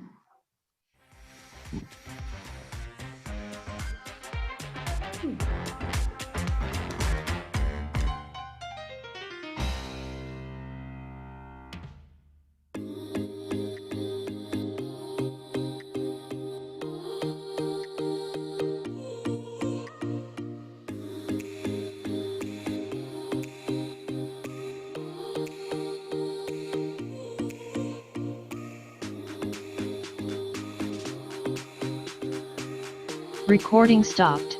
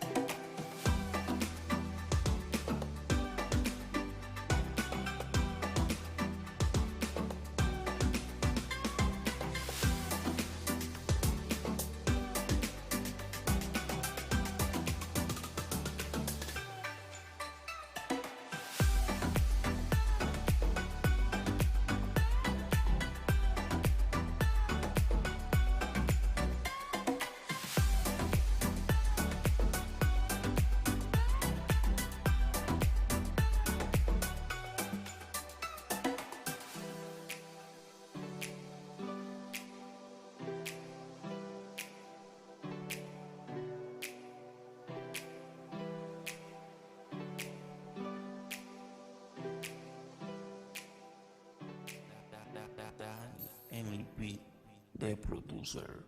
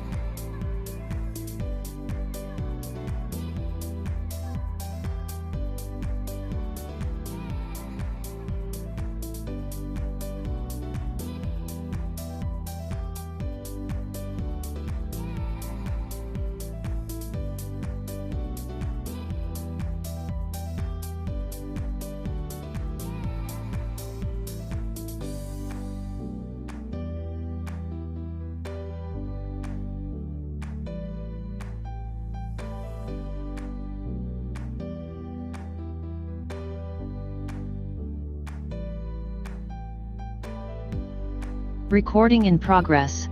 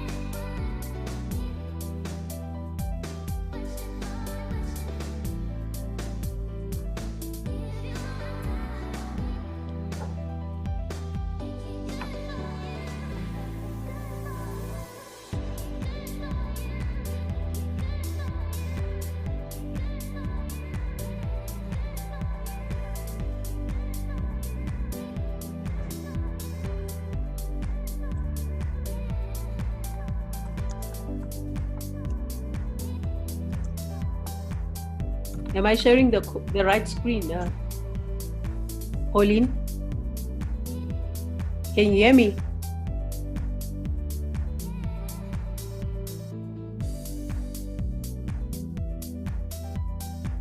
Yes, Cindy, thanks. And am I sharing is my screen the one I'm on visible? Yeah, we are able to see your screen, but let's allow quickly the technical team will let us they'll give us the thumbs to start. And then I will start with the session. Yeah. All right. But I was able to see your screen at the time, yes. Okay. Sure. Thanks.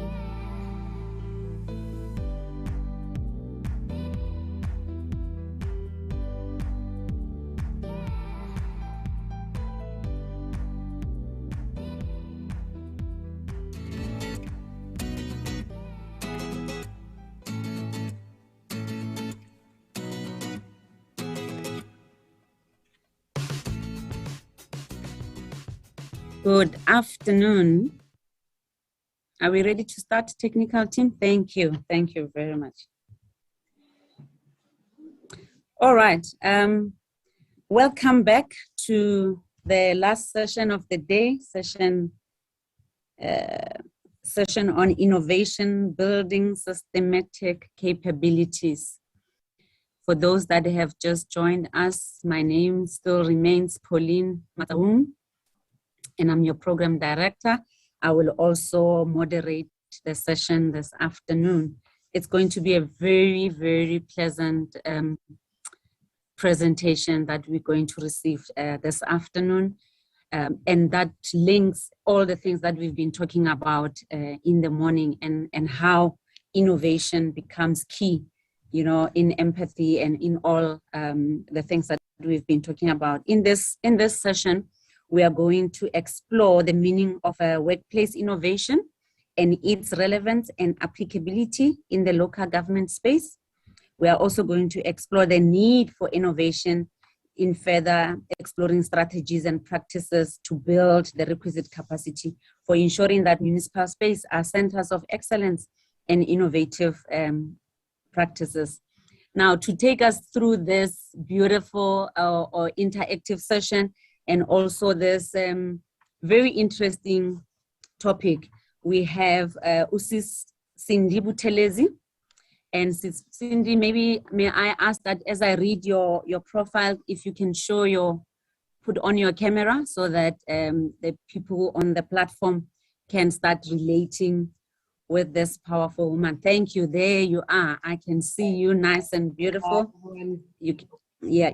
So let me quickly take the colleagues through your profile, and then we will hand over to you to take us through this important topic.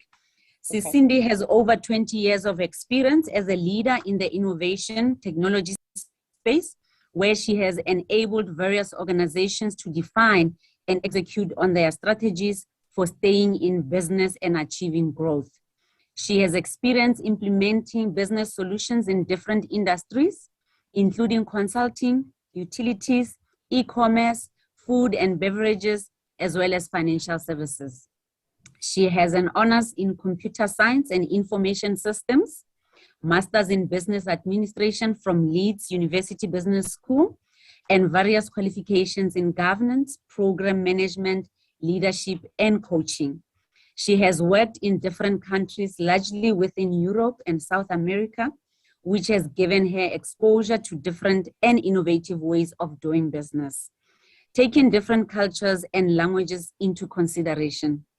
As a Nelson Mandela Scholar and a chairperson of the nonprofit organization for empowering women, she strongly believes that developing women leaders can enable exponential economic growth through finding innovative African ways for solving African problems. So I think with this profile, we can all attest that there's no one other than Cindy to really share with us knowledge and experience in the innovative world. Some of us, when we hear innovation, we are already thinking technology. And when I see here that she holds an honors in computer science and information systems, and I'm like, when we thought innovation and technology is a new thing, but when did you do this? But let's give her a warm welcome, round of applause. Our virtual way, the virtual way. And the stage is yours, Mama. Thank you very, very much. Welcome. Thanks, Pauline. Thank you for that flowery introduction. I just want to confirm if I'm sharing my screen, because I had previously shared it. Do I need to reshare it? Yes, please reshare it. I can't see it as yet. Okay, let me just do that.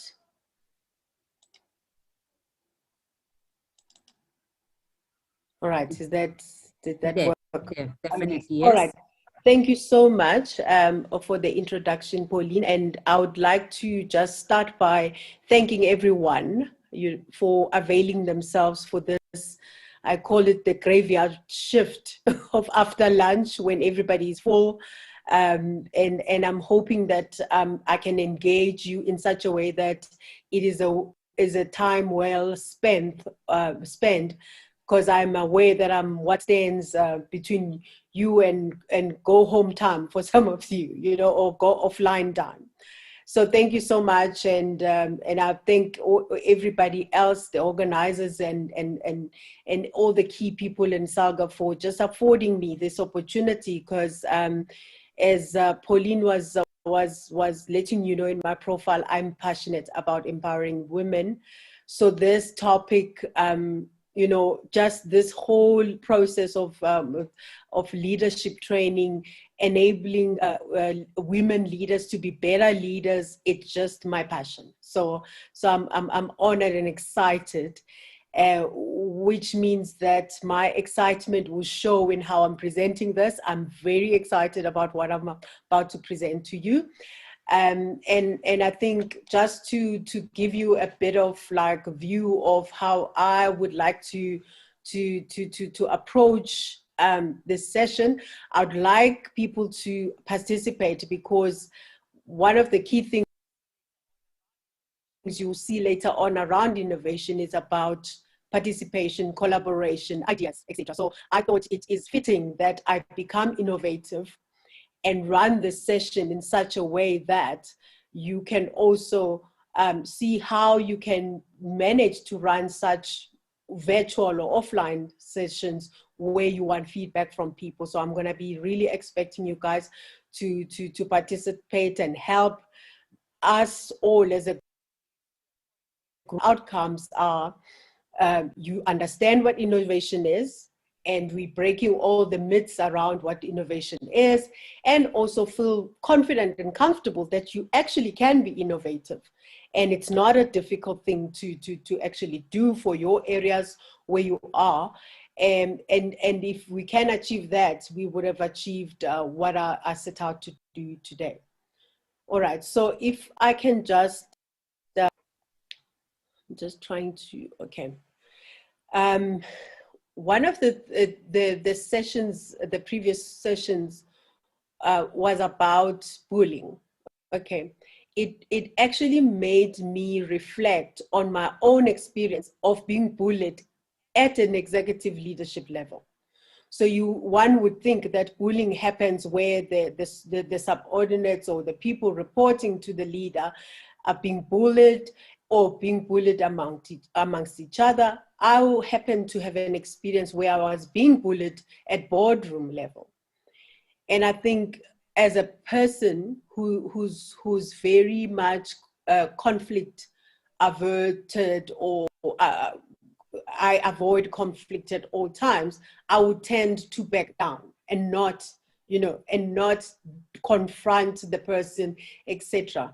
Until one day, this quote, which happened to come again this morning in my inbox, around, if they don't give you a seat at the table, bring a folding chair, which means instead of trying to fight this person because they're bullying you because they think you are a threat, you're gonna somehow take their position, take their chair, just bring your own chair and just sit and fly and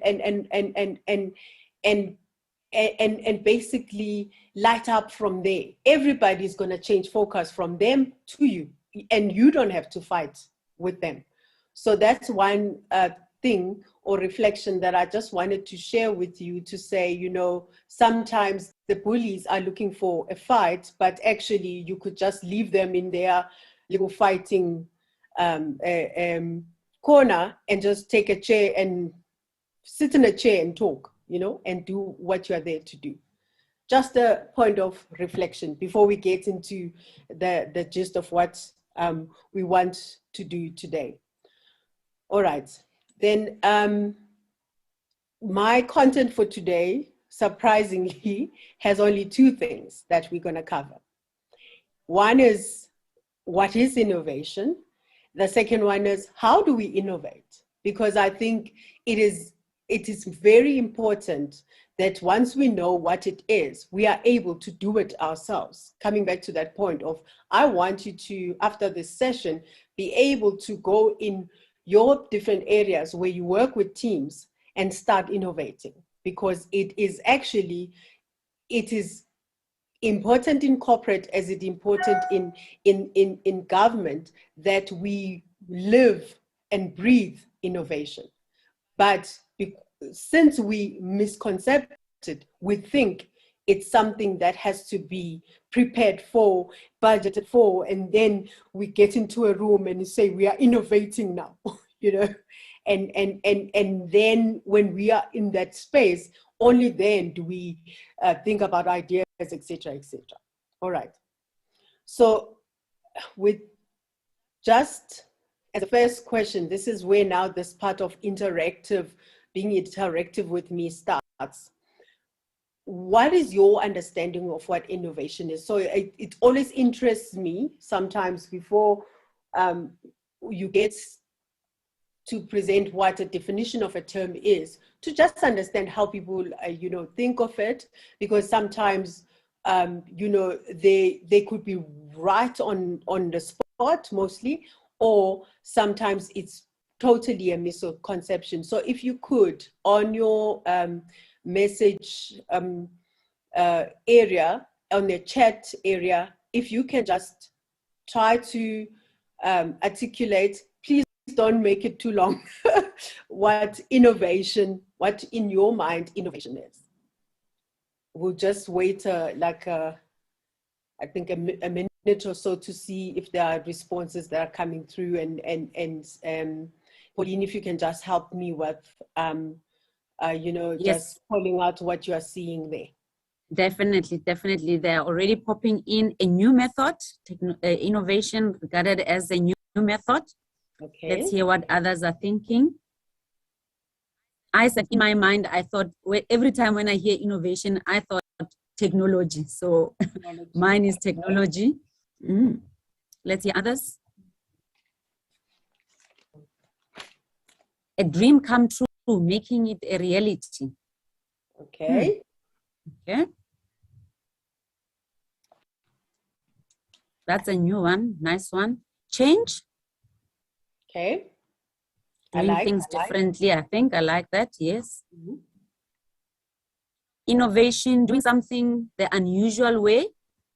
Okay. Being creative or creating something new ideas. So I think we are all getting, it's about new, it's about doing something different, trying something differently to make life easier, revolution. Okay. I think the gist of it is that everyone's understanding of innovation seems to lean towards new, something, a change. Definitely. But it's basically around creating something new. New, yes. There's new ones coming, improved ways of doing things, new ideas as game changers, thinking outside the box, being creative, coming up with new ideas. But you are right, Cindy, you know, everything that is coming out here, it's about new ways of doing things, coming up with something new, alternative ways of doing what you've been doing every day. Okay, and I'm so glad, because what this tells me is that this group has a better understanding of what innovation is. And if you look there, I took a definition from this innovation management group that deals with innovation. And they said, I mean, I took an extract of it from a statement where they're saying the simplest definition of innovation is creating new value and or capturing value in a new way. So it's got value in it. So what I would like to emphasize is this thing of value. Because what tends to happen when people are innovating, especially in corporate, I've seen, they would create something and raise, you know, a lot of hoo-ha around, we did this, did that, but it adds no value to the customer. So what innovation is to create something new, yes, but make sure it adds new value. Because if it doesn't, then all it is just creativity, which is creating something new, you know, putting something new in place. So that's the main definition, which goes to my next slide, where I'm actually outlining what innovation is not. So innovation is not the same as creativity, because creativity on its own doesn't necessarily add value. So innovation takes a couple of things pulls a couple of things together so that they add value. It puts the creativity, the timing, the sort of people and place together so that value can be created, and that value is what innovation is. Hopefully that makes sense to everybody. So and just going through those points and going further, it is not limited to a selected group of people. So if you look at corporate started by creating labs where innovation would happen, and then all people are working like operationally. A team from outside who don't know the organization gets put together to innovate for the company, where they absolutely have no clue what is happening operationally. So innovation is not limited to a selected group of people. So if you look at your areas, every single individual that works with you, that's part of your team, should be part of your innovation team or group or activities that you have for innovation.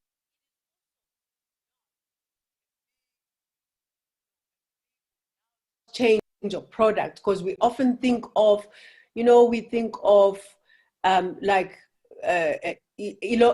Elon Musk, who innovated and created something, and now it's going to space. Those big things that people associate with innovation, they actually are just different versions of innovation. But actually, if you think about how that person came about to get to that point, it was incremental small changes.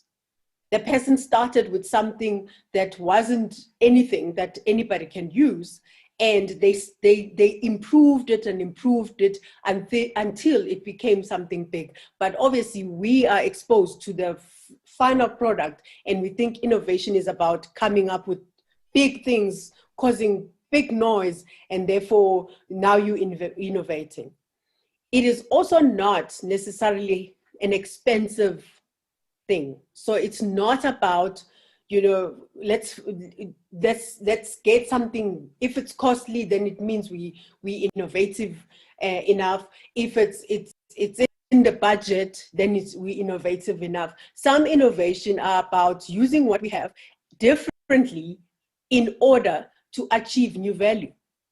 So no money would even be involved in that. And the last point is about, there's also that notion that if we are a finance department, I'm using finance because finance processes, in my experience, tended to be predefined by, you using, let's say, GAAP accounting standard, and it tells you what to do, and the accounting systems, they work sort of similar. Income statement is an income statement. It doesn't matter what business you are in. A balance sheet is a balance sheet. So there's a tendency to think innovation can't happen in those areas, for an example. But innovation happens everywhere. So it is not something that you can say it's irrelevant to my area.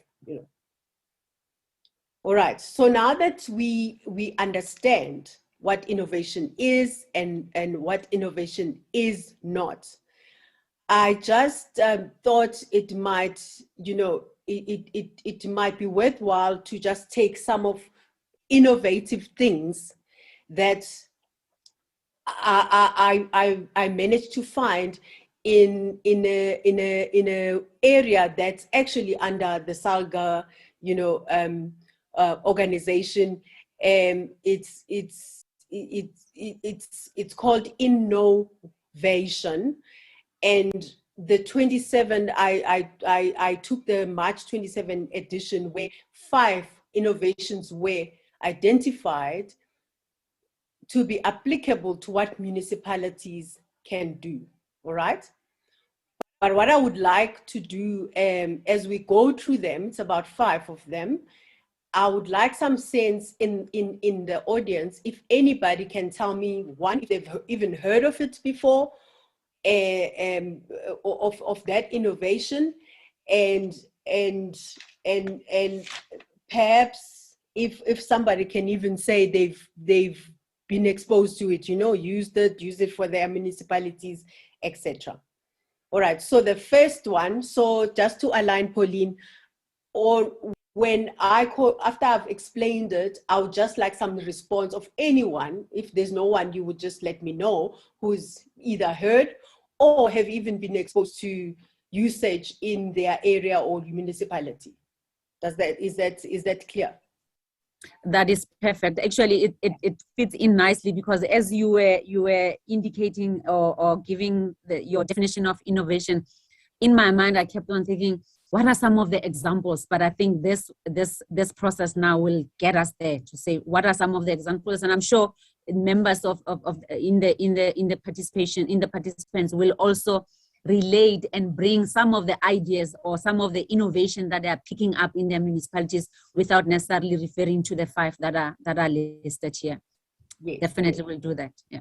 Okay, that's perfect. So the first one I'm gonna refer to is the pocket masipala. So what it is really is it's an application, like an app. I mean, we're so used to app these days with smartphones, etc. And all it does, it tries to connect community members with their local municipal offices.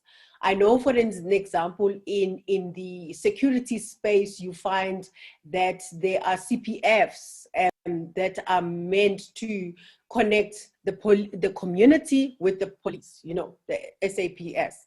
So I think this app aim is to connect the municipal offices with the community. So the idea then would be, you have this app loaded. When you have an issue, maybe a road that's that's got potholes and whatever, you are able to go in there under your municipality and basically report that. So that's one example. So I would like some indication of whether anybody has heard of this pocket masipala or had any exposure. And as you can see, it was in 2017. So it's been about, more than, let's just say 3 to 4 years since this innovation was, introduced. Yes, there's someone indicating here. I've not heard of the pocket masipala as yet.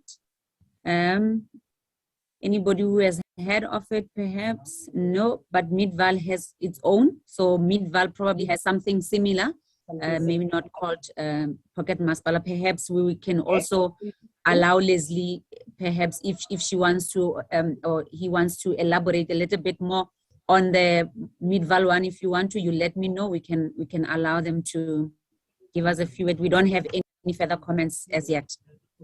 All right. Is there any indication if they would like Leslie? Yeah, Leslie. Okay, we can allow Leslie we can unmute Leslie for now, Leslie Fesser, and then he can give us more. There's also a comment. Okay. Many people are saying they haven't heard of it. Maybe technical team can, yes, Leslie's got the mic on. Let's hear from you, Leslie. Hi, Midval have got an app that basically is a service delivery app, but it also communicates with all our different emergency groups, etc. So, very good system that we have developed by our municipality as well. Okay, that's lovely news. I think what this tells us though is that at least that innovation is relevant. The fact that you in your municipality ended up having your own version and whatever, you saw the need and then you innovated a solution for that need. So it says a lot about it, because sometimes what you want to avoid is what I was talking about, just putting something for the fact that you can tick and say, we now have this fancy thing that does this and that, but actually there is no need for it, and therefore, nobody is using it. So it's good to know that this innovation is at least as relevant. Okay, thank you, Leslie. Then the next one is the sealing in the can.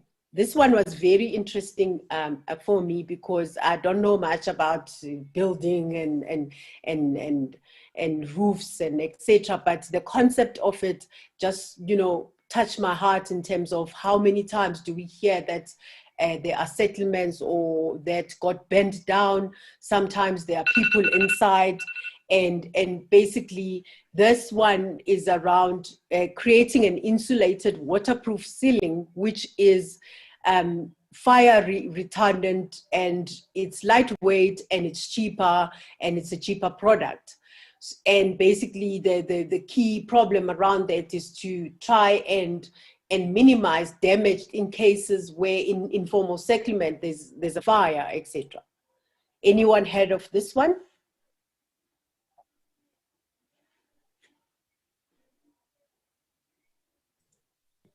Let's hear the pause. Nope.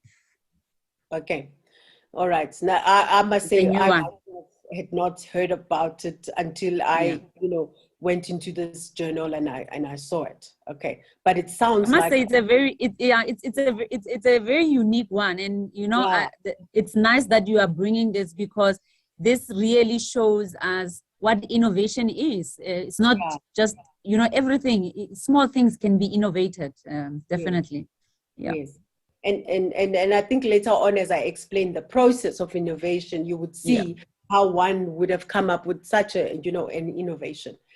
The next one is called livestock wealth. I've heard of this one before, but I must say I had not taken time to understand it. So in this one, it's especially in Africa, I mean, not just South Africa, we don't have a lot of people who are educated enough to understand the financial world, the markets, the stocks, the whatever. So this innovation came about to say, why don't we create an investment type of tool process where it's based on things that Africans can understand, like cattle, like farming, etc.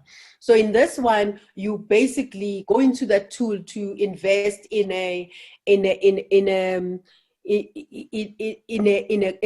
cow that actually would later on be maintained using your monthly kind of investments, which then would end up, producing more cattle, and basically you then end up owning stock, but cattle, not money.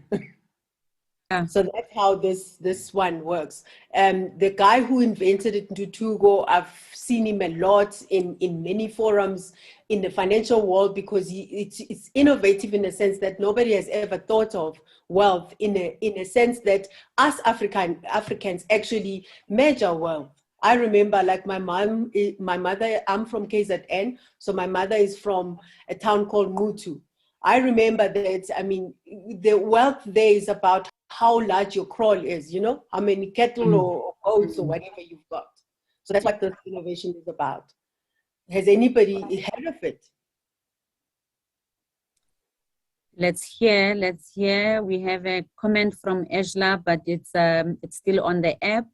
Jackie says, yes, she has heard of this kind of innovation, but it also shows you, Cindy, how, on the three that you have raised, the one which is an app and the two which are non-technology related, and how the responses are coming out in terms of whether knowing or hearing about it, and the thinking that I had about innovation versus technology, that we often have even heard about this, but we've never thought of them in that innovative way that it could be, we've never paid attention to those, but we have, Jackie said, yes, she's heard. Kiamogedzo also says she's heard of it. So at least, yes, we've had quite a few people who are familiar with this type of technology. I must say, this one has had a lot. That's why I myself have heard of it. The person, the founder or the inventor of this one is very vocal in terms of going out, because sometimes with these type of innovations where it's the business, innovation, you need to market it. It also counts that you create visibility on it. So I'm glad that there's some people in the audience who've heard of it. Okay, then the next one, it's called Ilanga Energy Solution, and it's basically a range of solar powered lights which provide clean and uninterrupted source of light for people in the informal settlements. So I think this one would touch not only just settlements, but even us with load shedding, with, constantly not having power. This one is actually innovating for just any target market, But I think in the municipality context, it's where if municipalities are expected to support individuals as part of service delivery, it is an innovative and affordable, because I think when you are in Africa, affordability on its own is a challenge, So has anybody heard of this particular one? But I could sense that maybe there's been other versions of this type of, I would think, let's hear what people are saying, but I've heard of this one with the solar powered lights, especially in municipalities with the street lights in your communities where there is no electricity. Any comments on this one? Yes, people have heard of it. Ejla says they are busy piloting a shop for recycling purposes. That's a nice one. Yes, they've heard of solar geysers as well. So not only in the lights, but also in the geysers, which are solar operated. Yes. Yeah, that's the comments that we have so far. So this one seems, as I expected, seems to be at least a lot more common in different versions, obviously. Then the last one, the fifth one, is the Memeza one. This one, I actually not only heard of it, but I have my own memes. It's based around security and the fact that especially women more than men, it's one way of quickly having something in your purse. Like my memeza looks like a lipstick, which you can actually call for help, and it's interlinked to to raise a flag at the nearest, say, police station to alert them that you are in distress, or something is happening to you. Because what tends to happen is that you would find that for some unfortunate reason you are being stopped, and you are either being, if you are in a car, being hijacked, or you are being you are being robbed, and you don't have a way to take your phone and call somebody. So that's what this one is about. Yeah, I think I've heard of this one as well. Let's hear what people are saying. I wanted to go back to the one on the solar. Angela was also adding into the that solar lights, powered lights, that mostly in the illegal dumping areas. That's where you also find municipalities innovating with those solar lights, to prevent those illegal dumping as well. Yes, yeah. Okay. And the executive mayor, Mayor Mtsweni, indicates that yes, indeed, they've also started changing their street lights to the solar lights. So this innovation is realized, and people are already embarking on it and ensuring that it becomes known and it's implemented. Yeah, it adds value. I think that the point you raised, that it must bring value. Yeah, it brings its value. Okay, any more comments on memeza? Has anyone ever heard of the memeza? Okay. Okay. All right. I'm sure comments will come in. Thank everyone for their participation. I am very good. Encouraged that we're gonna get this session is gonna be exciting as I thought. Definitely. All right.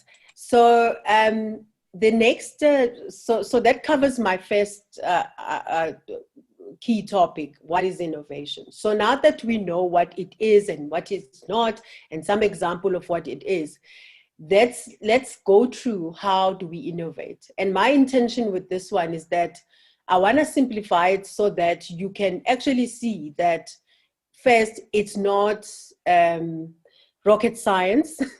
And secondly, it's something that you really can do on a daily basis, because it is not complicated, and it's not going to take you out of your job and put you in a boardroom and or war room or whatever. It's something that you can do as part of the culture of you hear organizations saying we have an innovative culture.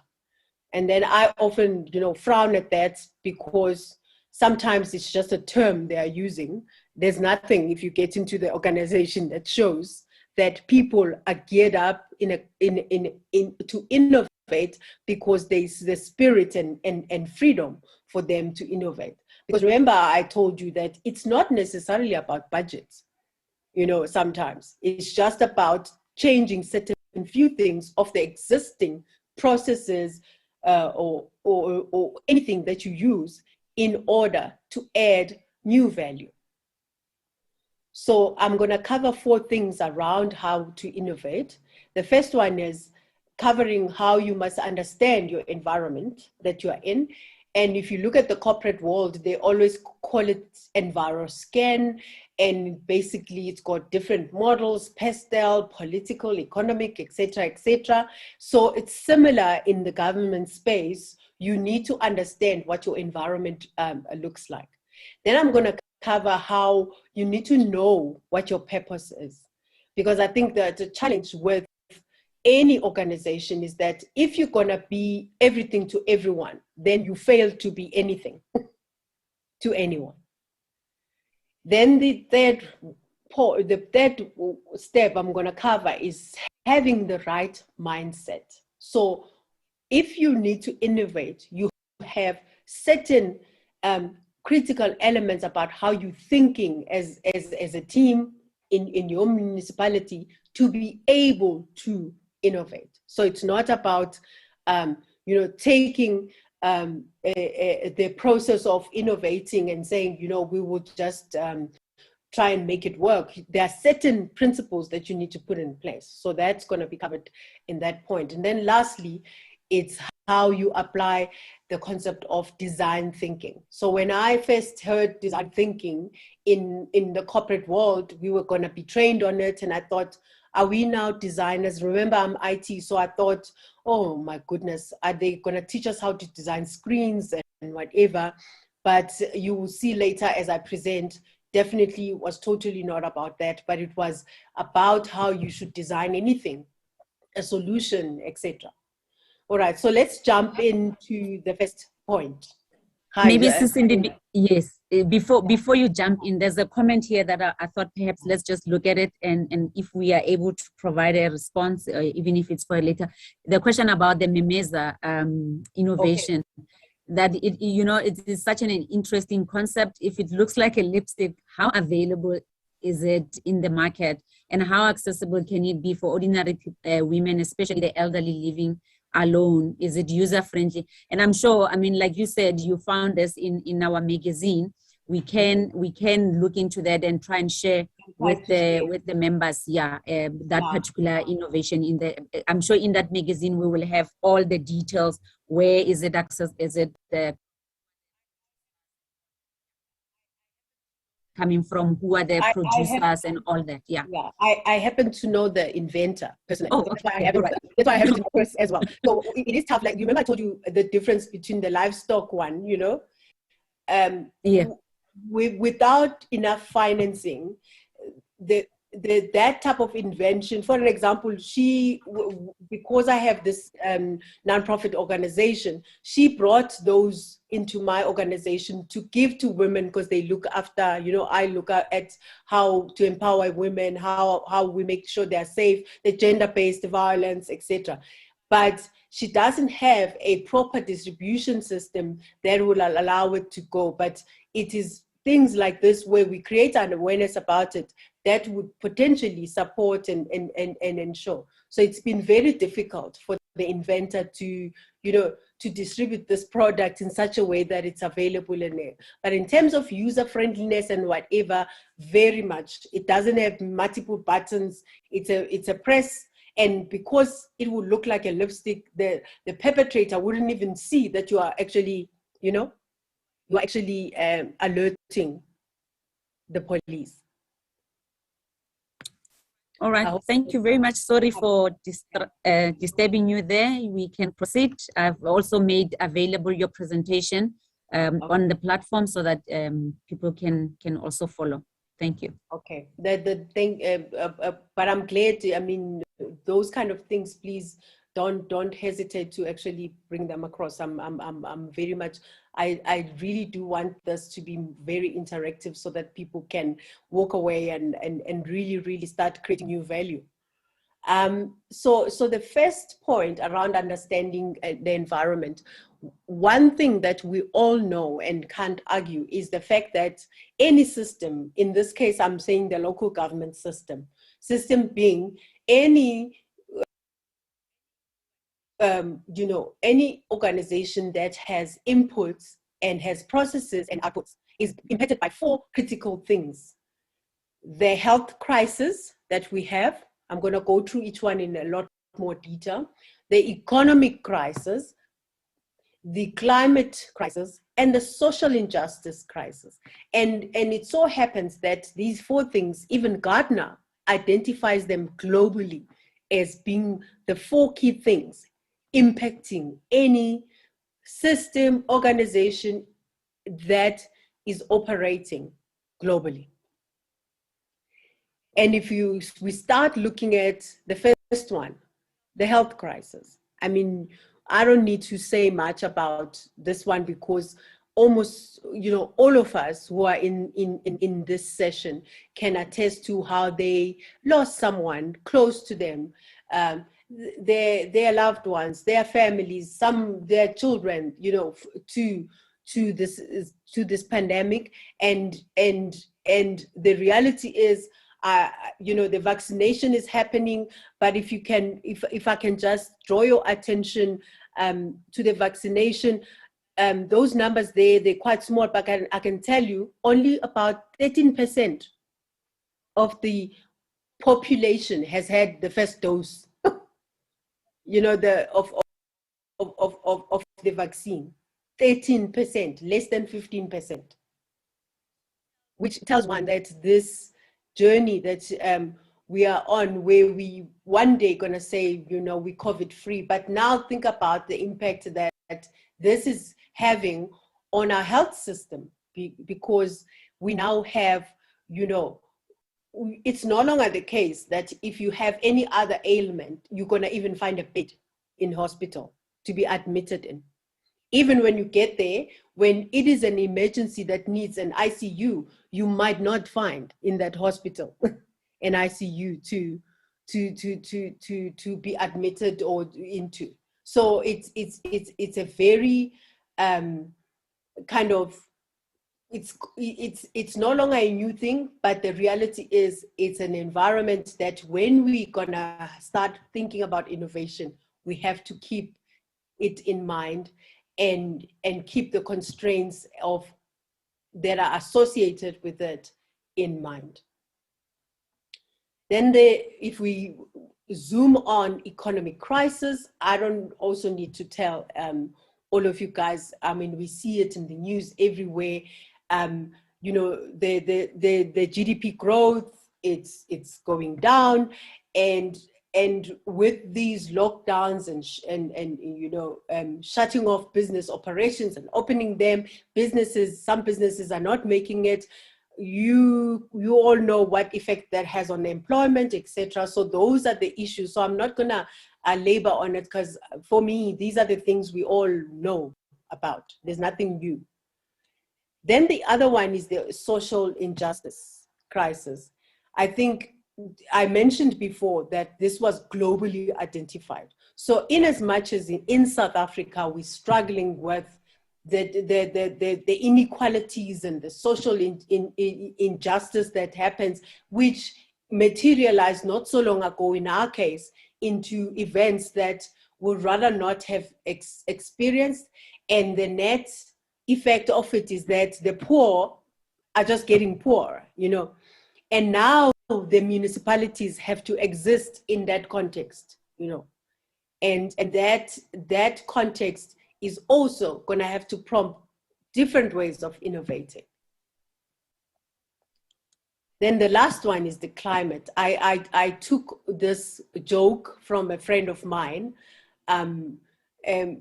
It was funny for me because I had been feeling that way.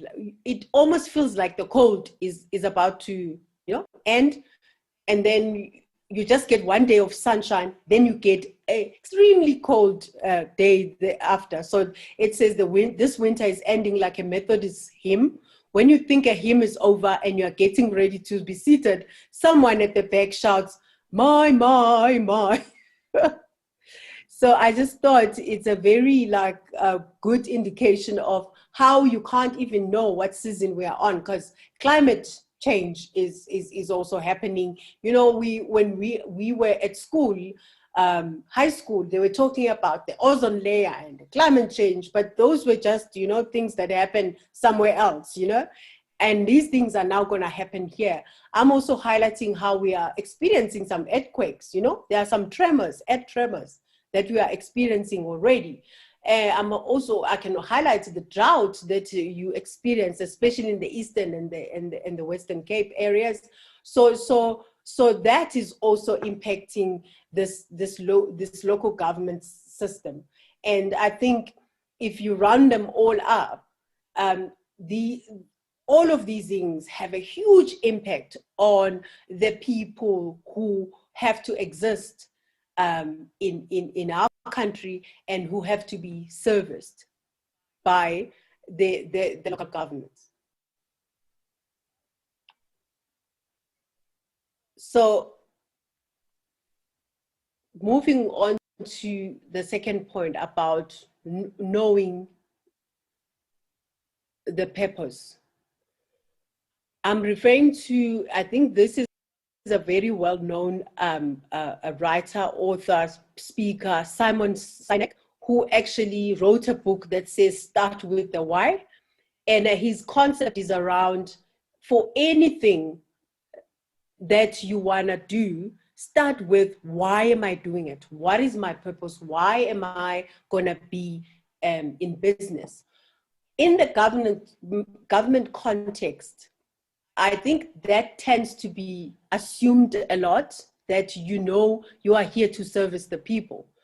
But what that does is that then your purpose, it lacks focus, because you are not transitioning. Your purpose will not necessarily stay the same from the day, let's say if it's a business, the business starts, to the day that I don't know, the business gets bought by another business in the corporate world. So you should be able to define your purpose in view of all these things that you see in your environment to suit what you're going to focus on. Because when you do that, how you do it and what you do becomes a lot more focused. So if I may ask, this is now another like interactive a sub part of this process. If I may ask someone to just, share or what they think their purpose for their municipality is. So Pauline, if you can help me with that. What do you believe is your purpose? Okay, so the purpose of the municipality. Yes, of their municipality. Their municipality. Anyone who wants to share? You can raise your hand. We will recognize you. You can just share your thoughts. You can also read them on the chat.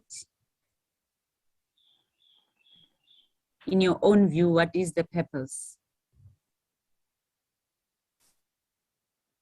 I think what I'm picking up here is that just like developing a strategy or coming up with a plan, you need to understand why do I want to do what I'm doing, and what informs this? What is the problem that I'm trying to resolve? I mean, if I look at the first part where you're understanding the environment, how does the environment have an impact on this idea that I have, and what influence will it have? So it's quite important to always go back to, where the origin and where this thing is going to be finding itself, where it's going to be operating.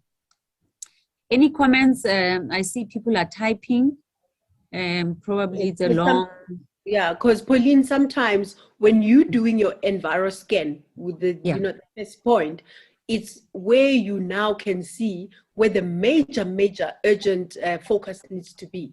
Because now you see how big it is, then you decide, I'm going to innovate in the health system, because that's where I'm exposed. You know what I mean? Definitely. Yeah. We do have a comment from Councillor CZ. Songo, the purpose of our local municipalities to effectively and efficiently render basic services to our community as a closer sphere to the people. So it's about delivering services. Angela says, building on the relationship between officials and councillors so that there can be better service delivery. So service delivery comes out as the core reason for existence for many of our municipalities. Okay, so if I may just type that I like that first one, rendering the services, okay? Yes, effective and efficiently rendering basic services. And the second one, it's about building building the relationship between officials and councillors to ensure service delivery as well. So ensuring both your administrative and your political leadership and management, they are working towards one goal, which is about service delivery to our communities. Inspiring service delivery. As SALGA, our aim is to inspire service delivery. We want to inspire municipalities to be able to render their services. Yeah, all linked. All right, these are very great, I think, purposes. Yeah. You want to take the last one? It's about contributing to the social development, also linked to service delivery, yes. Okay, contributing to social development, societal development.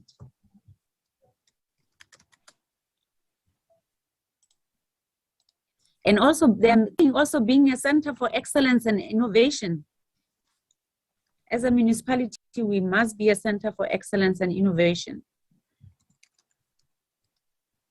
Okay, love that one. Mm-hmm. All right, so look at all of these. It's a good list to actually give you the sense that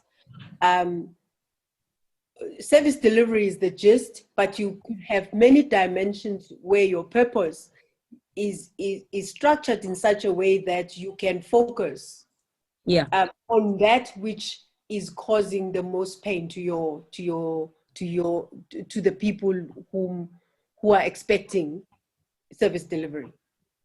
So you could build relationships and innovate around how do I make sure it's connected, that mobile app, that whatever. And you are actually, your purpose there is that if we together, we can achieve anything. Because some service delivery failures are because people are not with you. They don't have the connection to you, and therefore they don't, as citizens, help you to achieve these goals because they don't have that ownership of we are doing it together. Yeah.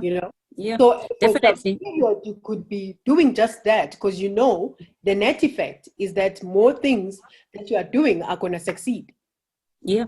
And I mean, if you look at Kiamogets's comment as well, it's about ensuring that those services are contributing to the needs or the development of the communities at large, because we might be just delivering services but are not responding to the core problem that you spoke about in your point one.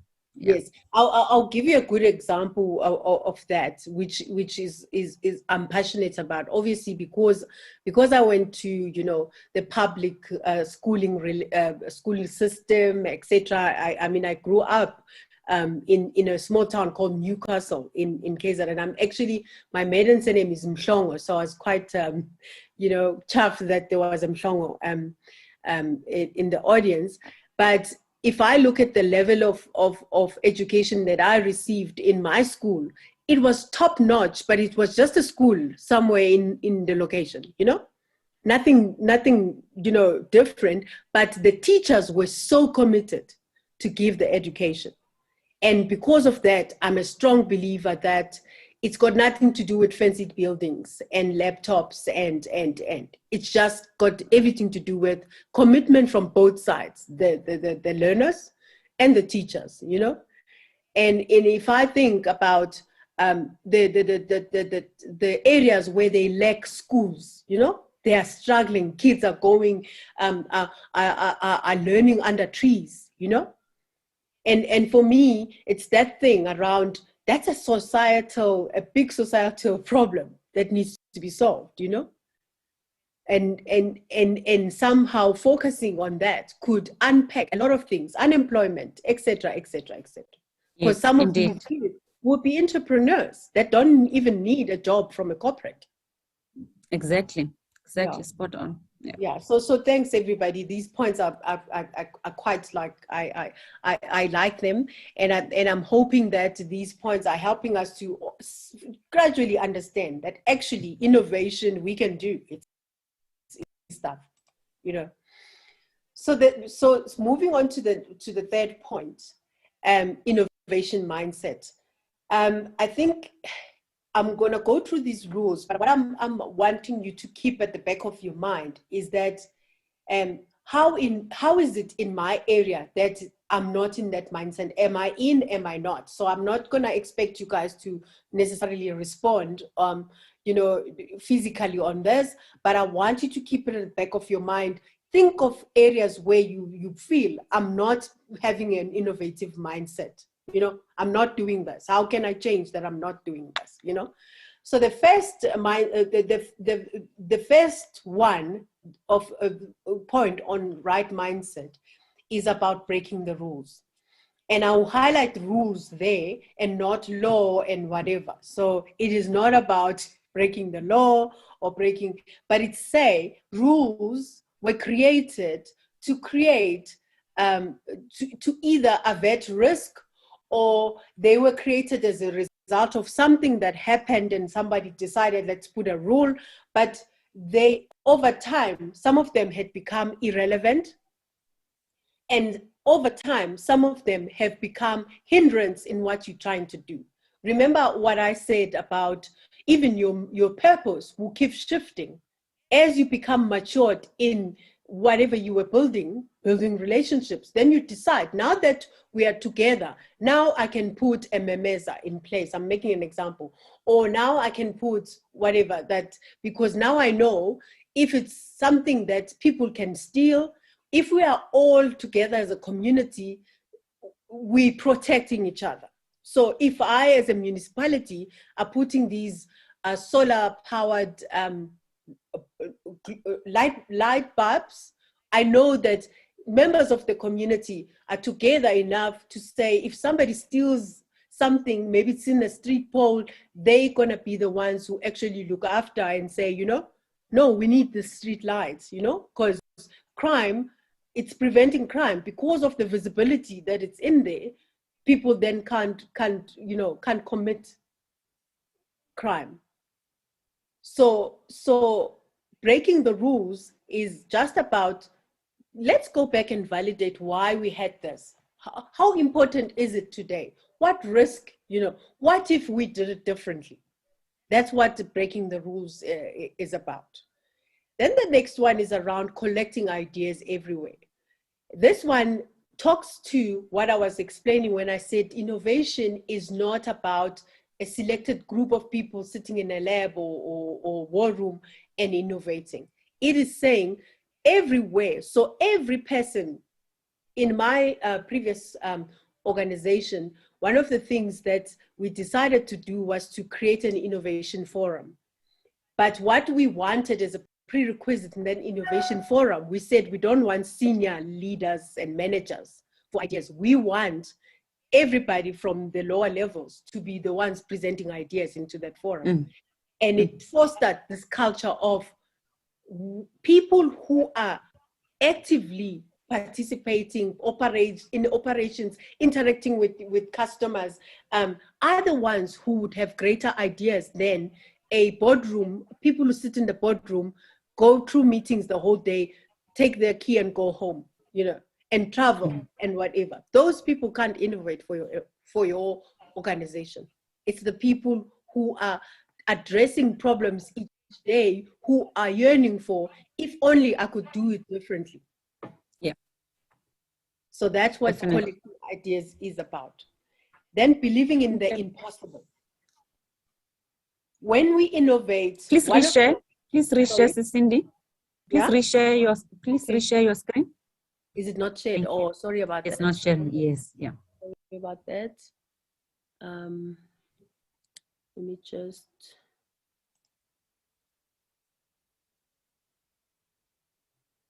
Okay, I must remember when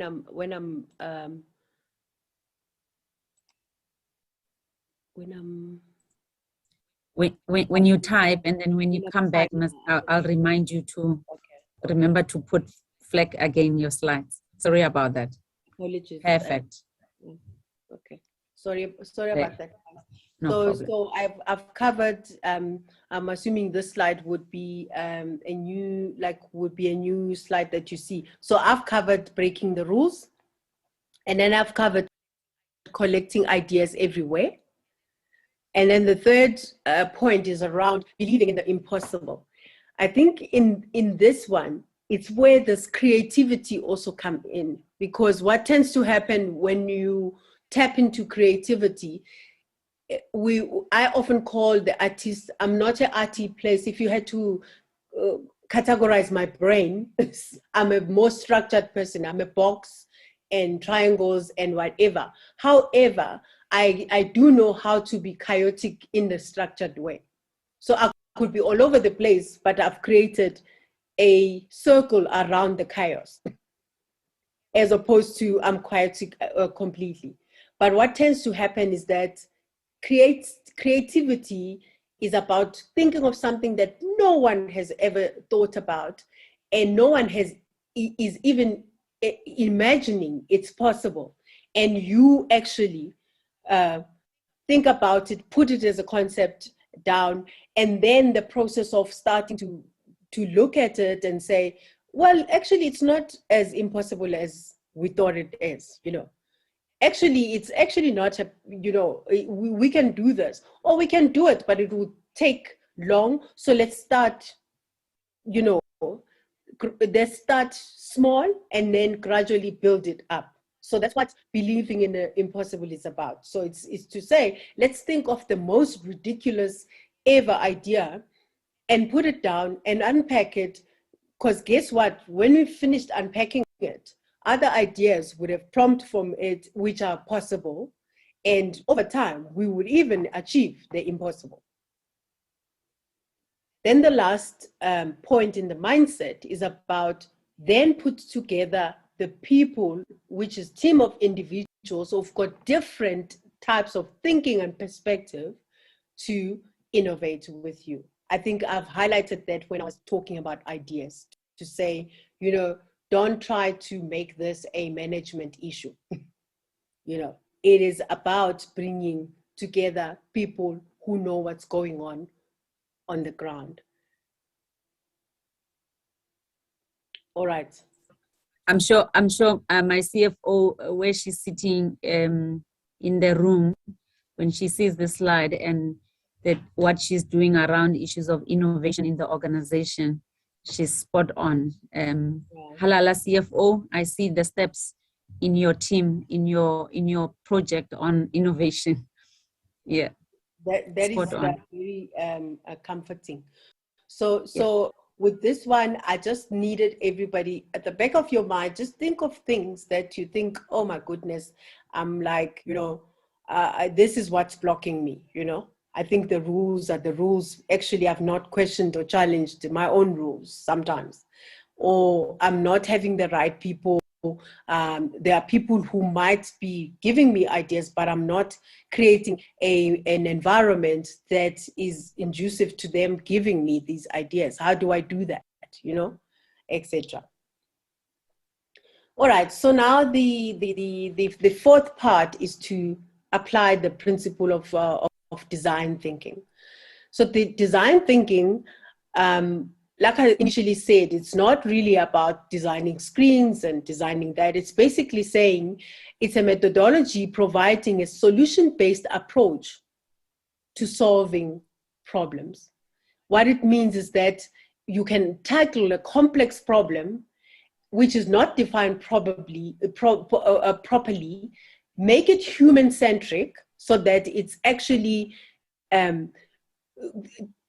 understood in the way from what a human being needs and understands, and then you reframe it so that you can create innovative ideas out of it. So it's centered around saying solutions have to be for people, hence they should create new value. The value is to the people. So design thinking is about bringing back all these methodologies. I'm in IT, so I remember process. I started as a business process consultant. So we mapped processes, but I could tell you now, our key thing was, how do we enable it via technology, Because if it's in technology, then we've done our job. But actually, what made me get interested in coaching, for example, because I also coach, was that fact of people are the center of the thing. So IT has to enable people. And if IT doesn't enable people, then it doesn't add value. So design thinking has 5 stages, which I'm hoping that as part of this session, we could walk through them and try to come up with something that us as a group would have done during this session to just show that reality of it's not a rocket science, it's an easy thing to do. So just going at the high level through these steps, you first start by empathizing. And I was so excited when in the compassionate leadership session, Umama, I'm trying to remember her name now. Please remind me, Pauline. It's Umama Nobantu. Yeah, Mama. Yes. And she mentioned that thing about you as a leader have to have empathy, and that is something that would ensure that you get the people to not only follow you as a leader, but get them to feel that you are actually, you care about them. So in an essence, you are part of their family. So I was so excited because actually empathizing is the first step of wanting to design or innovate on anything. You need to have empathy. Then the next step is about defining what the problem is, because what tends to happen with problems, we could make it so broad that it is impossible to solve it because it's so big and complex, So defining is not just, it's starting with something broad and until you get to defining something that's small enough that we can address it. How do we solution for this problem? Then ideate is where this mindset of getting ideas from anywhere plugs in, because in ideate, you now start thinking of creative ways. That's where creativity is found, and you actually are trying to think of ideas so that you can now identify one of those ideas and move to the next stage to prototype it, create a prototype. If it's a process and it's not a system, you work out an example where this process is going to work differently and try and simulate and see if it works. If it's a process, you give it a few weeks. If it's a process that happens monthly, you give it, a few months. And then in test, you then are testing, did it work? Is it working approach? Then you bring in test, you bring in all the elements of challenging that, you're challenging whether is it working appropriately. And in any of these steps, you might go back because of when you prototype, you might decide, actually, I didn't define this problem proper enough. Let me go back to defining it, redefining it. Or when you prototype, you can decide that this idea is not going to fly. Let's try another one, Or when you're testing, you can decide, oh, absolutely, it doesn't achieve what we wanted to do. Then you go back. So that's how the process really works. Just out of Pauline, how much time do I have? Because I know there's a question time and. We still have about 45 minutes. We're supposed to end at 12:30, but I don't know. We'll see if there are questions coming at the end. But I think we've been very interactive that we might not get as many questions at the end. But it's a very interesting topic. Maybe people are taking notes and will still have questions as well. But I want to believe that it's very interactive and you can go as up to 4:30. Yeah. All right. Okay. Thank you for that. All right. So let's start unpacking this together. So the first one is around empathy. So in the design thinking concept, empathy is gaining an empathetic understanding of a problem you are trying to solve. The word empathetic is saying, it doesn't mean that if it's a problem for you, I'll give you an example of problems, that two different people might have. A person who lives in a settlement might have a major problem with, let's say for an example, with getting food, to eat. they might be in a situation where, yes, they are working, but they are earning so little that actually after they've tried to keep the lights on and, you know, to do the best that they can literally buy groceries and feed, you know, their family. In many cases, it's even, you know, a single parent type of household, etc. So those are the problems that you get for that. But a person who's in, say, middle class to upper class, let's just take middle class, definitely doesn't have that problem, but they might come to the municipality.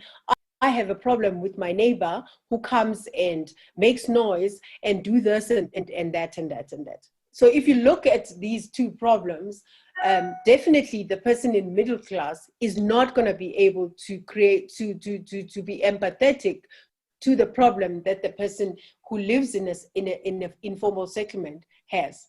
In fact, most cases than not, this person in middle class section is busy judging that person. Why didn't they go to school? Why didn't they do this, you know? So now, I mean, why must it be my problem that they are lacking food, etc.? I'm trying to use an example where when you are a leader, you might be in one of the two groups, and you should be able to empathize with both groups, because the neighbor who makes noise might be causing this middle class person not to sleep well, and all of a sudden performance at work is going down. Guess what? They might end up, you know, either getting demoted or losing the job. But having said that, if I'm sitting and I'm looking at a person who goes to bed without food, I would think their problem. But guess what? If the problem doesn't get resolved, that person might end up where the other person is, though it might not be in exactly the same strength, but they might end up being the one who are calculating, I don't know, where the next meal. I would attest to that type of a thing with job losses that are happening. People who had proper jobs are ending in positions where they've been unemployed for too long that they really can't put a food on their tables. So you see how a person who was in that middle class group could land up in sort of the situation that I explained in the informal settlements. So that's what empathy is about. It's to say, let me take myself out of what I know and you know, and what I know and believe. Let me try and put myself in that person's shoes.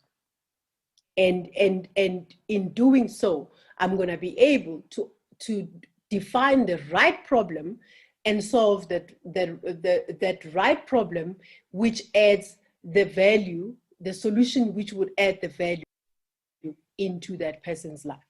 Not try to think, I'm going to give them an app, but mostly they can't afford data, they can't afford this, but hey, the app is there, you know? So those are the examples of where the empathy didn't come in. The person just saw, oh, me and my friends often want to, you know, connect with the municipality, and we're always struggling. Good application, but guess what? The largest percentage of people who really need to communicate with the municipality can't access this because they don't have data. So this is just an example that I'm using. So now, as a group, I would like us to try and think about ways that we could be empathetic in the different spaces or areas within the municipality. But before we do that, I want to just highlight something else, which I think also in that compassionate leadership session was mentioned by Umama Nobantu, was around, it's really used in psychology, this concept of the head, the hands, and the heart. And I use it a lot when I coach, because guess what? In many cases, all I'm doing in coaching is trying to get this very successful leader or very young, driven person to know that the head and the heart and the hand has to have some balance. You can't always live in your head, which means you're living with ideas, you're thinking of things, etc. But your heart, the heartbeat, which could have enabled you to be empathetic, to be, etc., is closed off. So now you are an actions person. You rule by force, basically, as a leader. You are telling people, because all in your head you have are plans and things that needs to be done. You are not empathetic and therefore not connecting them at a heart level. Then you get the hands type of person, where now it's less about the logic of, in terms of, it's more about things must get done now, get done now, get done now. So I don't care how you feel, you know, it has to be done now. So now if we take that concept and we put it into this empathy that I'm trying to land as the first of the process, when we are being empathetic, we need to reach into all these three elements. We need to be saying, how would they feel if I came and I put a fancy what next door, and what they have? Let's take, for an example, I'm absolutely hoping I'm not trying to create tension here, but I often wondered the concept of Sentin City and the Alexandra being next to each other, you know? It's always been a wonder for me, because I'm from KZN, so when I came here and we call it Joburg, I for my lack of knowledge lived in Sentin in my little salary that, you know, couldn't afford that much, but without knowing, I got a flat through you know, the newspaper. All of a sudden I'm living in Sentin.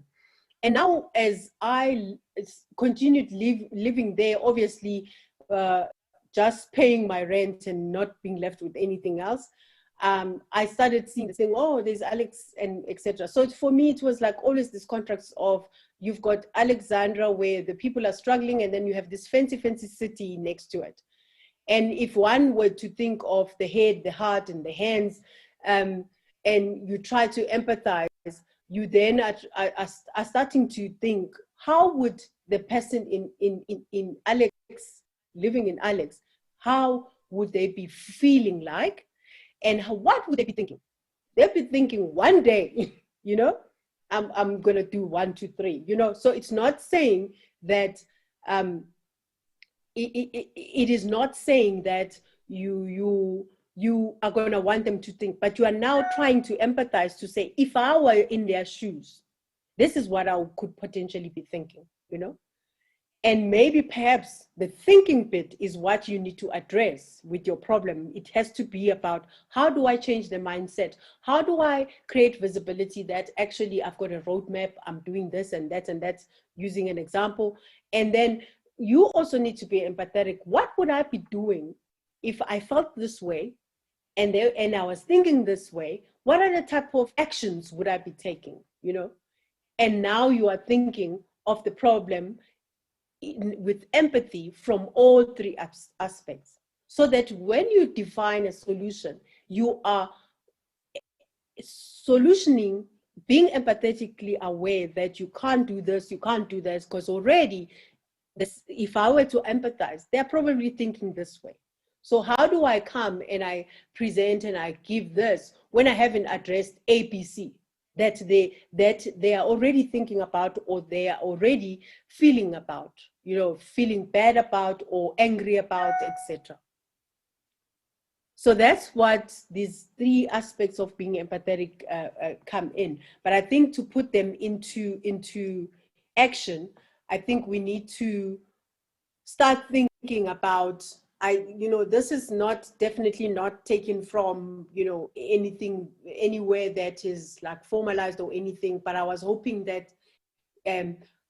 just in the local government scenario, the municipality is just to say, can we think of the areas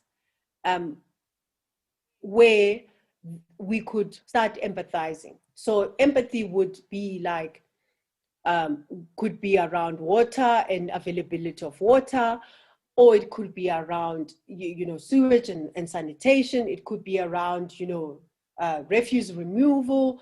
It could be about streets, the lighting, etc.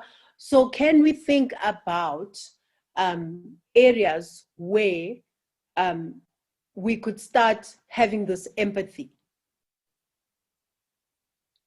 of understanding the problems in those areas that we as municipalities need to be empathetic about.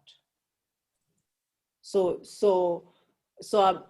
I'm hoping that that is clear. So I need everyone to to suggest which area, any area, and just think of as empathetic problem that we can find in that space. Yeah. No, definitely. I think that is heard. I'll keep checking on the chats, but I see Lula Mama Kubela has her hand raised. We will unmute. You can try and unmute Lulama. And there she goes. Yeah, let's hear. Thank you, Pauline. Thank you, Cindy. I tried to resist. I terribly tried to resist to weigh in on such a beautiful, beautiful topic within the context of public sector leadership. Look, I was kicked out for some minutes during your presentation, so please, Pauline, don't strangle my little head if I touch on what Cindy had touched before. But I just wanted to check Cindy's thinking, but not only Cindy, because she obviously, all of us in the space, we contribute to the bigger dialogue. So anybody who has, knowledge that can add to what Cindy has so eloquently shared with us, it will be appreciative, really. Okay, the issue around, Cindy, the issue around looking at public sector leadership from a design thinking perspective, and bringing forth industrial revolution in the whole debate, you understand, because my take is that the minute we say 4IR is like, woo, even 5IR, by the way. Exactly, but I'm going to 4IR simply because, a lot of people are still, we kind of what this is. Why am I prefacing the nexus, Cindy, between public sector leadership and 4IR is simply because innovation by its nature is messy, okay? It's risky, it is costly, but it also needs, the whole thinking around understanding design thinking in its length and breadth from that perspective. Okay, so my it's not a question, but I would rather say my contribution in the discussion really would be we need to debunk. And I think it's an issue that we touched on. We need to debunk the understanding of design thinking, as if it is set aside for, the people with a mind like yourself, as Cindy, maybe coming from IT, because when you understand what 4IR, for example, is all about, and understand the masterclass that was given by Professor Mahwala, Chilizi Mahwala, the Vice Chancellor of University of Johannesburg, he will take you to his grandmother, you understand?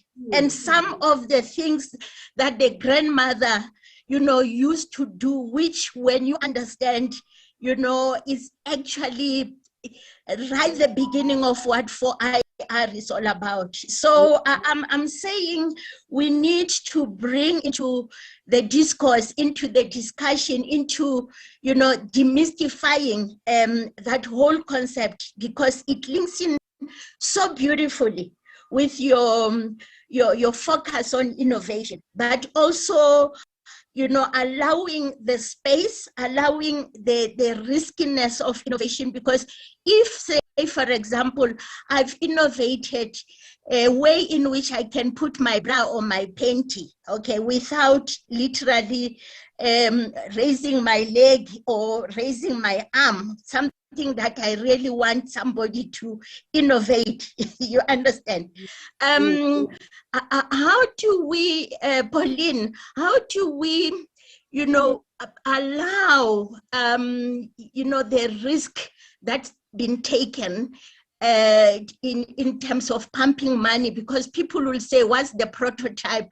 No, we can't take this because it's too risky, it's too expensive. But by doing that, we are thwarting the imagination, of people that can bring, incredible solutions to some of the problems that we are sitting with, not only in our municipalities, but in our day-to-day life and making life easy for us. I think I've said a mouthful. Let me leave it there, but you can pick up my excitement, my passion in the topic that you have touched. I wish we had a whole week just on innovation only. Back to you, Pauline. Sorry, Thank you.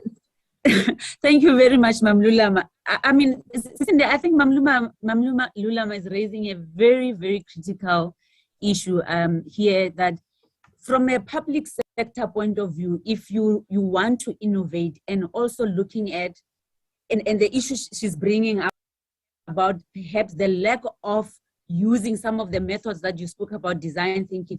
And the reason being, I mean, in my mind, I'm thinking we live in a very highly legislated environment. And perhaps some of these legislations are the ones that are hindering that innovative drive, because as she's saying, you will put some money into a prototype.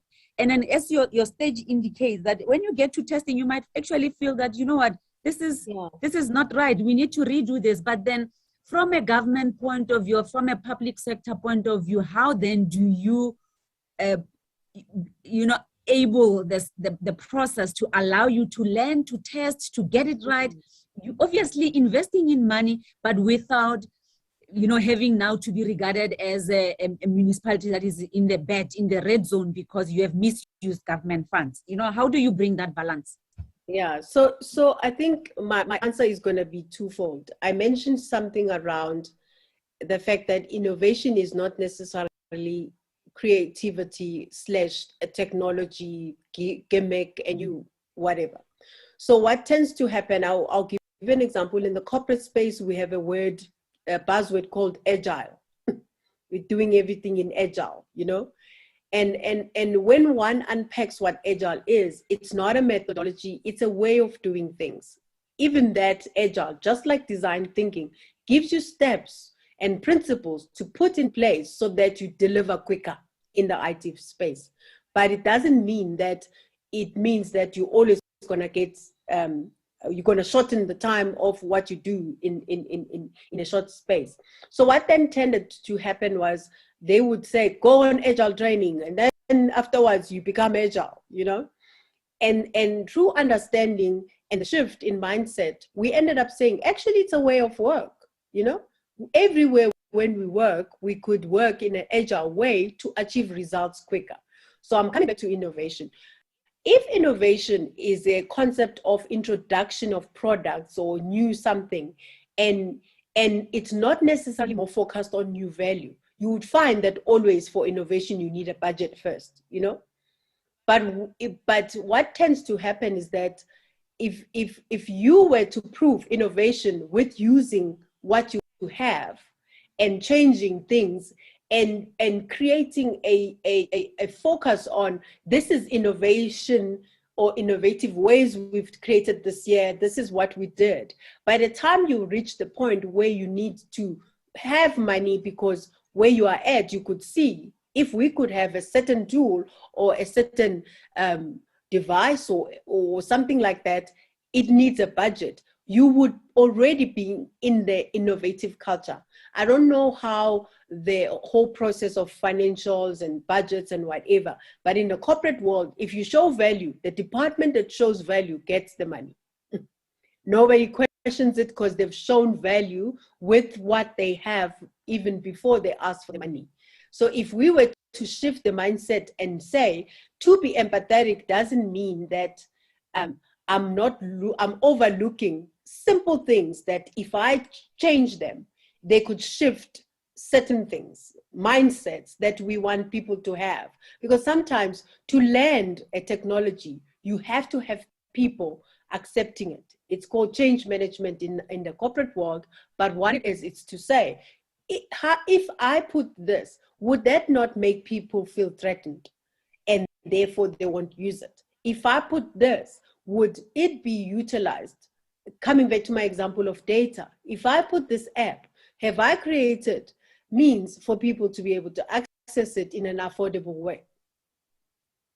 So sometimes we have to transition into the big tickets of innovation, and having proven that we are innovative enough, we then are able to be allowed to do what you mentioned, Mama Lula, to be given a chance to fail fast, and come back and redo, etc. So I don't know if that sort of covers, but one thing that I like you highlighting is what I've been trying to drive home is to say, let's not think it's this fourth industry, it's these buzzwords. It's actually in what we do. We need to innovate. And the more we innovate in what you do, we create space for the big tickets to even not fail first time around, the testing thing, because we've learned how to be empathetic enough, and we are starting to think empathetically of saying, in the business case, I can link this budget to that budget, and then get my way of being approved to say, if you let me do this, it's gonna decrease expenses in this area, that area, which means actually, if you give me this budget, I'll save you more. Yeah, definitely. So it's about creating that value first, ensuring that that value is clear even at the beginning. Let's look at some of the comments that are coming. Kiamogelo says, in the public sector, innovation speaks to continuous improvement within the constraint of the key resources, efficiency, and change management, where we're talking about effective results that bring about desired experience of services. Yeah. I completely agree with that. Yeah. I agree. Okay. Any comments? Any comments? I think my just to land my question before we had that other comment is to say, can we think in any of these areas of a problem where we are being empathetic and we are thinking that there's a big problem here in this area and this function, etc., that we now can solution for? Yeah. All right. Any let's see ideas? further comments. No ideas right now. Okay. So I think Mam Cindy was asking, perhaps let's get ourselves into the empathy part. If we were to empathize with looking at some of the challenges that we're facing in our municipalities, what will we say? What are some of the things that we want to empathize on? Because what I want us to do is to work through that, applying these principles, because the more practical this conversation becomes, the more you become comfortable that, oh, we can do this. I don't want it to land as a concept only. Yeah.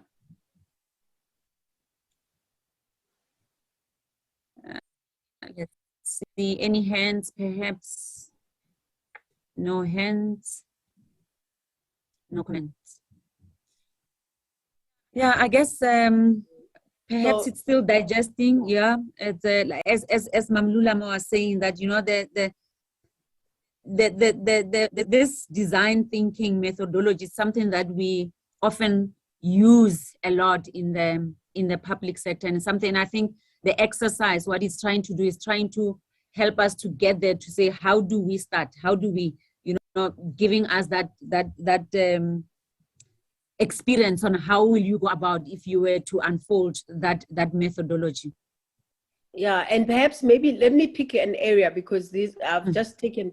If we look at the health services, I highlighted in the environment understanding how the health system is impacted. Is there anything that that anyone can think of in that area where one can start defining what the key problem is? Health services. Yes, comments are coming in. Ashla says it is difficult to have empathy when your community trusts the input received from leaders. Kemohedzo says the roads infrastructure in the townships and villages needs to be upgraded to be the same quality as those in the suburbs. Tar roads and speed humps to contribute to road safety. So the Santin versus... Just let me know what's showing now, because Yes, we can see your discussion slide where you want to put in some, yeah. Okay, so I'm gonna have to make sure the other one doesn't. When you, yeah. Okay, so we spoke of roads in the rural roads, yes, roads infrastructure, yeah, in the townships and villages, yeah.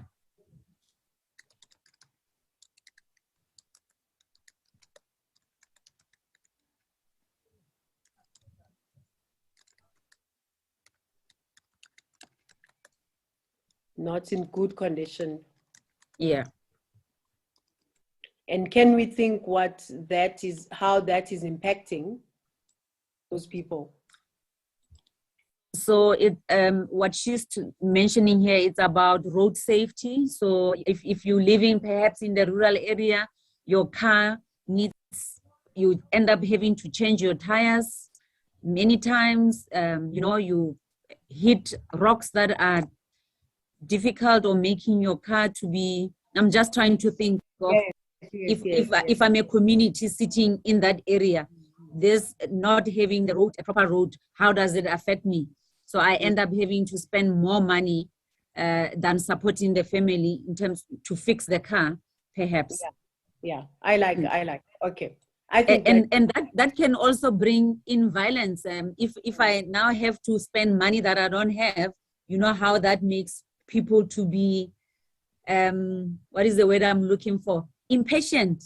When the child comes and asks for something, now I'm already responding to this child in a very wrong way, end up physical violence and all that. So one thing leads to the other. Okay. All right, I like that one. So because we don't have any other problem, I was hoping we could get a few, then we choose one, because we're not gonna, you know, the gist of the practice, the exercise here is that you look at the list of problems, then you focus on one that you're now gonna define what it is. So just let me know, because now I'm going to PowerPoint. Should I share again what's happening now? We can still see what you're sharing. Yeah, it went. There's also here referring to informal settlements regarding illegal and land invasion where there is no electricity, which ends up into illegal electricity connections. Okay.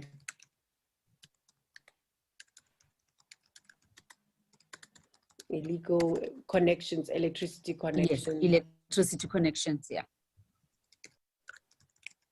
Okay, let's leave it. Let's focus on that one, because we are saying it's where now the difference between empathy to the citizens versus empathy to me in my role in the council. So illegal electricity, who are we being empathetic to?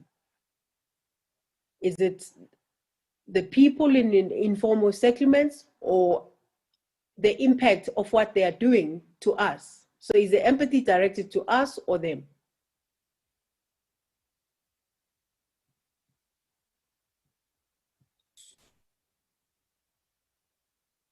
You see where it can get, where this thing of trying to take yourself out of the problem and be in the person's shoes. So what should we be trying? Yeah.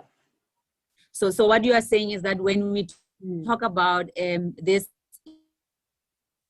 illegal connections, when we are now in the empathy zone, we should remove ourselves. Who's affected in this except us? How does it affect them? What leads them to doing illegal electricity is because they cannot afford electricity. So the empathy is people in informal settlements, actually, they don't even have infrastructure for electricity because they are informal. So actually, we could focus on two areas: lack of electricity, because actually they are illegally connecting it from somewhere. Connected, it's not there at all. Infrastructure, and probably affordability is there as well. I mean,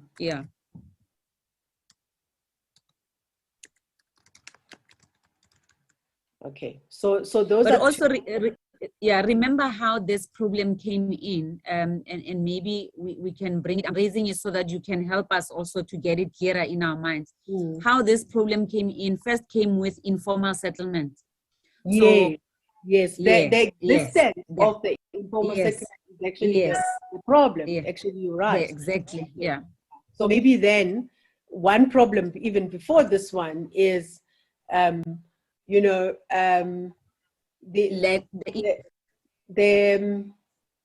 she raised it there. Let me quickly go back. It was the issue of land invasion. Okay, but then land invasion is actually empathetic to us. We are calling it invasion because we are judging. We are judging them. We need to be thinking of people are lacking a place to live. You know what I mean? Then they I hear you. Okay. So is it lack of land or lack of accommodation, whatever. Accommodation, of accommodation sounds like a hotel, but lack of living. But I think we get where we're coming from. Living space near, because sometimes these illegal, it's around vicinity to somewhere. Because some people you find they actually have homes, but they are far from Joburg, far from in the vicinity. This problem is very big. What she's saying here, Angela, is that when they end up with this illegal connection, and I've heard of this this way, they go and pay someone who already has an account. So let's say Pauline already has connection in her house, and then Pauline illegally connects all these other people because I'm able to somehow defraud the system and not pay the full amount that I've been using. No, I think I've heard of such stories of those, which means some cases it's not even affordability; it's just around the vicinity and the space. The person works, can afford, but actually there's no infrastructure because it's informal. Okay, I think we're getting onto something. I think everybody now is getting the gist of what do we mean by empathy.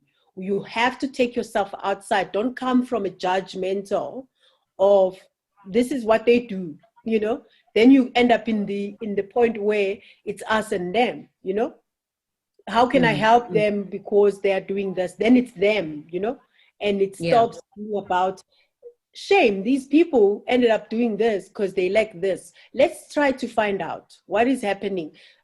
It could be an analysis of the corporates who've hired people around the city and how many of them are actually from outside, the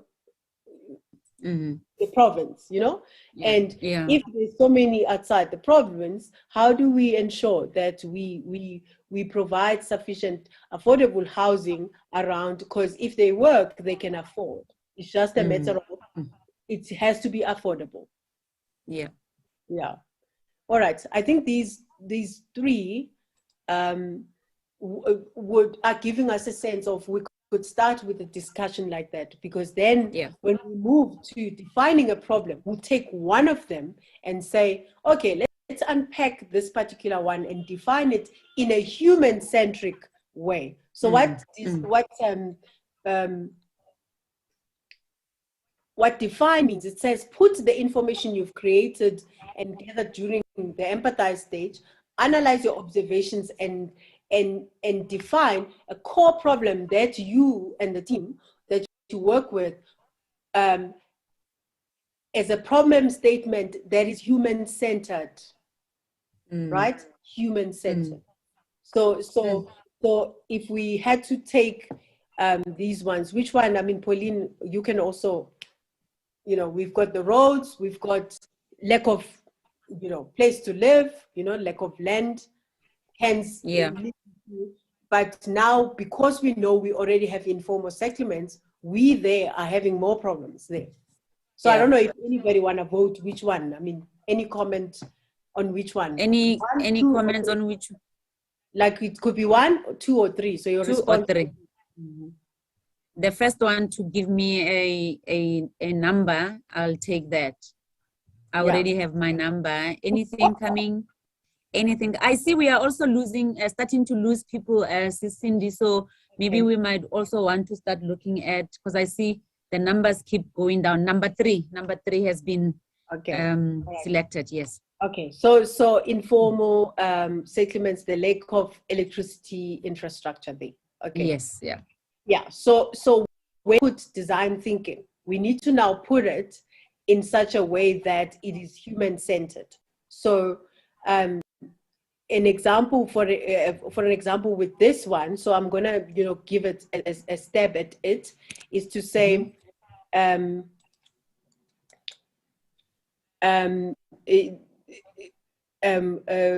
people living in informal settlements are illegally connecting to the substation. Yes, connecting to illegally connecting, illegally, let's say using electricity, illegally, using electricity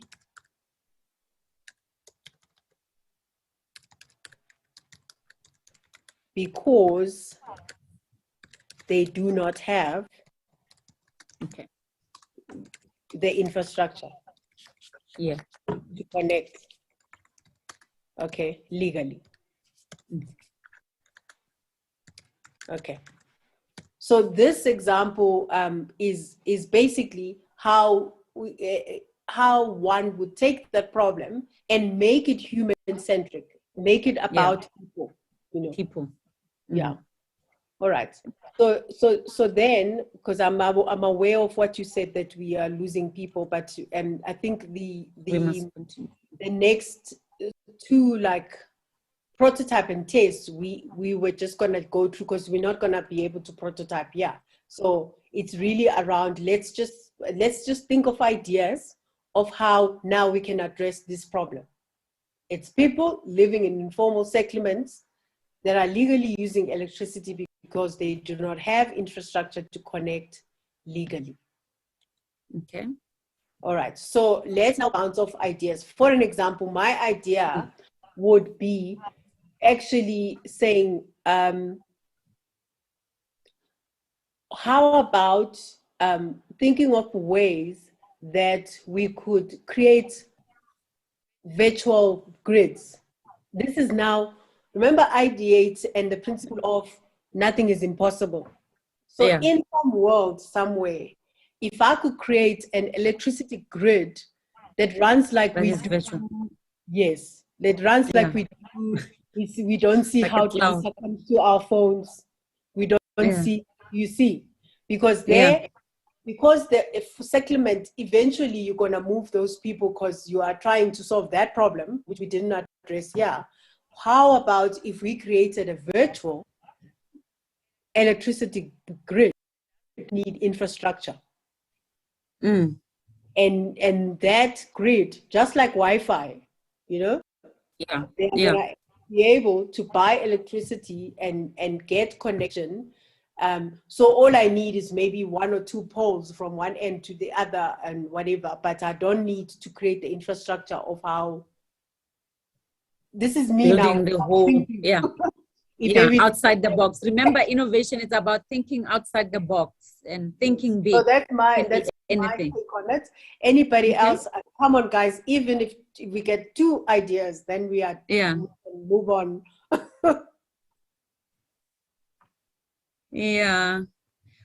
Well, Angela is got a very heavy heart here because she has now to leave for another meeting, and she feels that this is a very interesting topic that needs to be continued. Sis Nozi, I'm sure you are listening. You are reading all the comments. This is what the people are saying. They want more of this. But yeah, let's get back to So I the think, few minutes left. let's try to wrap up because I'm completely aware that people have to rush. But I think the gist of it now everybody's getting. So my example of that, it's those type of ideas that you would have collected where you know somebody said it's thinking outside the box. Remember when I said what innovation is? Can you see now? Ideate is that think outside the box. And then the next two steps really are around whatever now you've come up with, let's try to prototype it. That's when now this idea of mine of we start thinking, let's analyze how data and phones work. What is the difference between how data flows and electricity? They be similar, how they can, etc. And then you test it. Then be saying here physically, let's take an informal settlement, let's put this thing in place, let's get residents buying into it.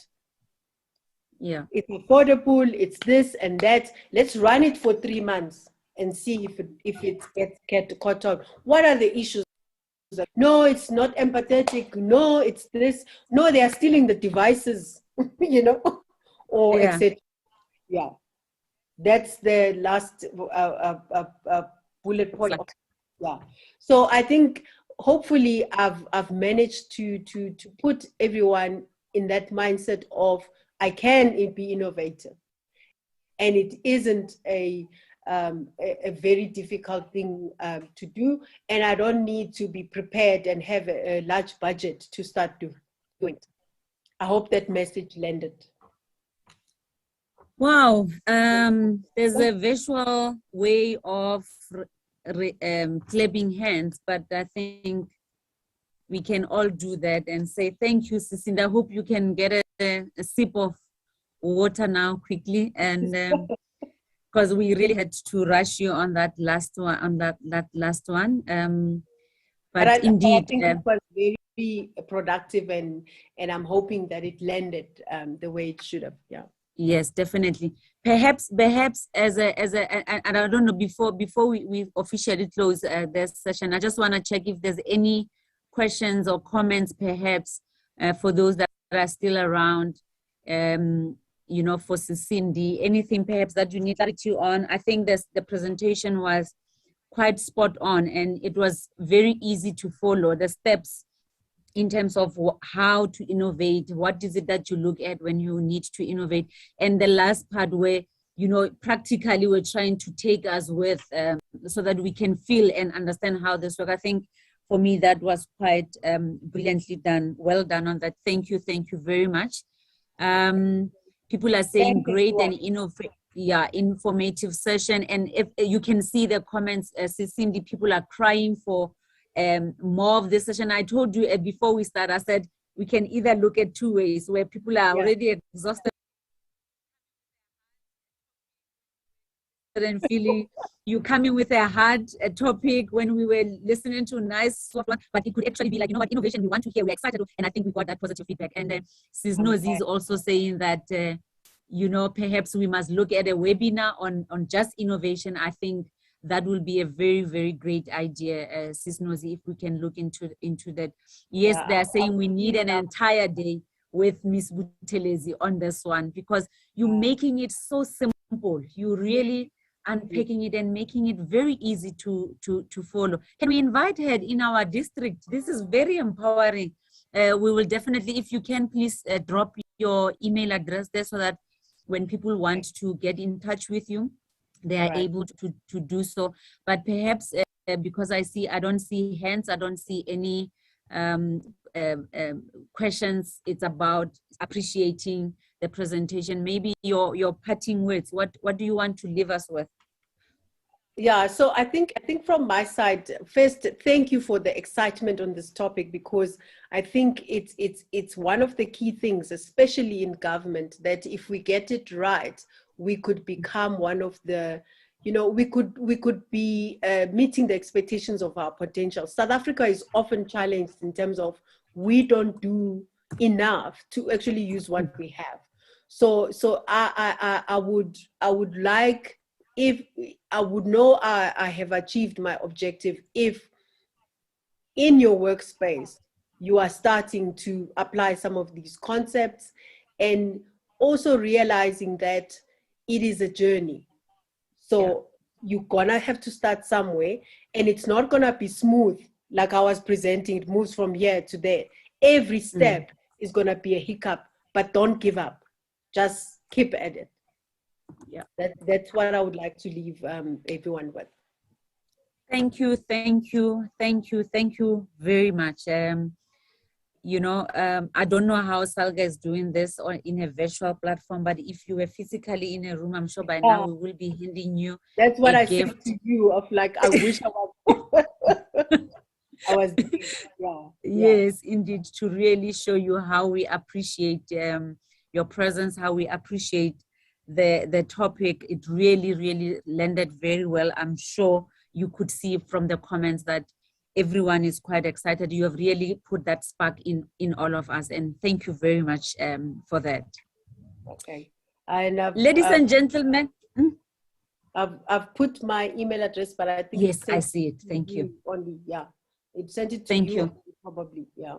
Yes, thank you very much. And I'm now putting back my program director head on, and want to indicate that with this last session, we have reached the end of the Masterclass sessions. This was the last session for the day. And I want to take this opportunity to really thank all our speakers today. I think, we often take it light as some of the topics that were discussed today.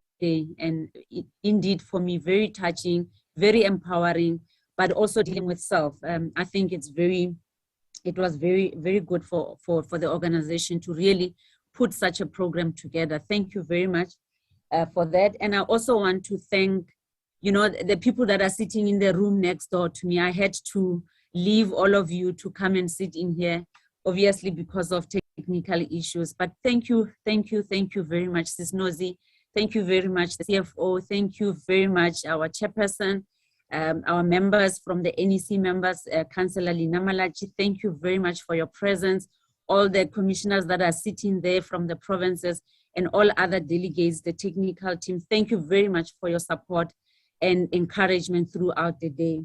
To all our participants, for your comments, for your interactions, for keeping these conversations, all of them, for being there, sitting, as much as tiring as it is. We know how it is. You can sit on that chair the whole day, but thank you very much for your patience.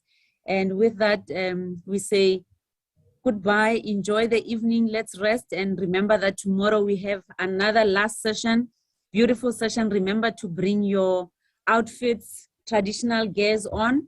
We will be all dressed in our traditional attires. There will be an opportunity to take pictures and really celebrate or close the celebration of the Women's Month. Can I ask everyone to unmute so that we can all say hello?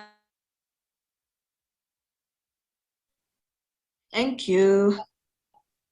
Thank you. Thank you. Thank you very much. Hello. Thank you, ma'am. Thank you. Thank you very much.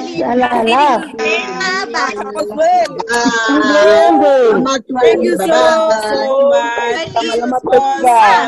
It's now from Free State. Indeed. Bye-bye. Love you lots. Bye. Bye.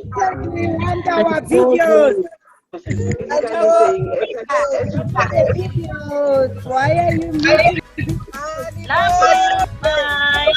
Recording Bye, stopped. everyone. Recording in progress. That's it for today. Recording stopped.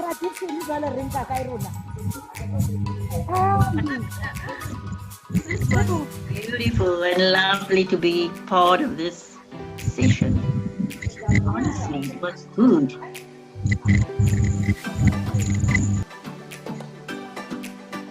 Again, It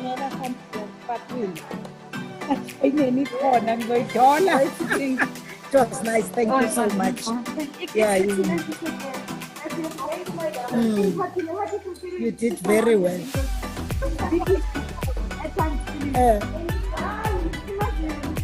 I'm about to impressive video. Oh, but thank you. And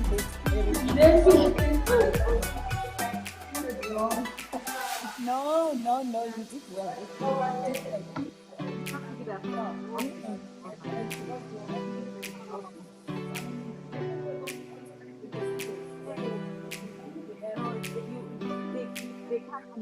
Everyone must.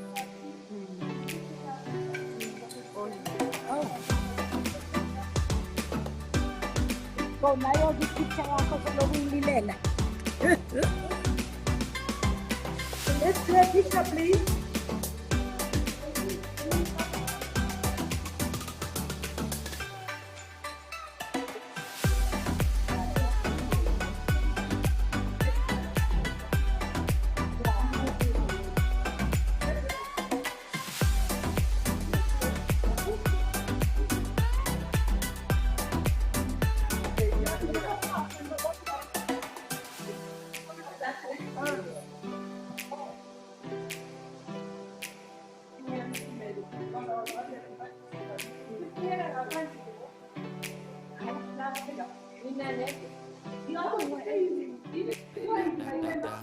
Emily P, the producer.